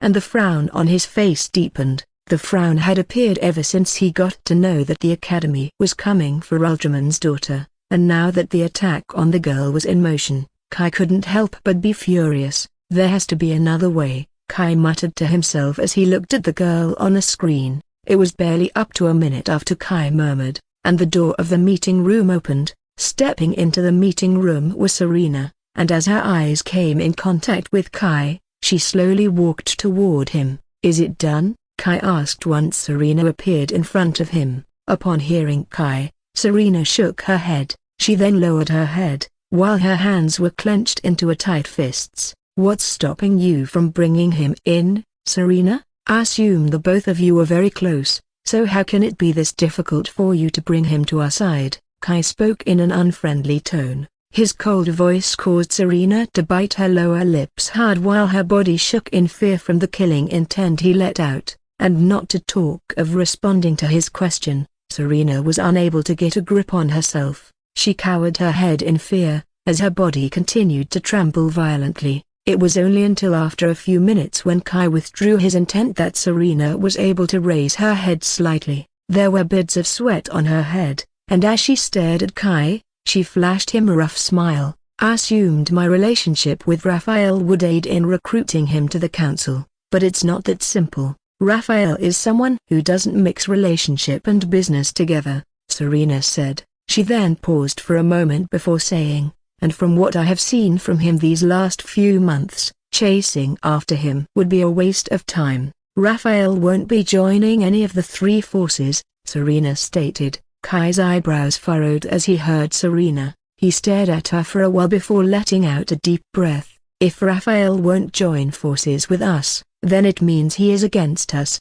Kai said. If the both of you cross paths in the future, you must be merciless to him. Kai peered deep into Serena's eyes as he uttered that word. It was almost as though he were expecting a response or reaction from her, but as Serena remained neutral to his words, he smiled. It's good that you don't seem to have a strong attachment to the kid, and you seem willing to go against him, he said, because if that kid isn't going to ally with us or the others, then it must mean that his ambition is greater than what we realize. Unbeknownst to Kai, on the mention of facing Raphael in the future as a foe, it was more easier said than done. Serena couldn't imagine that a day would come when she and Raphael would stand against one another. She frowned upon the idea and pondered about it deeply. If she and Raphael were to be in that situation in the future, could she do what was needed to be done? Serena bit her lower lips at the thought of it happening, and as she felt a touch on her shoulder, she raised her head. Master, Serena muttered in a low voice. Kai knitted his eyebrows, seeing the look on Serena's voice. It can't be that you harbor some feelings for the kid, right? Magic. The instant Kai spoke, Serena shook her head vigorously in response. She then straightened her posture, and after heaving a deep breath, she spoke. I don't have feelings for Raphael, it's just that the both of us have been through a few things together, and I can't deny that there exists a connection between us. With that said, and she looked directly into Kai's eyes, Serena didn't evade from his gaze. Instead she patiently waited for his response. You should get rid of that bond or connection, because if Raphael were to be an obstacle for us in the future, it would be your task to end him, Kai said, and if you're unable to send him off, it would be my job to kill him, he added. Kai seemed to be expecting a reaction from Serena, and as she didn't budge a bit to what he said, he smiled. Let's hope it doesn't get to that, Kai said, and then walked past Serena. He had only just taken a few steps forward when he abruptly paused. With his lips curling inwardly, Kai spoke, "I can tell that while you say you harbor no feelings for Raphael, you feel the need to shelter him from harm, because of what he's been through. It's why you brought him to the academy to keep a close eye on him." As Serena heard Kai, her body trembled slightly. Clearly, she hadn't been expecting Kai to be aware of her intention. She clenched her hand into a tight fist and said, "How long have you known?" "Since the very beginning," Kai replied. He then sneered, "It's quite foolish of you to think that Raphael needs your protection. Until now, every move you've made has only been successful because the people behind Raphael wanted it to go that way." "The queens?" "Yes," Kai replied. "It's a broken bar, it can't be," Serena stuttered. "They disowned him and declared they don't want to have anything to do with him, so how can they possibly still shield him behind? If the queens are really behind him, then how could they watch as he suffered all this while?" Serena blurted. Kai, however, responded to her words with a chuckle. "You underestimate these people," he said. "The queens have a policy of sending out their members out of their household before the age of 10. What happened to Raphael occurred to the others as well. The only difference was, he was chased out of the family quickly." Serena's brows furrowed. She looked at Kai, and after a few seconds, she asked what currently weighed on her mind. "How come we are unaware of this, and what's their reason for this?" "The queens naturally have their way of hiding information like this," Kai responded. "Unlike the other top family, you hardly see a young member of the queen's family until they reach the age the family wants them to appear before the world. The reason is that the hierarchy wants only the best of the best in their family. They consider all members of the family to have unpolished gems, and to bring out that extraordinary talent, they want their members to see the dark side of the world. If they can walk out of it, then they will be accepted. If not, death is inevitable. This is sick. Isn't there any other way to teach their people than to see them tortured and in pain?" Serena exclaimed with rage evident in her tone. Kai shrugged his shoulder in response. "Maybe there is, but the Queen's has firmly held its place as one of the strongest forces in the world, because of this method, so I don't think they would be changing it anytime soon." Upon seeing the expression on Serena's face, Kai shook his head. "You might be dissatisfied with the approach, but you can't deny that it isn't working for them," Kai said. "Take a look at the monster they were able to forge from Raphael. You can say that the queens turned him into a polished gem from an unpolished one?" Serena sneered. "A polished gem who wants nothing more than to obliterate everyone in the family." "Don't we all want to see the queen's family gone?" Kai said. "But they still exist, don't they? That should show how powerful the family really is. This goes beyond what we all want," he added. Kai approached the door soon after. However, he was about to step out of the room when he suddenly turned towards Serena. "Raphael will be fine, as long as he doesn't obstruct our aim, because if he does stand before us, not even the Queen will be able to shelter him from what I will do to him." Meanwhile, in New Age City, as a portal appeared in front of the mansion allocated to Raphael, Bane, and Devon rushed in with Aiden in Devon's hand. The three of their clothes were dyed in blood while Aiden was unconscious, and as they stepped into the mansion, Bane's loud voice rang out, "Raphael, Raphael!" The two of them stared at the upper floor of the mansion with worry written all over their faces. Aiden was in a dire condition. The only reason why he was still breathing was because of the system's constant regeneration. If it hadn't been so, he would have already died, and for the system to completely heal him, he needed a shocking number of points. The system policy was so strict that regardless of the state it saw Aiden, it still remained adamant about its request: you either provide the points or perish. It was as simple as that, and if Raphael wasn't also able to help Aiden, his death was inevitable. "Raphael!" Devon yelled, but even after shouts, there was no response or even the sound of movement coming. It caused a deep frown to appear on Devon and Bane's faces. Bane sighed. "Stay with him, I will go get Raphael," Bane said, with his hand balled into a tight fist. He was about to begin to head towards the upper floor of the mansion when a brown-haired figure appeared on the floor, staring at Raphael and Gus on his shoulder. Bane pointed his hand at Aiden, who was on the floor. "Please help him," he said. We were attacked by a beast in the city. We tried to kill the beast, but we were no match for it. The three of us got hurt in the process, but the beast somehow harmed Aiden with a green mist. Magic apparently. The green mist was a poison that caused Aiden's entire upper and lower body to be paralyzed. It took everything he had to create a portal that led to the mansion, or else they would have died at the hands of the beast. Raphael listened to Bane as he continued to explain what transpired in the city, and even though his eyes were glued to Aiden, he didn't seem to give the intention of coming downstairs, not to talk of lending help. "If you can save him, please save him. I will be forever indebted to you," Bane announced as he stared at Raphael. However, even after he spoke, there was yet to be a response or movement from Raphael.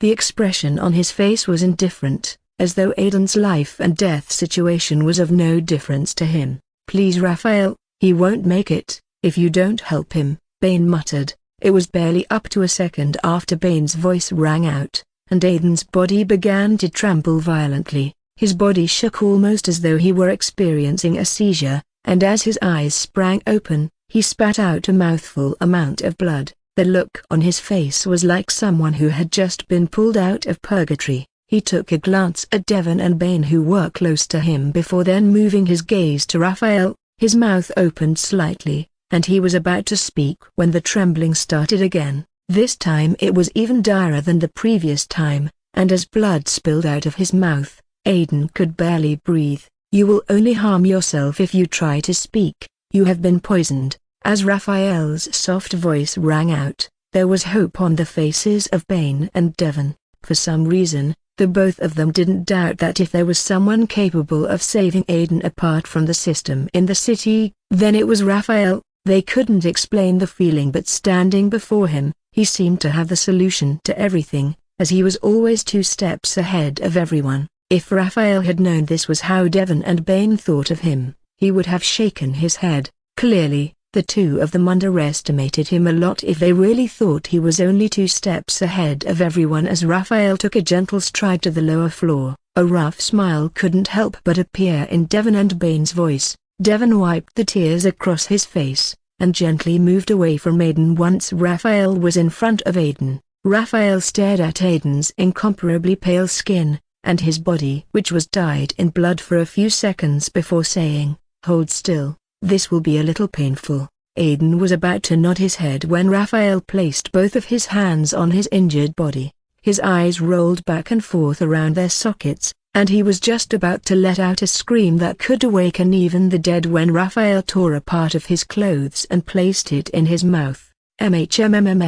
He bit down on the clothes, while his body jerked, trying to break free of Raphael's grasp. However, before Raphael's tight grip, Aiden's effort to break free from his hold was in vain. His vision soon began to fade as the pain became unbearable. However, just as he was about to lose consciousness, a slap landed on his face. Aiden was instantly awakened, and as he stared at the blue owl on his chest, and then Raphael who had a poker look on his face, terror swept through his body. "You will die if you fall unconscious, so you should stay awake," Raphael said. Raphael's words caused Aiden to widen his eyes. He stared at Devon and Bane, who stared at him and then bit down on the clothes in his mouth. When Raphael said this was only going to hurt a little, Aiden had expected it to only be a pinch perhaps, but what he felt was inhumane. It was as if he were set into a pot of lava as he felt pain across every part of his body.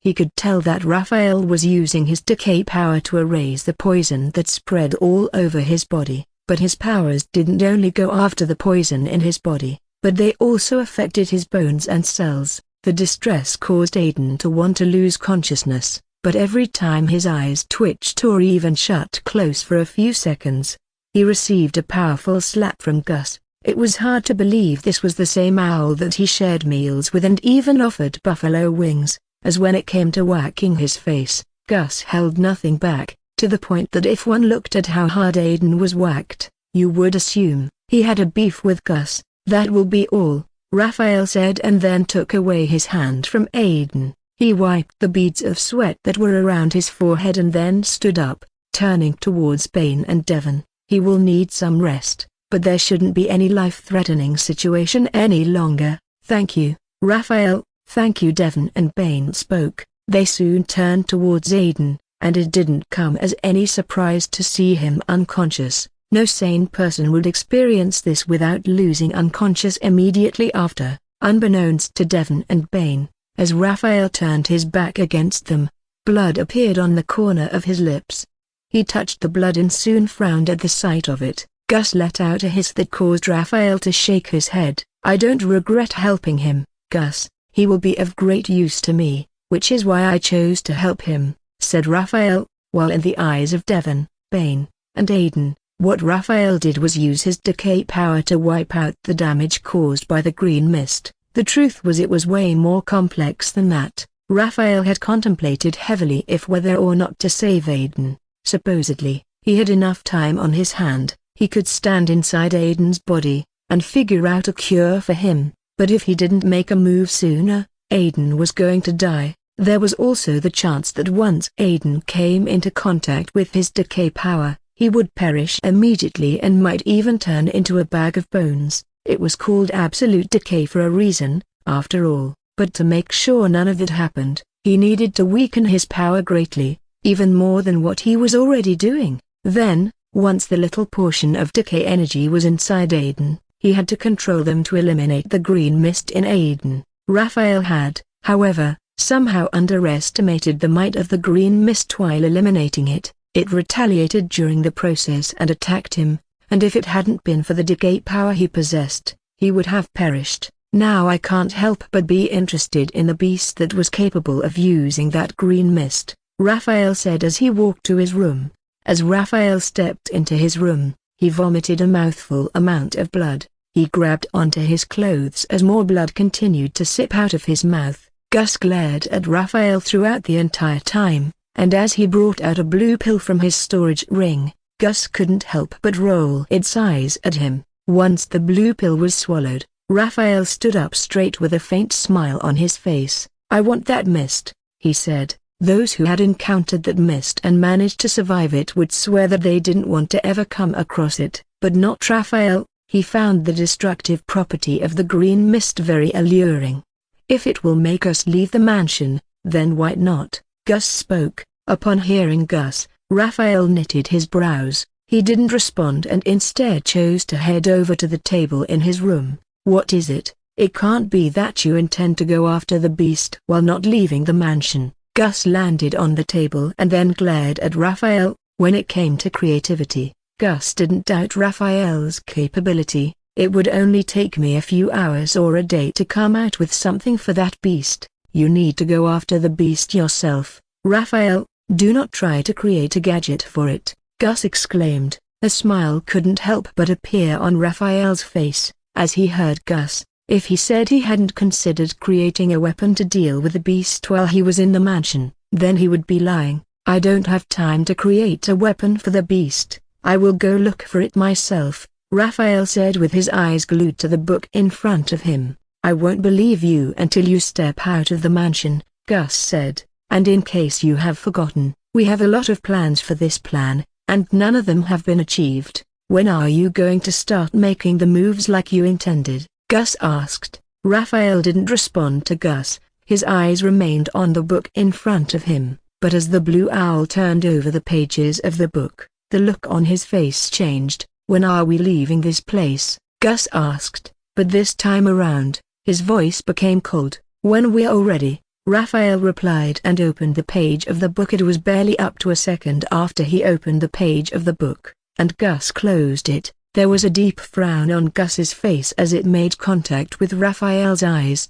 Magic seeing Gus and the look on its face, Raphael shook his head. There are still a lot of things we don't know about these places and the beast here. So far, only a few pieces of information have been given out by the drones, and before we can begin our plan, we need to know everything about them. After all, it's not just about creating a shop in the city, we are planning a takeover. I don't want to make any mistakes, so I will only set out once I have everything prepared, Raphael said, as the expression on Gus's face remained the same after he spoke. Raphael's lips opened slightly.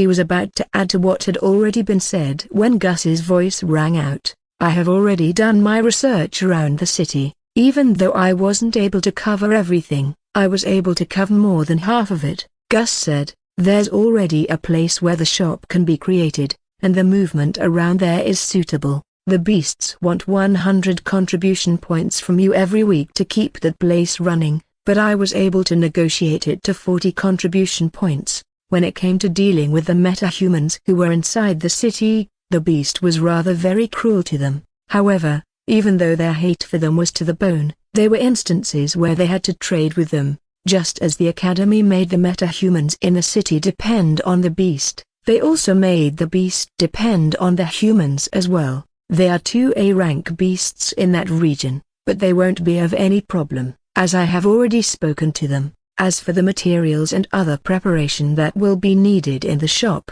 I already have them arranged. So, tell me, what else are you still waiting for? Gus asked. It didn't seem like the owl was going to take a no for an answer from Raphael, and as Raphael stared at the owl in front of him, there was an expression of disbelief written all over his face. Raphael's eyebrows furrowed, and he said, when did you make all this arrangement and why didn't you tell me about it? A long time ago. This has always been the time, but someone seems to forget about it. Gus said, why didn't you say that you've made preparations for the plan already? If I had known, there won't have been any need for sending those drones out. Raphael naturally acted as though he didn't hear the underlying meaning of what Gus said. I assumed you would get back to your senses, but you didn't. Gus replied instantly after Raphael spoke. I even thought that when she left, you would finally focus and get things done, but you still didn't. You were a mess when she was here, and now that she's gone, you're still a mess. There were perhaps only a handful of people who Raphael was familiar with and could talk to him this way, and with no doubt, Gus was one of them. It stared at Raphael without a bit of fear present in its eyes. Gus believed that if there was someone capable of talking some sense into Raphael, then he was the right person for the job. Raphael stared at the owl glaring at him with mockery written all over its face and then heaved a deep breath. I guess you're right. I have been slacking a lot these days. It's time to get over her disappearance and move on with life, said Raphael. A nod came from Gus as soon as Raphael spoke. Yes, it's not like she's dead or something. You can still make things right with her, and if you can't, you just have to accept that she wasn't yours to begin with. The expression on Raphael's face changed as he heard Gus. He didn't hide how displeased he was about what Gus said. However, upon seeing the look on his face, a chuckle escaped Gus about, and it said, it can't be that you're upset, it was partly your fault, Raphael. Even though the end result would have been the same, she should have heard from you first. Well, now that she's gone, we can focus on what is necessary. Enough, Gus. We will leave for the city tomorrow, Raphael said. Is he gone? Bane asked. As Devon heard Bane, he nodded his head repeatedly. Is it just me, or has he changed a lot since the breakup? Devon moved his gaze to Bane when he spoke. Of course, it would. He really liked her, Bane replied. Even though he seemed to act cold and indifferent around everyone, he was a whole different person when he was with Elisa, he added. Hearing what Bane said, Devon knitted his brows. I suppose that would be true, but how do you know about that? Devon folded his hand across his chest as he spoke. Don't tell me that you have secretly been watching the both of them, Devon said. No, that would be creepy. How can you think that of me? Devon raised an eyebrow after Bane spoke. Really? Alright, fine, but I didn't watch the two of them, Bane said with a straight face. I heard that from Melinda and Becky. Raphael was really into Elisa, from what I was told, but what I don't understand is how can you be into someone that much and yet still cheat on them? Not even with an outsider again. You chose to do that with one of her best friends. To be very frank, Raphael has really exceeded my expectations. I didn't expect that from him at all. As Devon heard Bane,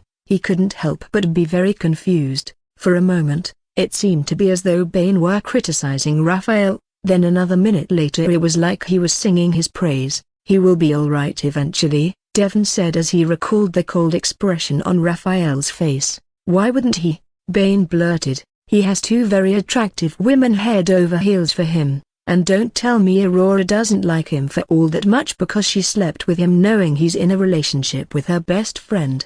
The way I see it, Eliza needs to come to accept that she would be sharing Raphael with other women, and luckily for her, one of those women is her best friend. Aurora, you need help, Bane. Not everyone is sick-minded like you, Devon retorted. Bane shrugged his shoulder at Devon. You can't be completely sane and achieve something good in this world, Devon. You need to have a bolt or two loose up there or else you won't amount to anything. If you think I'm bluffing, ask yourself who is up there that you think is completely sane. The directors, the dean, even Raphael has a bolt loose up there, and look at how it paid off. He just slept with two of the most beautiful women in the academy. I don't know about you, but sooner or later, I will build a harem of my own, Bane declared. His words left Devon dumbfounded, and before he would regain composure, Bane walked past him majestically. Meanwhile, once Raphael and Gus left the mansion, they both headed to the shop.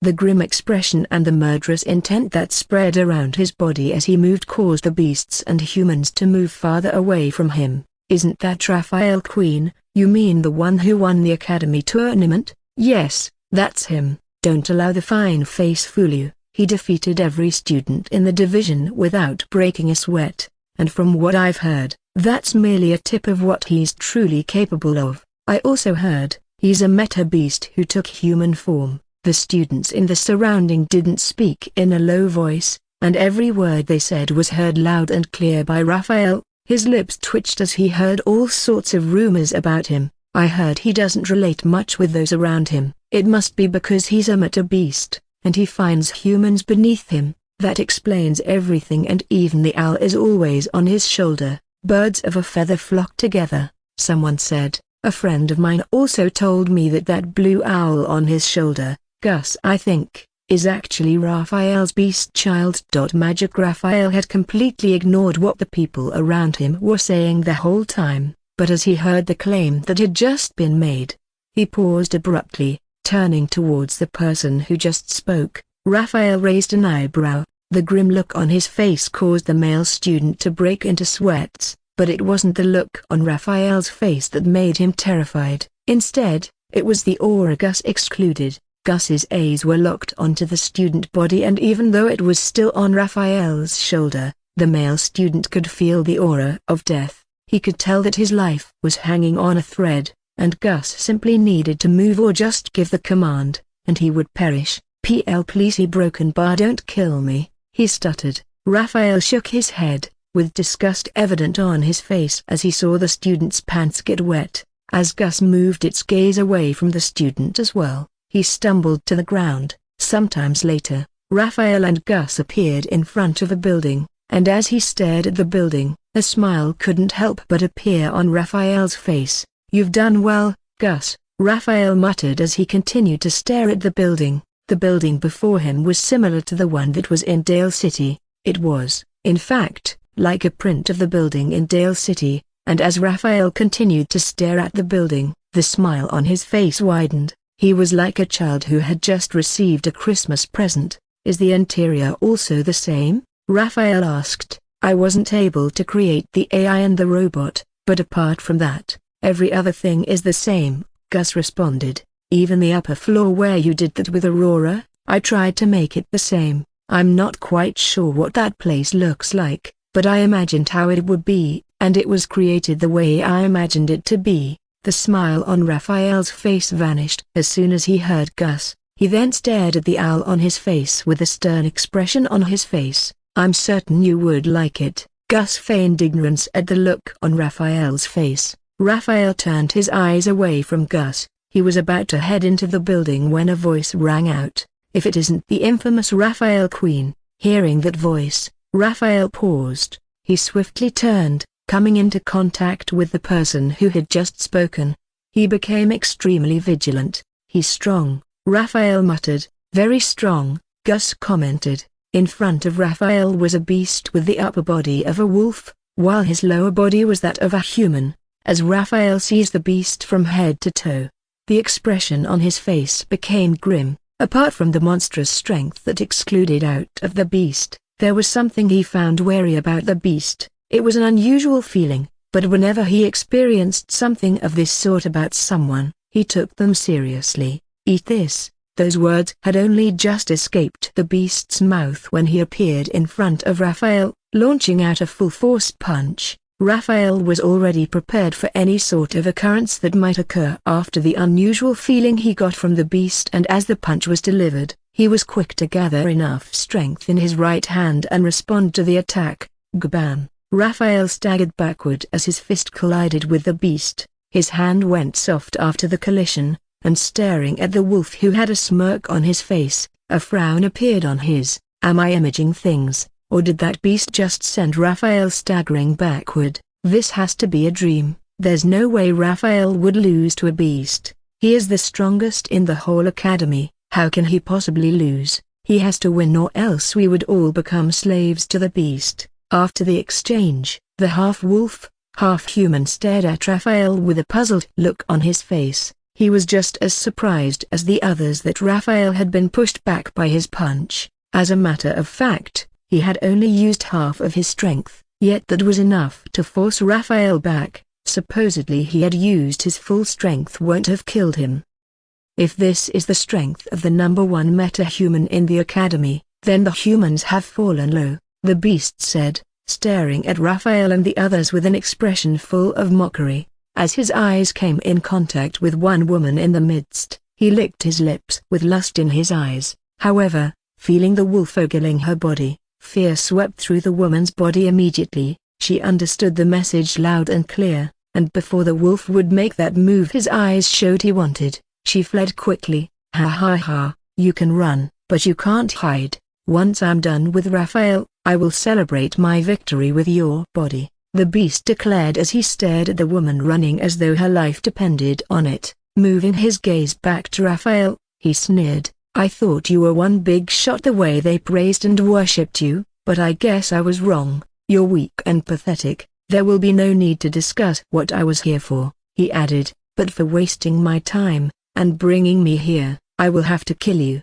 He bared his fangs and showed his claws, as the murderous intent around his body intensified. Then running towards Raphael at full speed, he struck out his claws, aiming towards Raphael's chest. He went for the kill move once he was close enough. However, just as the claw was to come in contact with Raphael, he stopped it, clenching his left hand into a fist as his right hand held the wolf's claw. Raphael punched the beast's abdomen. His body trembled, while he tried to break free from Raphael's firm grasp. A broken bar blood slipped out of his mouth. As he muttered, there was shock on the beast's face as he found the change rather sudden. He found it difficult that this was the same person he had clashed with a moment as whether it was the demeanor or strength. Everything was different. The Raphael in front of him was different from the person he went against earlier. Arg! A scream escaped the wolf's mouth, as followed by a punch in his abdomen.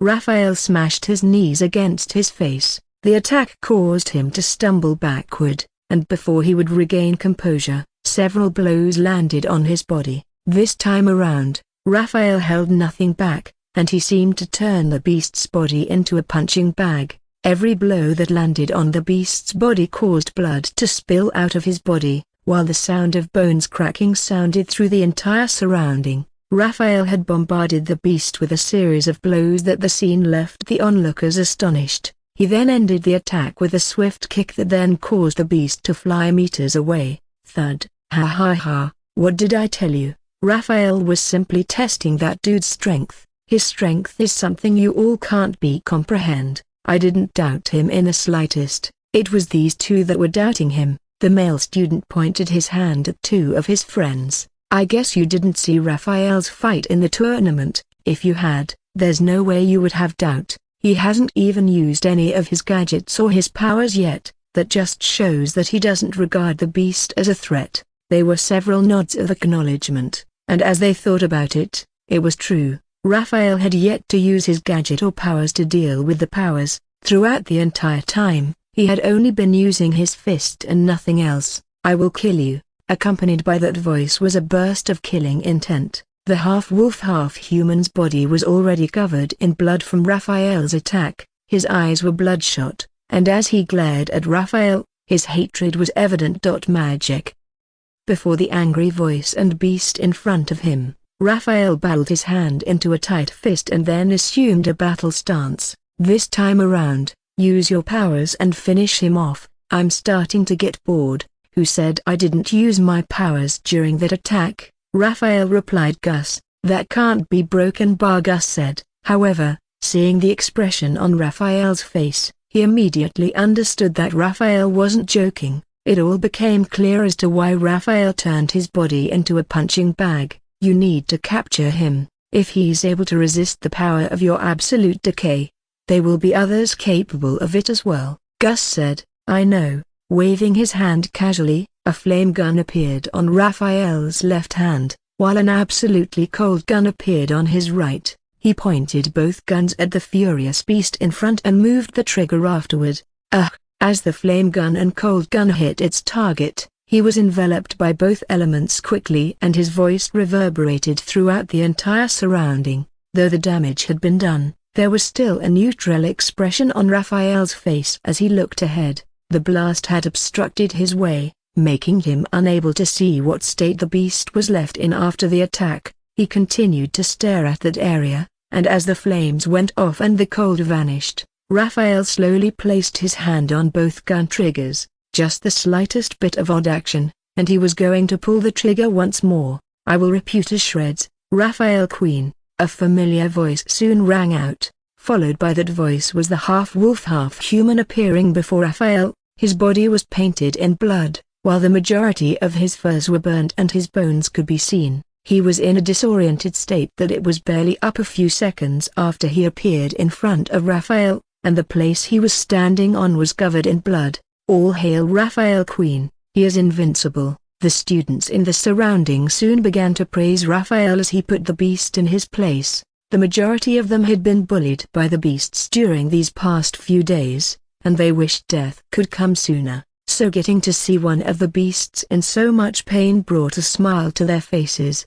Now, if they were to die, a smile would hang on their faces. Shut up, the half-wolf half-human yelled. He was angered by the smile and the delighted expression on the faces of the humans in front of him. Ha ha ha, a dead man wants me to shut the hell up. Why don't you come shut it up yourself, you son of a bitch? That's right, I called you a bitch. The person who spoke was one of the students who had suffered at the hands of the beasts. A day ago, he would have cowered in the face of the beast, but as Raphael stood close to him, he was confident that no harm would befall him regardless of what he said. His belief was the beast wouldn't be able to hurt him with Raphael around. As for their future plan, he already intended to follow Raphael wherever he went after this fight. When Raphael heard the youth, he raised an eyebrow and turned towards him. He didn't know whether to find the youth courageous or just stupid. The half-wolf half-human was naturally stunned when he heard youth from a young age. There had not been anyone who dare speak to him that way,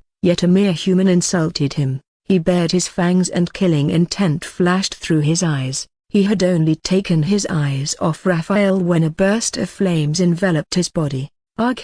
The anguished voice of the beast increased as after pulling the trigger of the flames gun, Raphael did the same to the cold gun. Both guns continued to wreak havoc on his body, but after a few minutes, his voice quietened and the flames and cold vanished. Was the wary feeling you felt from him because of his indestructible? Gus asked with its eyes glued to the beast in front. Despite the attack caused by both guns, the beast was still standing on his 2 feet, and apart from the blood that continued to increase, there was no other significant damage that was done by the guns. That's not it, Raphael replied. There is still something I'm yet to realize about him, he added. The onlookers were in absolute delight as they watched the beast's body covered in blood. Some had even begun to celebrate as it was only a matter of time before the beast would perish. Among the onlookers, it was only a handful of them who began to realize that the battle wasn't what it seemed to be. Judging from their state, it clearly seemed like Raphael was the one who had the upper hand, but being observant made them know that none of the attacks that were delivered to the beast dealt serious damage to him. Sure enough, there were screams and blood around his body, That was all. The beast was perfectly fine. "You can't kill me, Raphael," the beast said in a confident voice. "You're quite foolish, don't you think? If your power is unable to leave a scratch on my body, what makes you think those pesky guns will do any better?" Raphael remained silent, hearing the beast. His silence caused a change in the expression of the people in the surrounding. They stared at one another, hoping someone would clarify them on what was going on. The beast is right. None of Raphael's attack has really harmed him. "What about the blood and the screams?" someone asked. "He still feels pain, but I believe that's all. Do not let the blood fool you, he is perfectly all right." Those who had begun to celebrate Raphael's victory paused. Likewise, the one who had been insulting the beast. There were beads of sweat all over their back, and as they made eye contact with the beast they lowered their heads. "Ha ha ha." The beast burst into laughter when he saw the look on their faces. "You've lost hope in your hero, or what is it you humans call it, but that's only natural when you encounter someone like yours truly. And as for you, Raphael, why don't we put an end to these shenanigans? I have a woman to feast on and 12 bodies to scourge," the beast said with excitement in his tone. As the battle took a turn, the people in the surrounding began to leave. They lowered their heads and cowardly ran before the beast would descend on them. Only a few people were left in the surrounding. "You're right," Raphael said calmly. "Let's put an end to these shenanigans." "Good. Now how would like to die? Should I rip your throats out, drain you of every blood until you're left with nothing, or should I rip your heart along with every intestine in your body?" The beast placed his hand on his chin, pondering about which way he would go about Raphael's demise. "You know what, I chose 3 of them," he announced. A smirk soon formed on his face, and followed by a pass of a breath, he moved. Raphael steadied himself, and as the beast launched forward, he dashed towards him. With the beast clenching his hand into a tight fist, he struck out a forced punch. Sensing the power that was contained in that blow, the hair on Raphael's body stood on the end. He clenched his hand into a tight fist and sent forward a punch. When compared to the beast's punch, Raphael's blow was rather light, but the extent of its power was unfathomable. "Oh!" Followed by the multiple sounds of bone cracks, the painful voice of the beast rang out. His hand, which collided with Raphael's, was bent, and he spat a mouthful of blood soon after. Staggering several steps backward, there was fear visibly according to the beast. While the previous attack had dealt no significant damage, this was massive. How can this be possible?" he muttered, seeing the deterioration that occurred briefly after the attack. It was first his hand that turned into ashes, then soon enough every part of his body began to break down. It didn't even take a blink of an eye for his heart and the rest of his existence to be wiped off. Even the ashes of his body were no longer visible. Raphael stared at the previous place the beast was. "Shit, now I can never know what was wrong with him." He placed his hand on his face and then shook his head in disappointment. "I need to learn how to control this power if I want some answer," he said in a soft voice. Then, ignoring the looks of the people in the surrounding, he slowly walked into the building. "The whole fighting has made me hungry. You should cook some buffalo wings for me once we get in. I already have enough wings preserved, so just do your thing, while I wait. And please be fast, don't keep me waiting for too long," Gus said as they opened the door to the building. Meanwhile, once Raphael stepped into the building, the 4 who stayed behind stumbled to the ground. They stared at one another seemingly frightened by what they had just witnessed. With one punch, Raphael completely erased someone from the world. His ashes weren't even left. "Do not offend Raphael, Queen." The 4 of them arrived at that conclusion instantly. Magic. The event that occurred became known very quickly to both the humans and the beasts in the city. The beasts and the humans in the area quietened. Neither one of them wanted to displease Raphael in any way. "Are you sure this is the place?" "Yes, it is." 2 figures stood precisely on the ground the beast perished. Their gaze wandered around the area and one of them spoke. "Do you think he has attained that rank, honors, number?" He replied, "But I don't think he's far from it. The directors of the academy won't have sent him to this place if he had attained that rank." Honors added with a straight face, The tall ostrich beside Anna's frowned. We need to be careful if we are going to keep an eye on him. If Raphael is that strong, then we need to readdress the situation with the others. A nod came from Anna's after the ostrich spoke.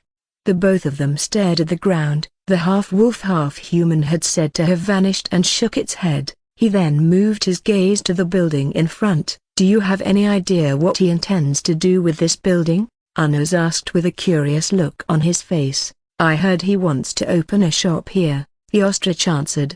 Supposedly, if Raphael was here, he would have recognized the two beasts as one of the representatives of the big three in the city. The abnormally tall ostrich and Anna's was the four-armed ape with a very muscular frame. A broken bar. You need to work seriously on your cooking, Raphael. You can have all the power in the world, but if your cooking is awful, you have failed as an individual, said Gus. Even though Gus complained about the meal on the table, it still continues to feast on the wings. However, as it ate the buffalo wings, it shook its head repeatedly and the complaint continued. Seriously, if I have to eat this with you while we are here, I might as well kill myself. So, before that happens, I expect you to watch some MeTube and learn how this is done properly. Raphael raised an eyebrow as he stared at the owl in front of him. If eyes could kill, there was no doubt that Gus would have died numerous times. What baffled Raphael the most was, if the wings were that bad, why continue to eat? It was really bold and ridiculous that not only did the owl eat the wings one after the other, but it also didn't spare any of the bones. We are broken, bar, Gus uttered. Its stomach had already become twice the size of its body. When it saw there were still a few buffalo wings in front of Raphael, an excited expression appeared on its face instantly. It appeared in front of Raphael, not staring at the person in front but inside. Its eyes were fixed on the wings below. Are you still eating this? Raphael knitted his brows when he heard the owl. Though it seemed like Gus was asking a question, he could tell that whatever reply he chose, Gus would still have its way. There was no point arguing with the owl when it came to food, especially when it was buffalo wings. He slowly pushed the plate to Gus's front, causing the expression on the owl's face to light up. Gus then dragged the plate over to its side and began to latch onto the wings. I don't want this to go to waste. That's why I'm eating this. If not, there's no way I will continue to eat this. But seriously, you screwed up, Raphael. I can't believe you lost two good women who could cook buffalo wings for me. At least keep one of them. Now look, I'm stuck with you here. Sometimes all you think about is yourself. The complaint didn't stop there, it continued, but when Gus began to bring in Eliza and Aurora, Raphael left the table quickly. He had to, or else instead of a plate of buffalo wings he would have a plate of owl wings on the table. Good. Go watch MeTube and learn how to make proper buffalo wings. If Raphael didn't know better, he would have assumed there was something wrong with the buffalo wings the way Gus complained about it, but he ate the wings, and there was seriously nothing wrong with it. It might have been more spicy than usual, but that was all. He ignored Gus's complaints and walked to the gadget room. The gadget room was where he kept most of his gadgets. And unlike his gadget room in Dale City, which stored a majority of his gadgets, the gadget room in New Age City was rather empty. Raphael stared at the empty cabinet and shelves in the room for a few seconds and moved towards one of the cabinets. He placed his hand inside the cabinet and a white ball appeared. The ball had lightning coiling around its body, and when it was let out of the ring it began to spin. I will leave Gus to name you, Raphael said with a smile on his face. Though every gadget was unique in its own way, the ball was one of Raphael's favorites. While wasn't the strongest or the weakest among the gadgets he had created, the ball was the one that had evolved the most. Magic. It started from a lightning throw to a lightning burst, then a lightning web, and finally a rain of lightning. After the fourth evolution, Raphael hadn't placed much attention on the ball, or else he would have taken it up to the fifth evolution. After placing the ball in the cabinet, Raphael placed another one by its side. He didn't dwell that much on the gadget, as it was an experimented gadget. It would of course still be sold for millions on the market, but Raphael considered it a failure nonetheless. More and more gadgets were soon placed inside the cabinet, and when he had filled the whole cabinet in the room, he moved over to the shelves, Sometimes later, Raphael stood in the middle of the room. He stared at the gadget in the room, and the smile on his face couldn't help but widen. He found extreme joy in staring at the gadget in the room that he didn't mind spending a whole day just with them. It was all fun creating each one of you, but for the greater good, I'm going to have to let you go, Raphael said in a soft voice. Did you hear? Raphael has invited everyone, both beasts and humans in the city, to come to the opening of his shop.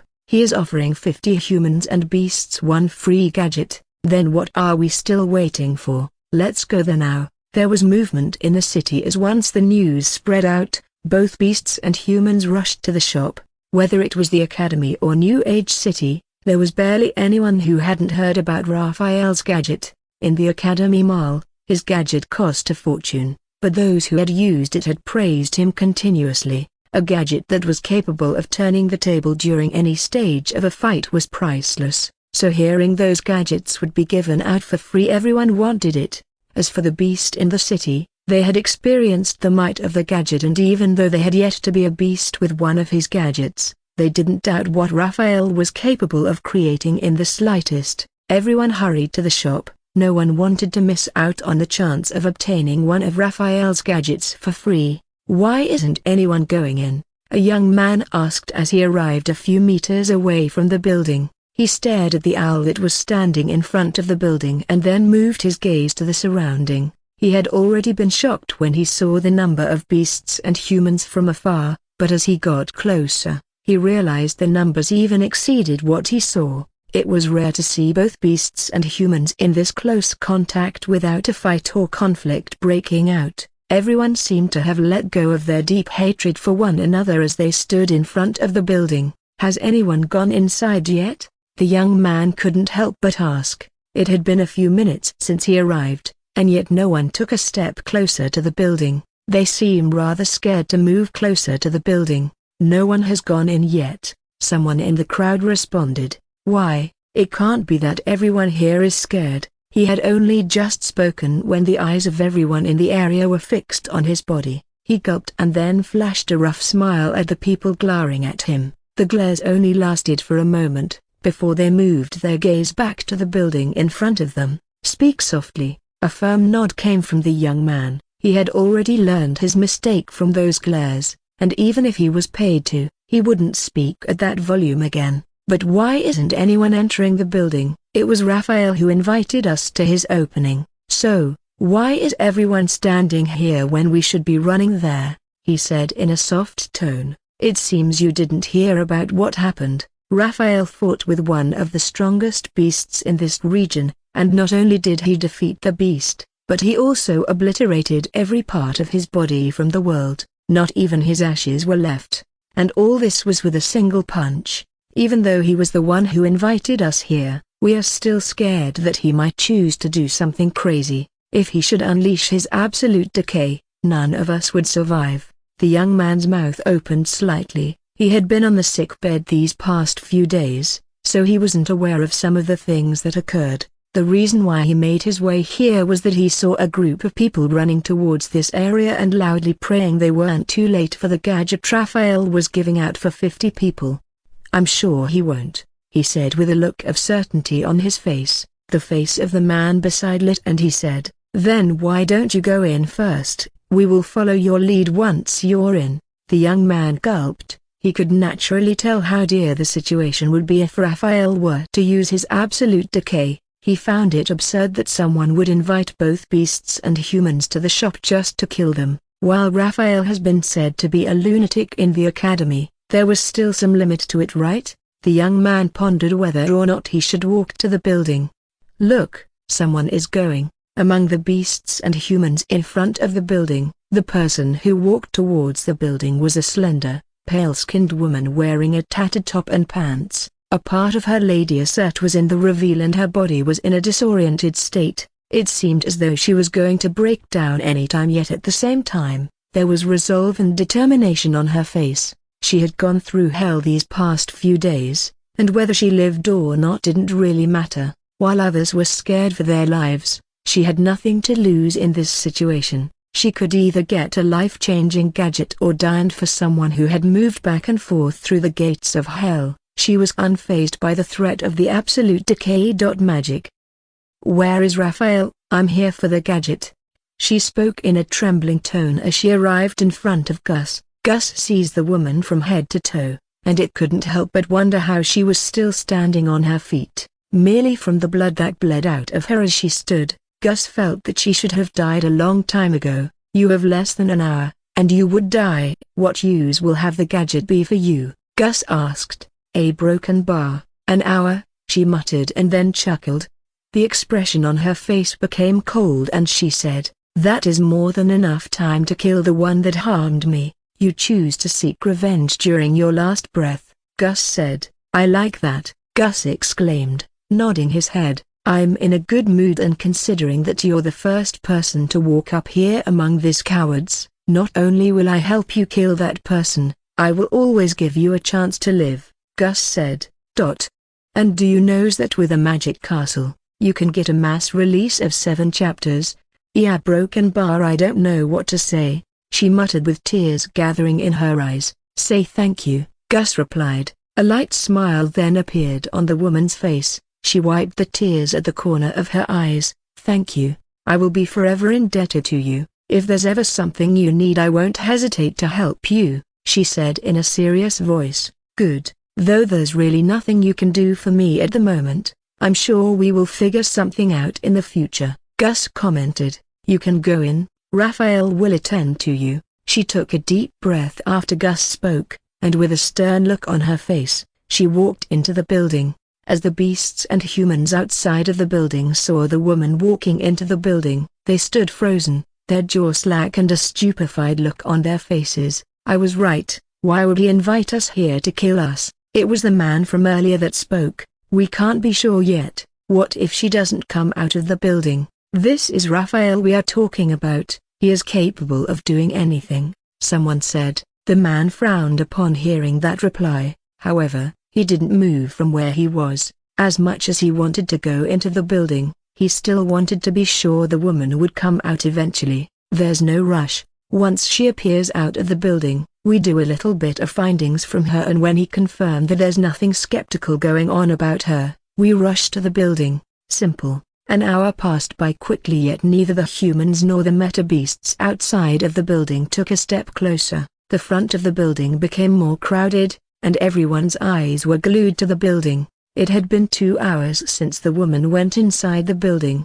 and she still hadn't stepped out of the building. It caused the beasts and humans in the surroundings to develop a wary feeling about the situation they were in, and even though they could leave before the situation took a turn, they somehow hoped within that Raphael didn't call them here to kill them, and instead he really intended to offer 50 gadgets to humans and beasts. "Is there anything we were not told? Isn't it just to take a gadget inside the building and come out? What is taking that woman so long? She might have died." As time passed by, gradually the beasts and humans arrived at different theories on what could have happened to the woman. They continued to speak to themselves, and it became difficult to believe that they were foes. "Someone is coming." A broken bar. The area settled immediately, with everyone moving their gaze to the building. It took only a few seconds, and their eyes widened as they saw the figure that stepped outside the building. A woman with black cascading hair down her back loose in waves.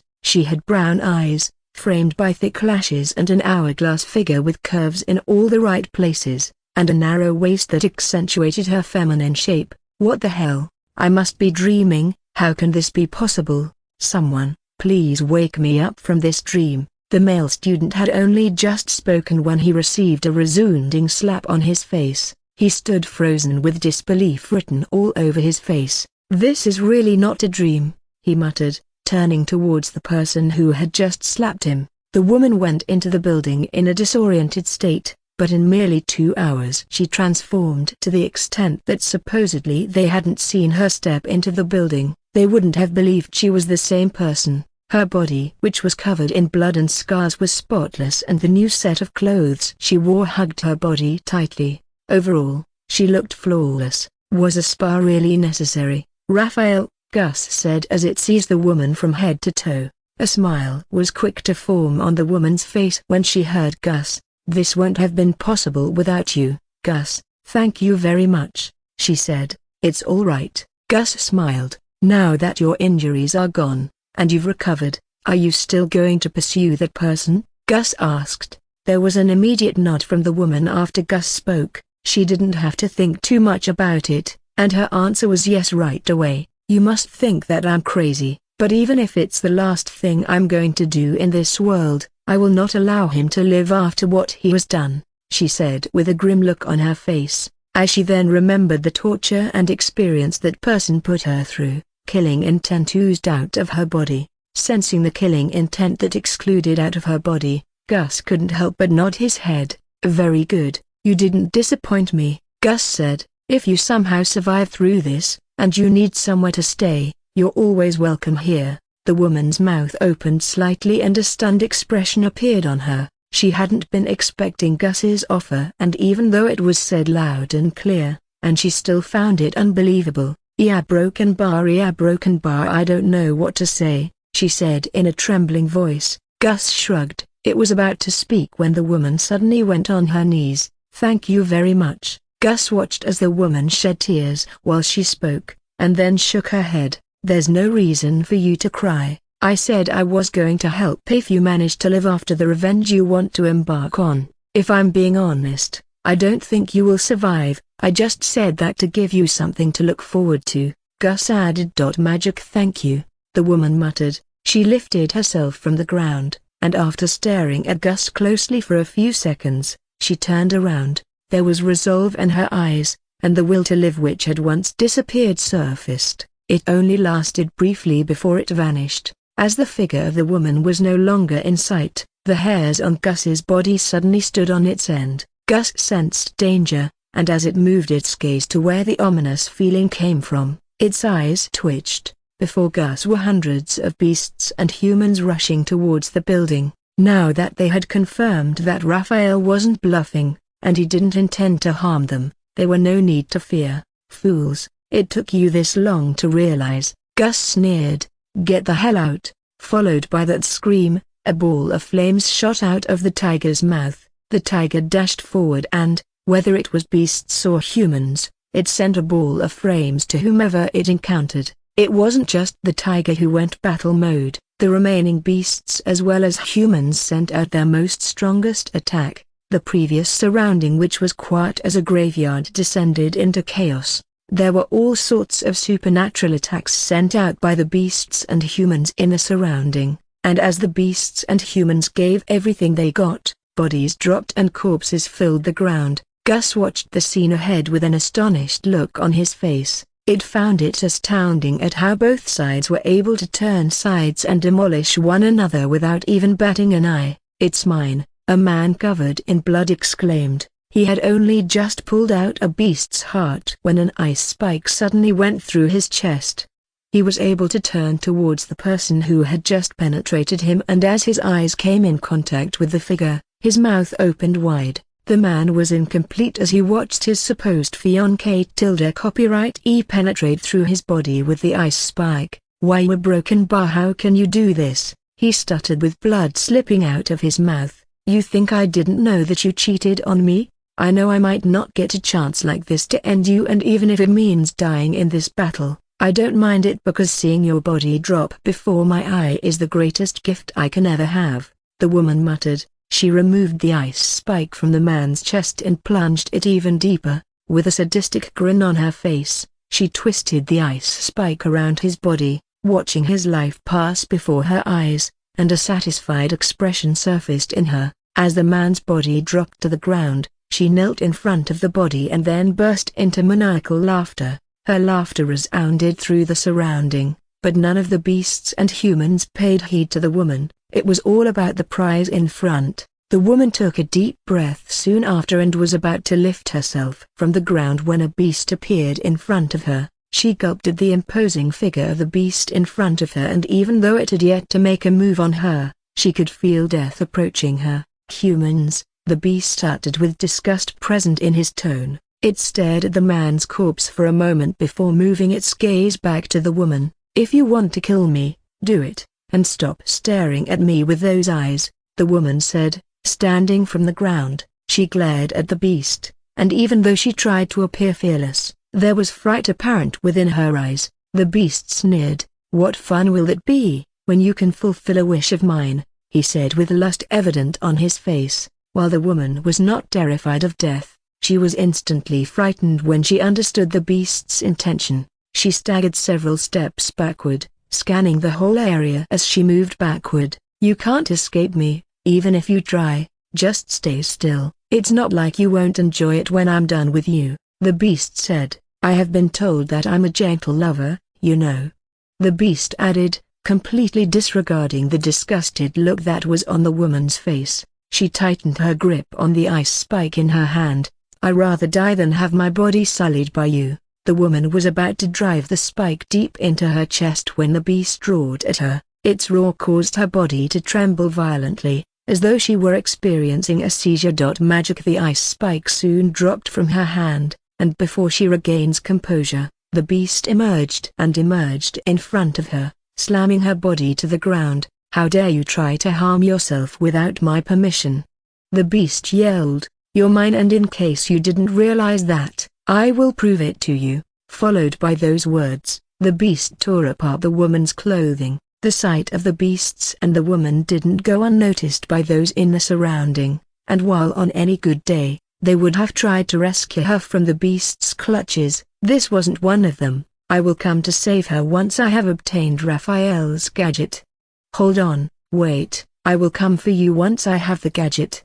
The majority of the humans in the area swore inwardly that they'd come for the woman once they had obtained the gadget. The main priority was to be part of the 50 people who would obtain the gadget. "Damn beasts, now isn't the time for this. We have all the time in the world to toy with this woman," a beast in battle with a human exclaimed as he saw the beast dealing with the woman. "Why, you son of a bitch," the beasts cursed, seeing how the other beast didn't respond to him, and instead continued to deal with the woman. Every layer of clothes that the beast ripped from the woman caused tears to gush out of her eyes, and those tears brought great satisfaction to the sadistic beasts. He licked the tear on her face. "Your struggle only turns me on, by the way," the beast said, as the beast tore apart the last layer of clothing on the woman's body. Her screams got louder. She tried to break free of the grasp, but regardless of the effort she put in, it was all fruitless before the monstrous strength of the beasts.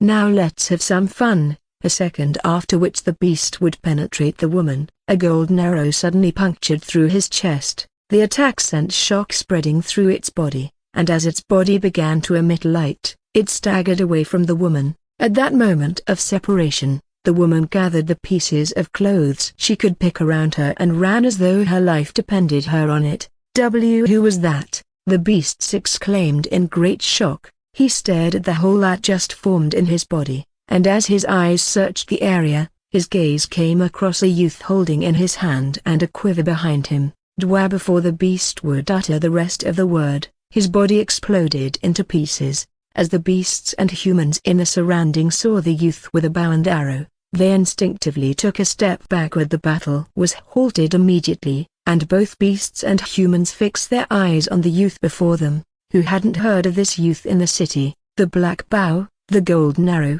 and the man always clad in black. His ruthlessness was like nothing ever seen, and whether it was human or beast, he destroyed anyone who obstructed his path. "Dwayne, a broken bar, what are you doing here?" someone asked the question that was on everyone's mind. Dwayne looked at the person who spoke. "I'm here for the same reason you're here," he replied, moving his gaze to the building. Meanwhile, the beasts and humans exchanged looks when they heard Dwayne. At first, they wondered if they had misheard, but the serious expression on his face dispelled that notion.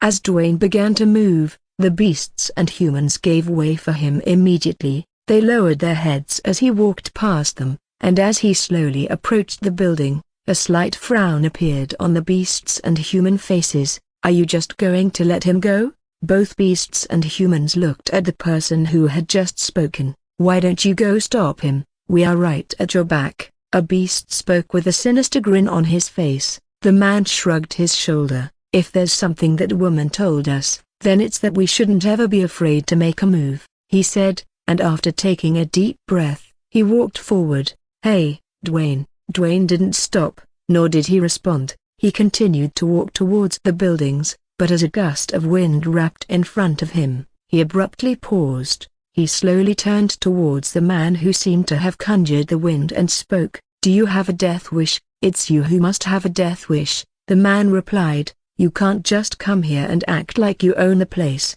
If you want to walk into the building, you have to earn it." Dwayne's lips curled inwardly after the man spoke. "Oh really?" He shifted his bow to his right hand. The man steadied, determined not to show any fear. He turned towards the beasts and humans on his side to see if they would offer a helping hand, but as they took their gaze from him, he sneered. "A lot of people have died to earn that spot. You can't just walk your way to the building all because people fear you, and you're one of the students in the elite division. Magic. That's unacceptable." Before the man would complete his words, an arrow penetrated into his body. He slowly moved his gaze to his chest, which had just been punctured, and he vomited a mouthful of blood. The hole in his chest continued to expand rapidly after the shot, and before he could even comprehend what was happening, a massive hole had formed in his chest. The expression on his face was filled with disbelief, and in a rather slow motion, he went on his knees before then stumbling to the ground.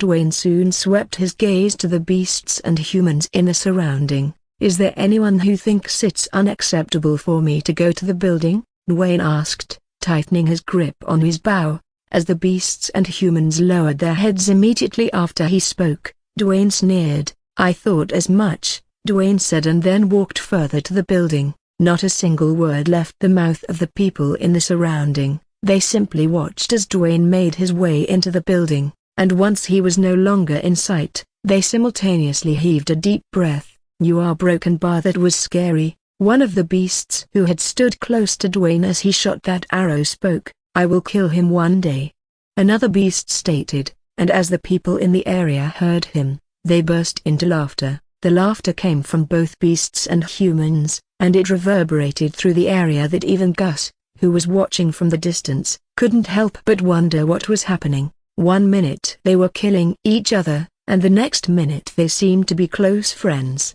After a few minutes of mockery, the laughter died down, and as both sides stared at one another, killing intent exploded from their body. It only took 3 seconds and the battle escalated. This time around it was even more brutal as they created a pool of blood while the bodies of both humans and beasts rolled on the ground. Meanwhile, as Dwayne stepped into the building, he was directed to an elevator that took him to a floor in the building. As he then walked out of the elevator, he arrived at a luxurious space that was filled with gadgets. Dwayne's eyes widened in shock as he took in the multitude of gadgets in the room. The sheer number of them was overwhelming, and the more he looked, the more he realized that each one was more terrifying than the last. His gaze wandered from the floating orb that crackled with electricity to the long sword that was etched with intricate patterns along its blade. He saw a set of throwing knives, each one glinting dangerously in the dim light of the room,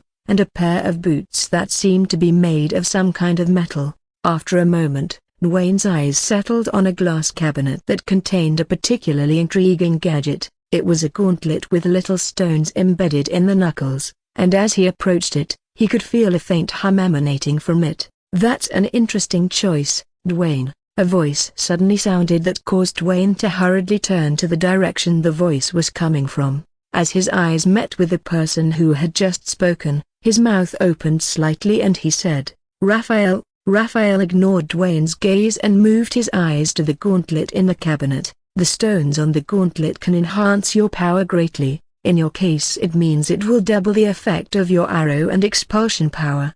Raphael cautiously reached into the cabinet and extracted the gauntlet with deliberate slowness. His face remained neutral as he held it out to Dwayne. "Here, take it." Dwayne fixed his gaze on Raphael, eyes flickering to the gauntlet for a brief moment before returning to the man in front of him. "Why are you doing all this?"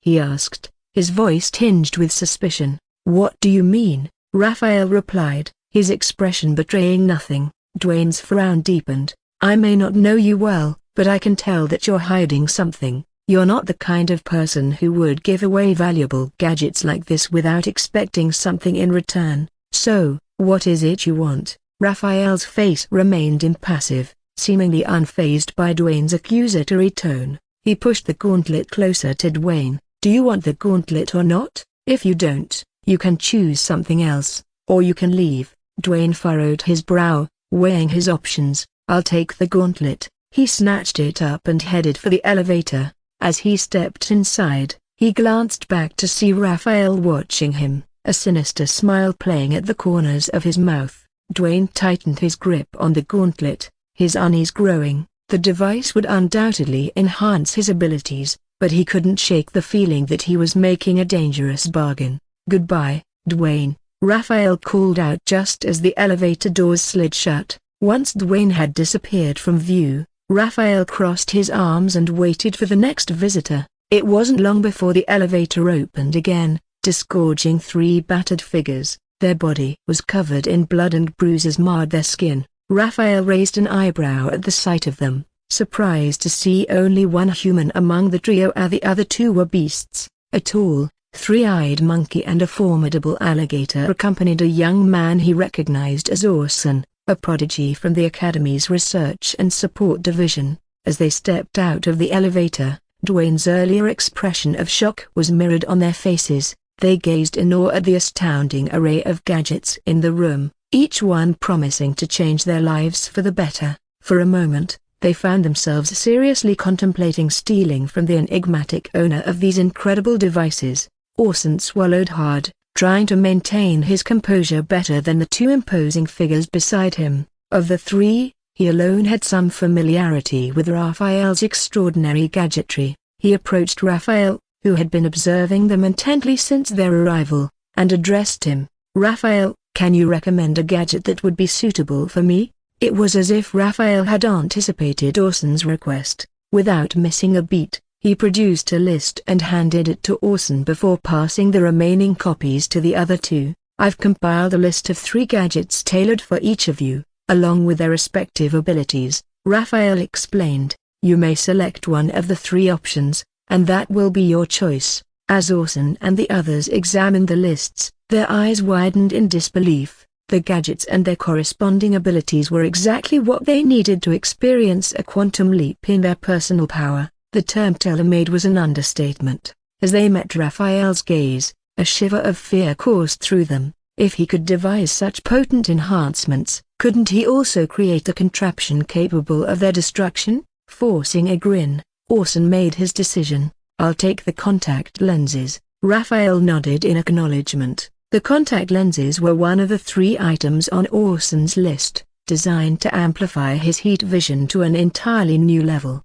Already a formidable force within the Research and Support Division, this enhancement would propel Orson's abilities to rival some of the strongest members of the Academy. Raphael then turned his attention to the 3-eyed monkey and the alligator, his expression making it clear that he expected their choices as well. Without hesitation, they spoke. I'll choose the body armor. I want the body training gadget. The voices of the 3-eyed monkey and the alligator echoed in the room. Magic as the beasts uttered their first words, Raphael strode toward the cabinet that dominated one side of the room. His movements were fluid and precise, as if he'd performed this ritual countless times. With a deft hand, he removed a small box from one compartment, a well-worn book from another, and finally, he reached into the depths of a 3rd cabinet to retrieve a black armor. Orson and the beasts could barely contain their excitement. Anticipation etched across their faces.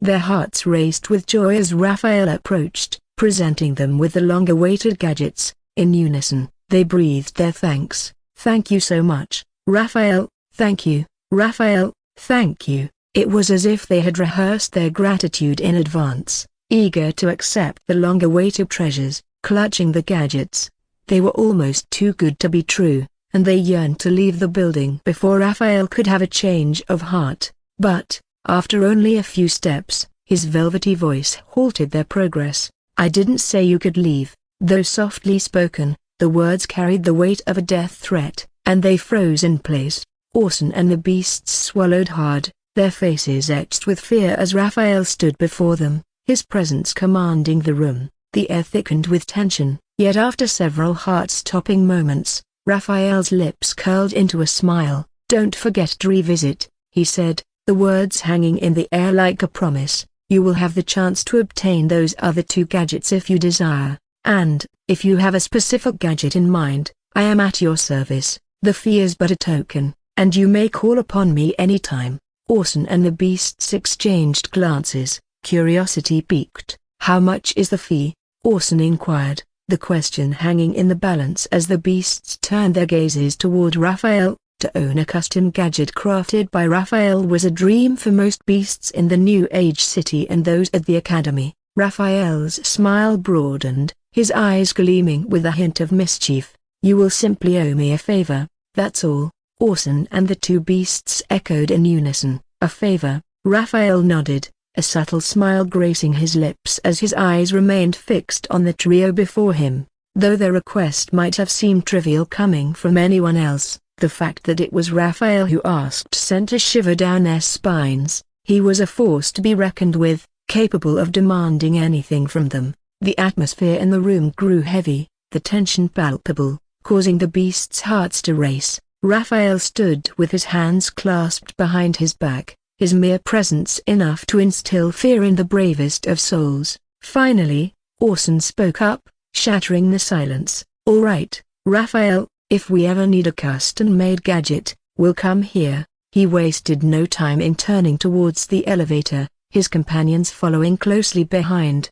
As the elevator doors closed, sealing them off from Raphael's unnerving presence, the 3-eyed monkey turned to Orson and asked, "Is he always like that?" The alligator also swiveled its gaze towards Orson, who, despite having left the building, was still shaking uncontrollably. Some time later, Orson and the beasts emerged from the building, their hearts pounding in their chests. As soon as they stepped outside, they mustered every ounce of strength in their bodies and sprinted away as if their lives depended on it. Both humans and beasts fought to enter the building, while others lurked outside, waiting to prey on those who managed to secure one of Raphael's prized gadgets. The moment Orson and the beasts exited the building, they were pursued by a horde of would-be thieves, eager to snatch their valuable acquisitions. Chaos erupted, and the scene outside devolved into a bloody melee. Bystanders watched from a safe distance, their expressions a mix of awe and horror. They understood the immense value of Raphael's creations, but they couldn't help but wonder if the bloodshed was truly worth it. As the death count of both humans and beasts dwindled, it became increasingly easier for the most cunning and powerful among them to enter the building. However, with the growing number of entrants, the struggle grew fiercer as they knew there was a limit. Once 50 individuals had entered, there would be no more gadgets. Both humans and beasts had witnessed the elation on the faces of those who had obtained a gadget from the building. Their beaming smiles left no doubt that these devices were life-changing. "Please, let me go inside," a young man pleaded, tears streaming down his face as a beast dragged him away from the entrance. His dream of acquiring Raphael's gadget was brutally shattered just as he was within reach. The beast's grip on his leg tightened, crushing his bones as it pulled him from the doorway. Once it had dragged him far enough, the creature tossed him into the air, opening its massive jaws to swallow him whole. The sound of flesh and bone being crushed filled the air, and within seconds, the young man was in the beast's belly.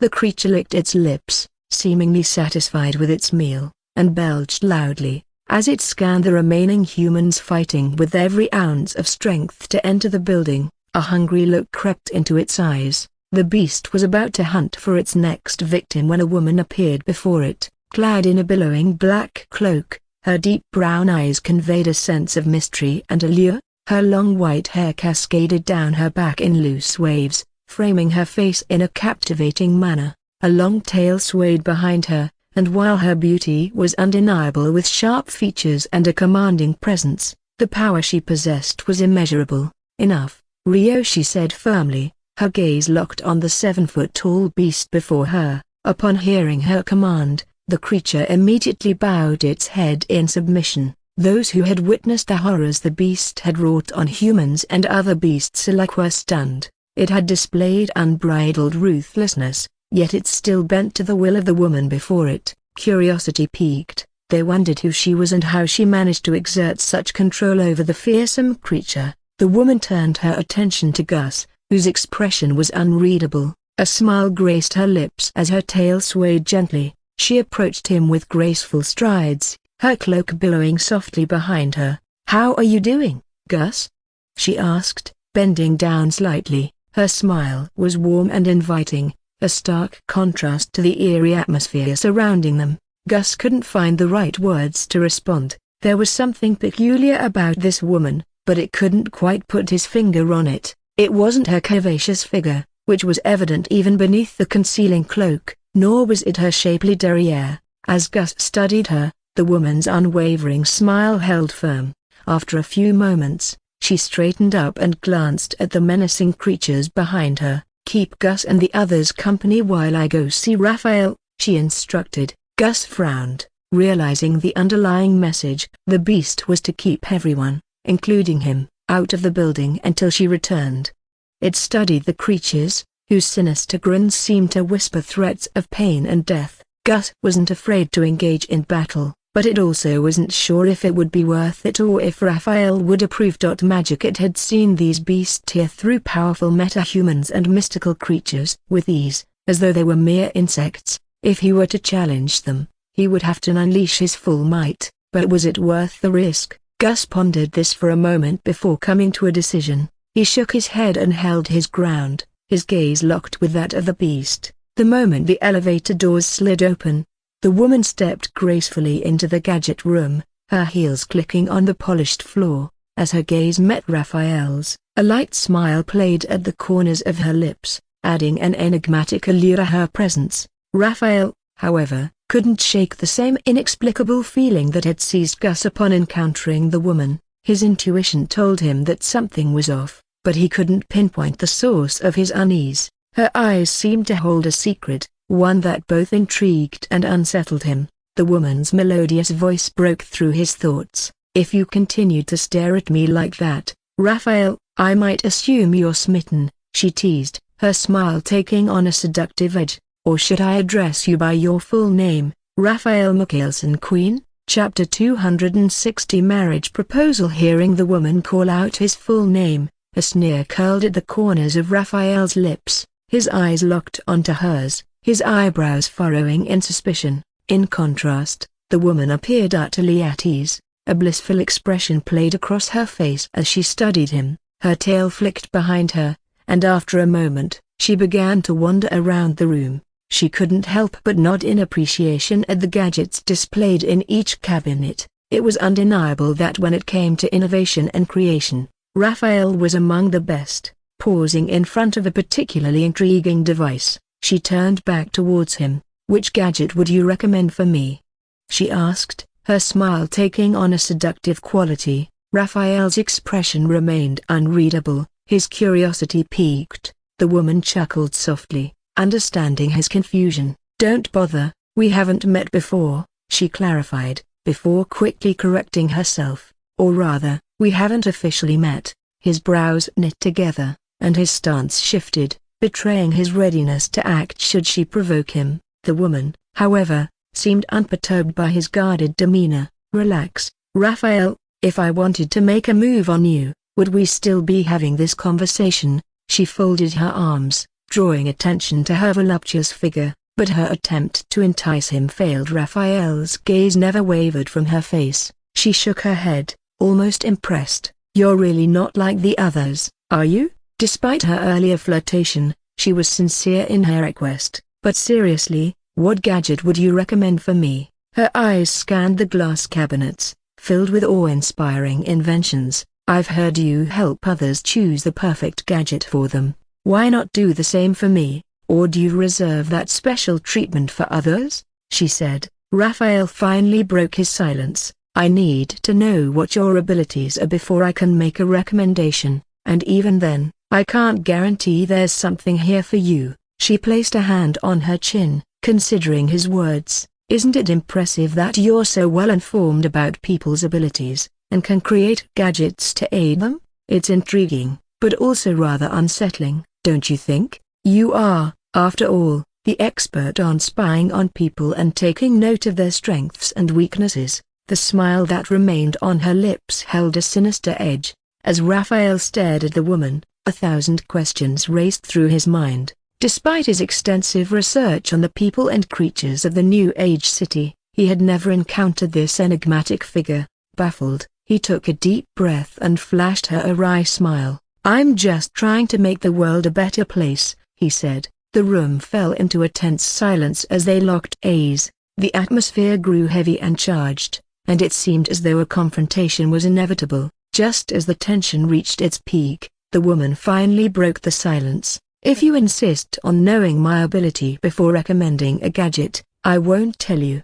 I'll show you," she said. In the space of a heartbeat, Raphael found himself stepping closer to her. Dropping to one knee, he looked into her eyes and asked, "Will you marry me?" The words left his mouth before he could process them. Startled, he shook his head and scrambled to his feet, putting distance between them. His expression was one of confusion as he muttered, "Mind control." The woman nodded, a satisfied smile spreading across her face as she reveled in his shock. "Mind control is just one of my powers," she confided. "Now that you know, what gadget do you recommend?" "I want something exceptional," she added, clapping her hands in excitement at the prospect of a device that would enhance her mind control abilities. Raphael walked to a glass cabinet, opened it, and retrieved a small, glittering black stone. As he brought it closer to the woman, she noticed tiny cracks etched across its surface, adding an air of mystery.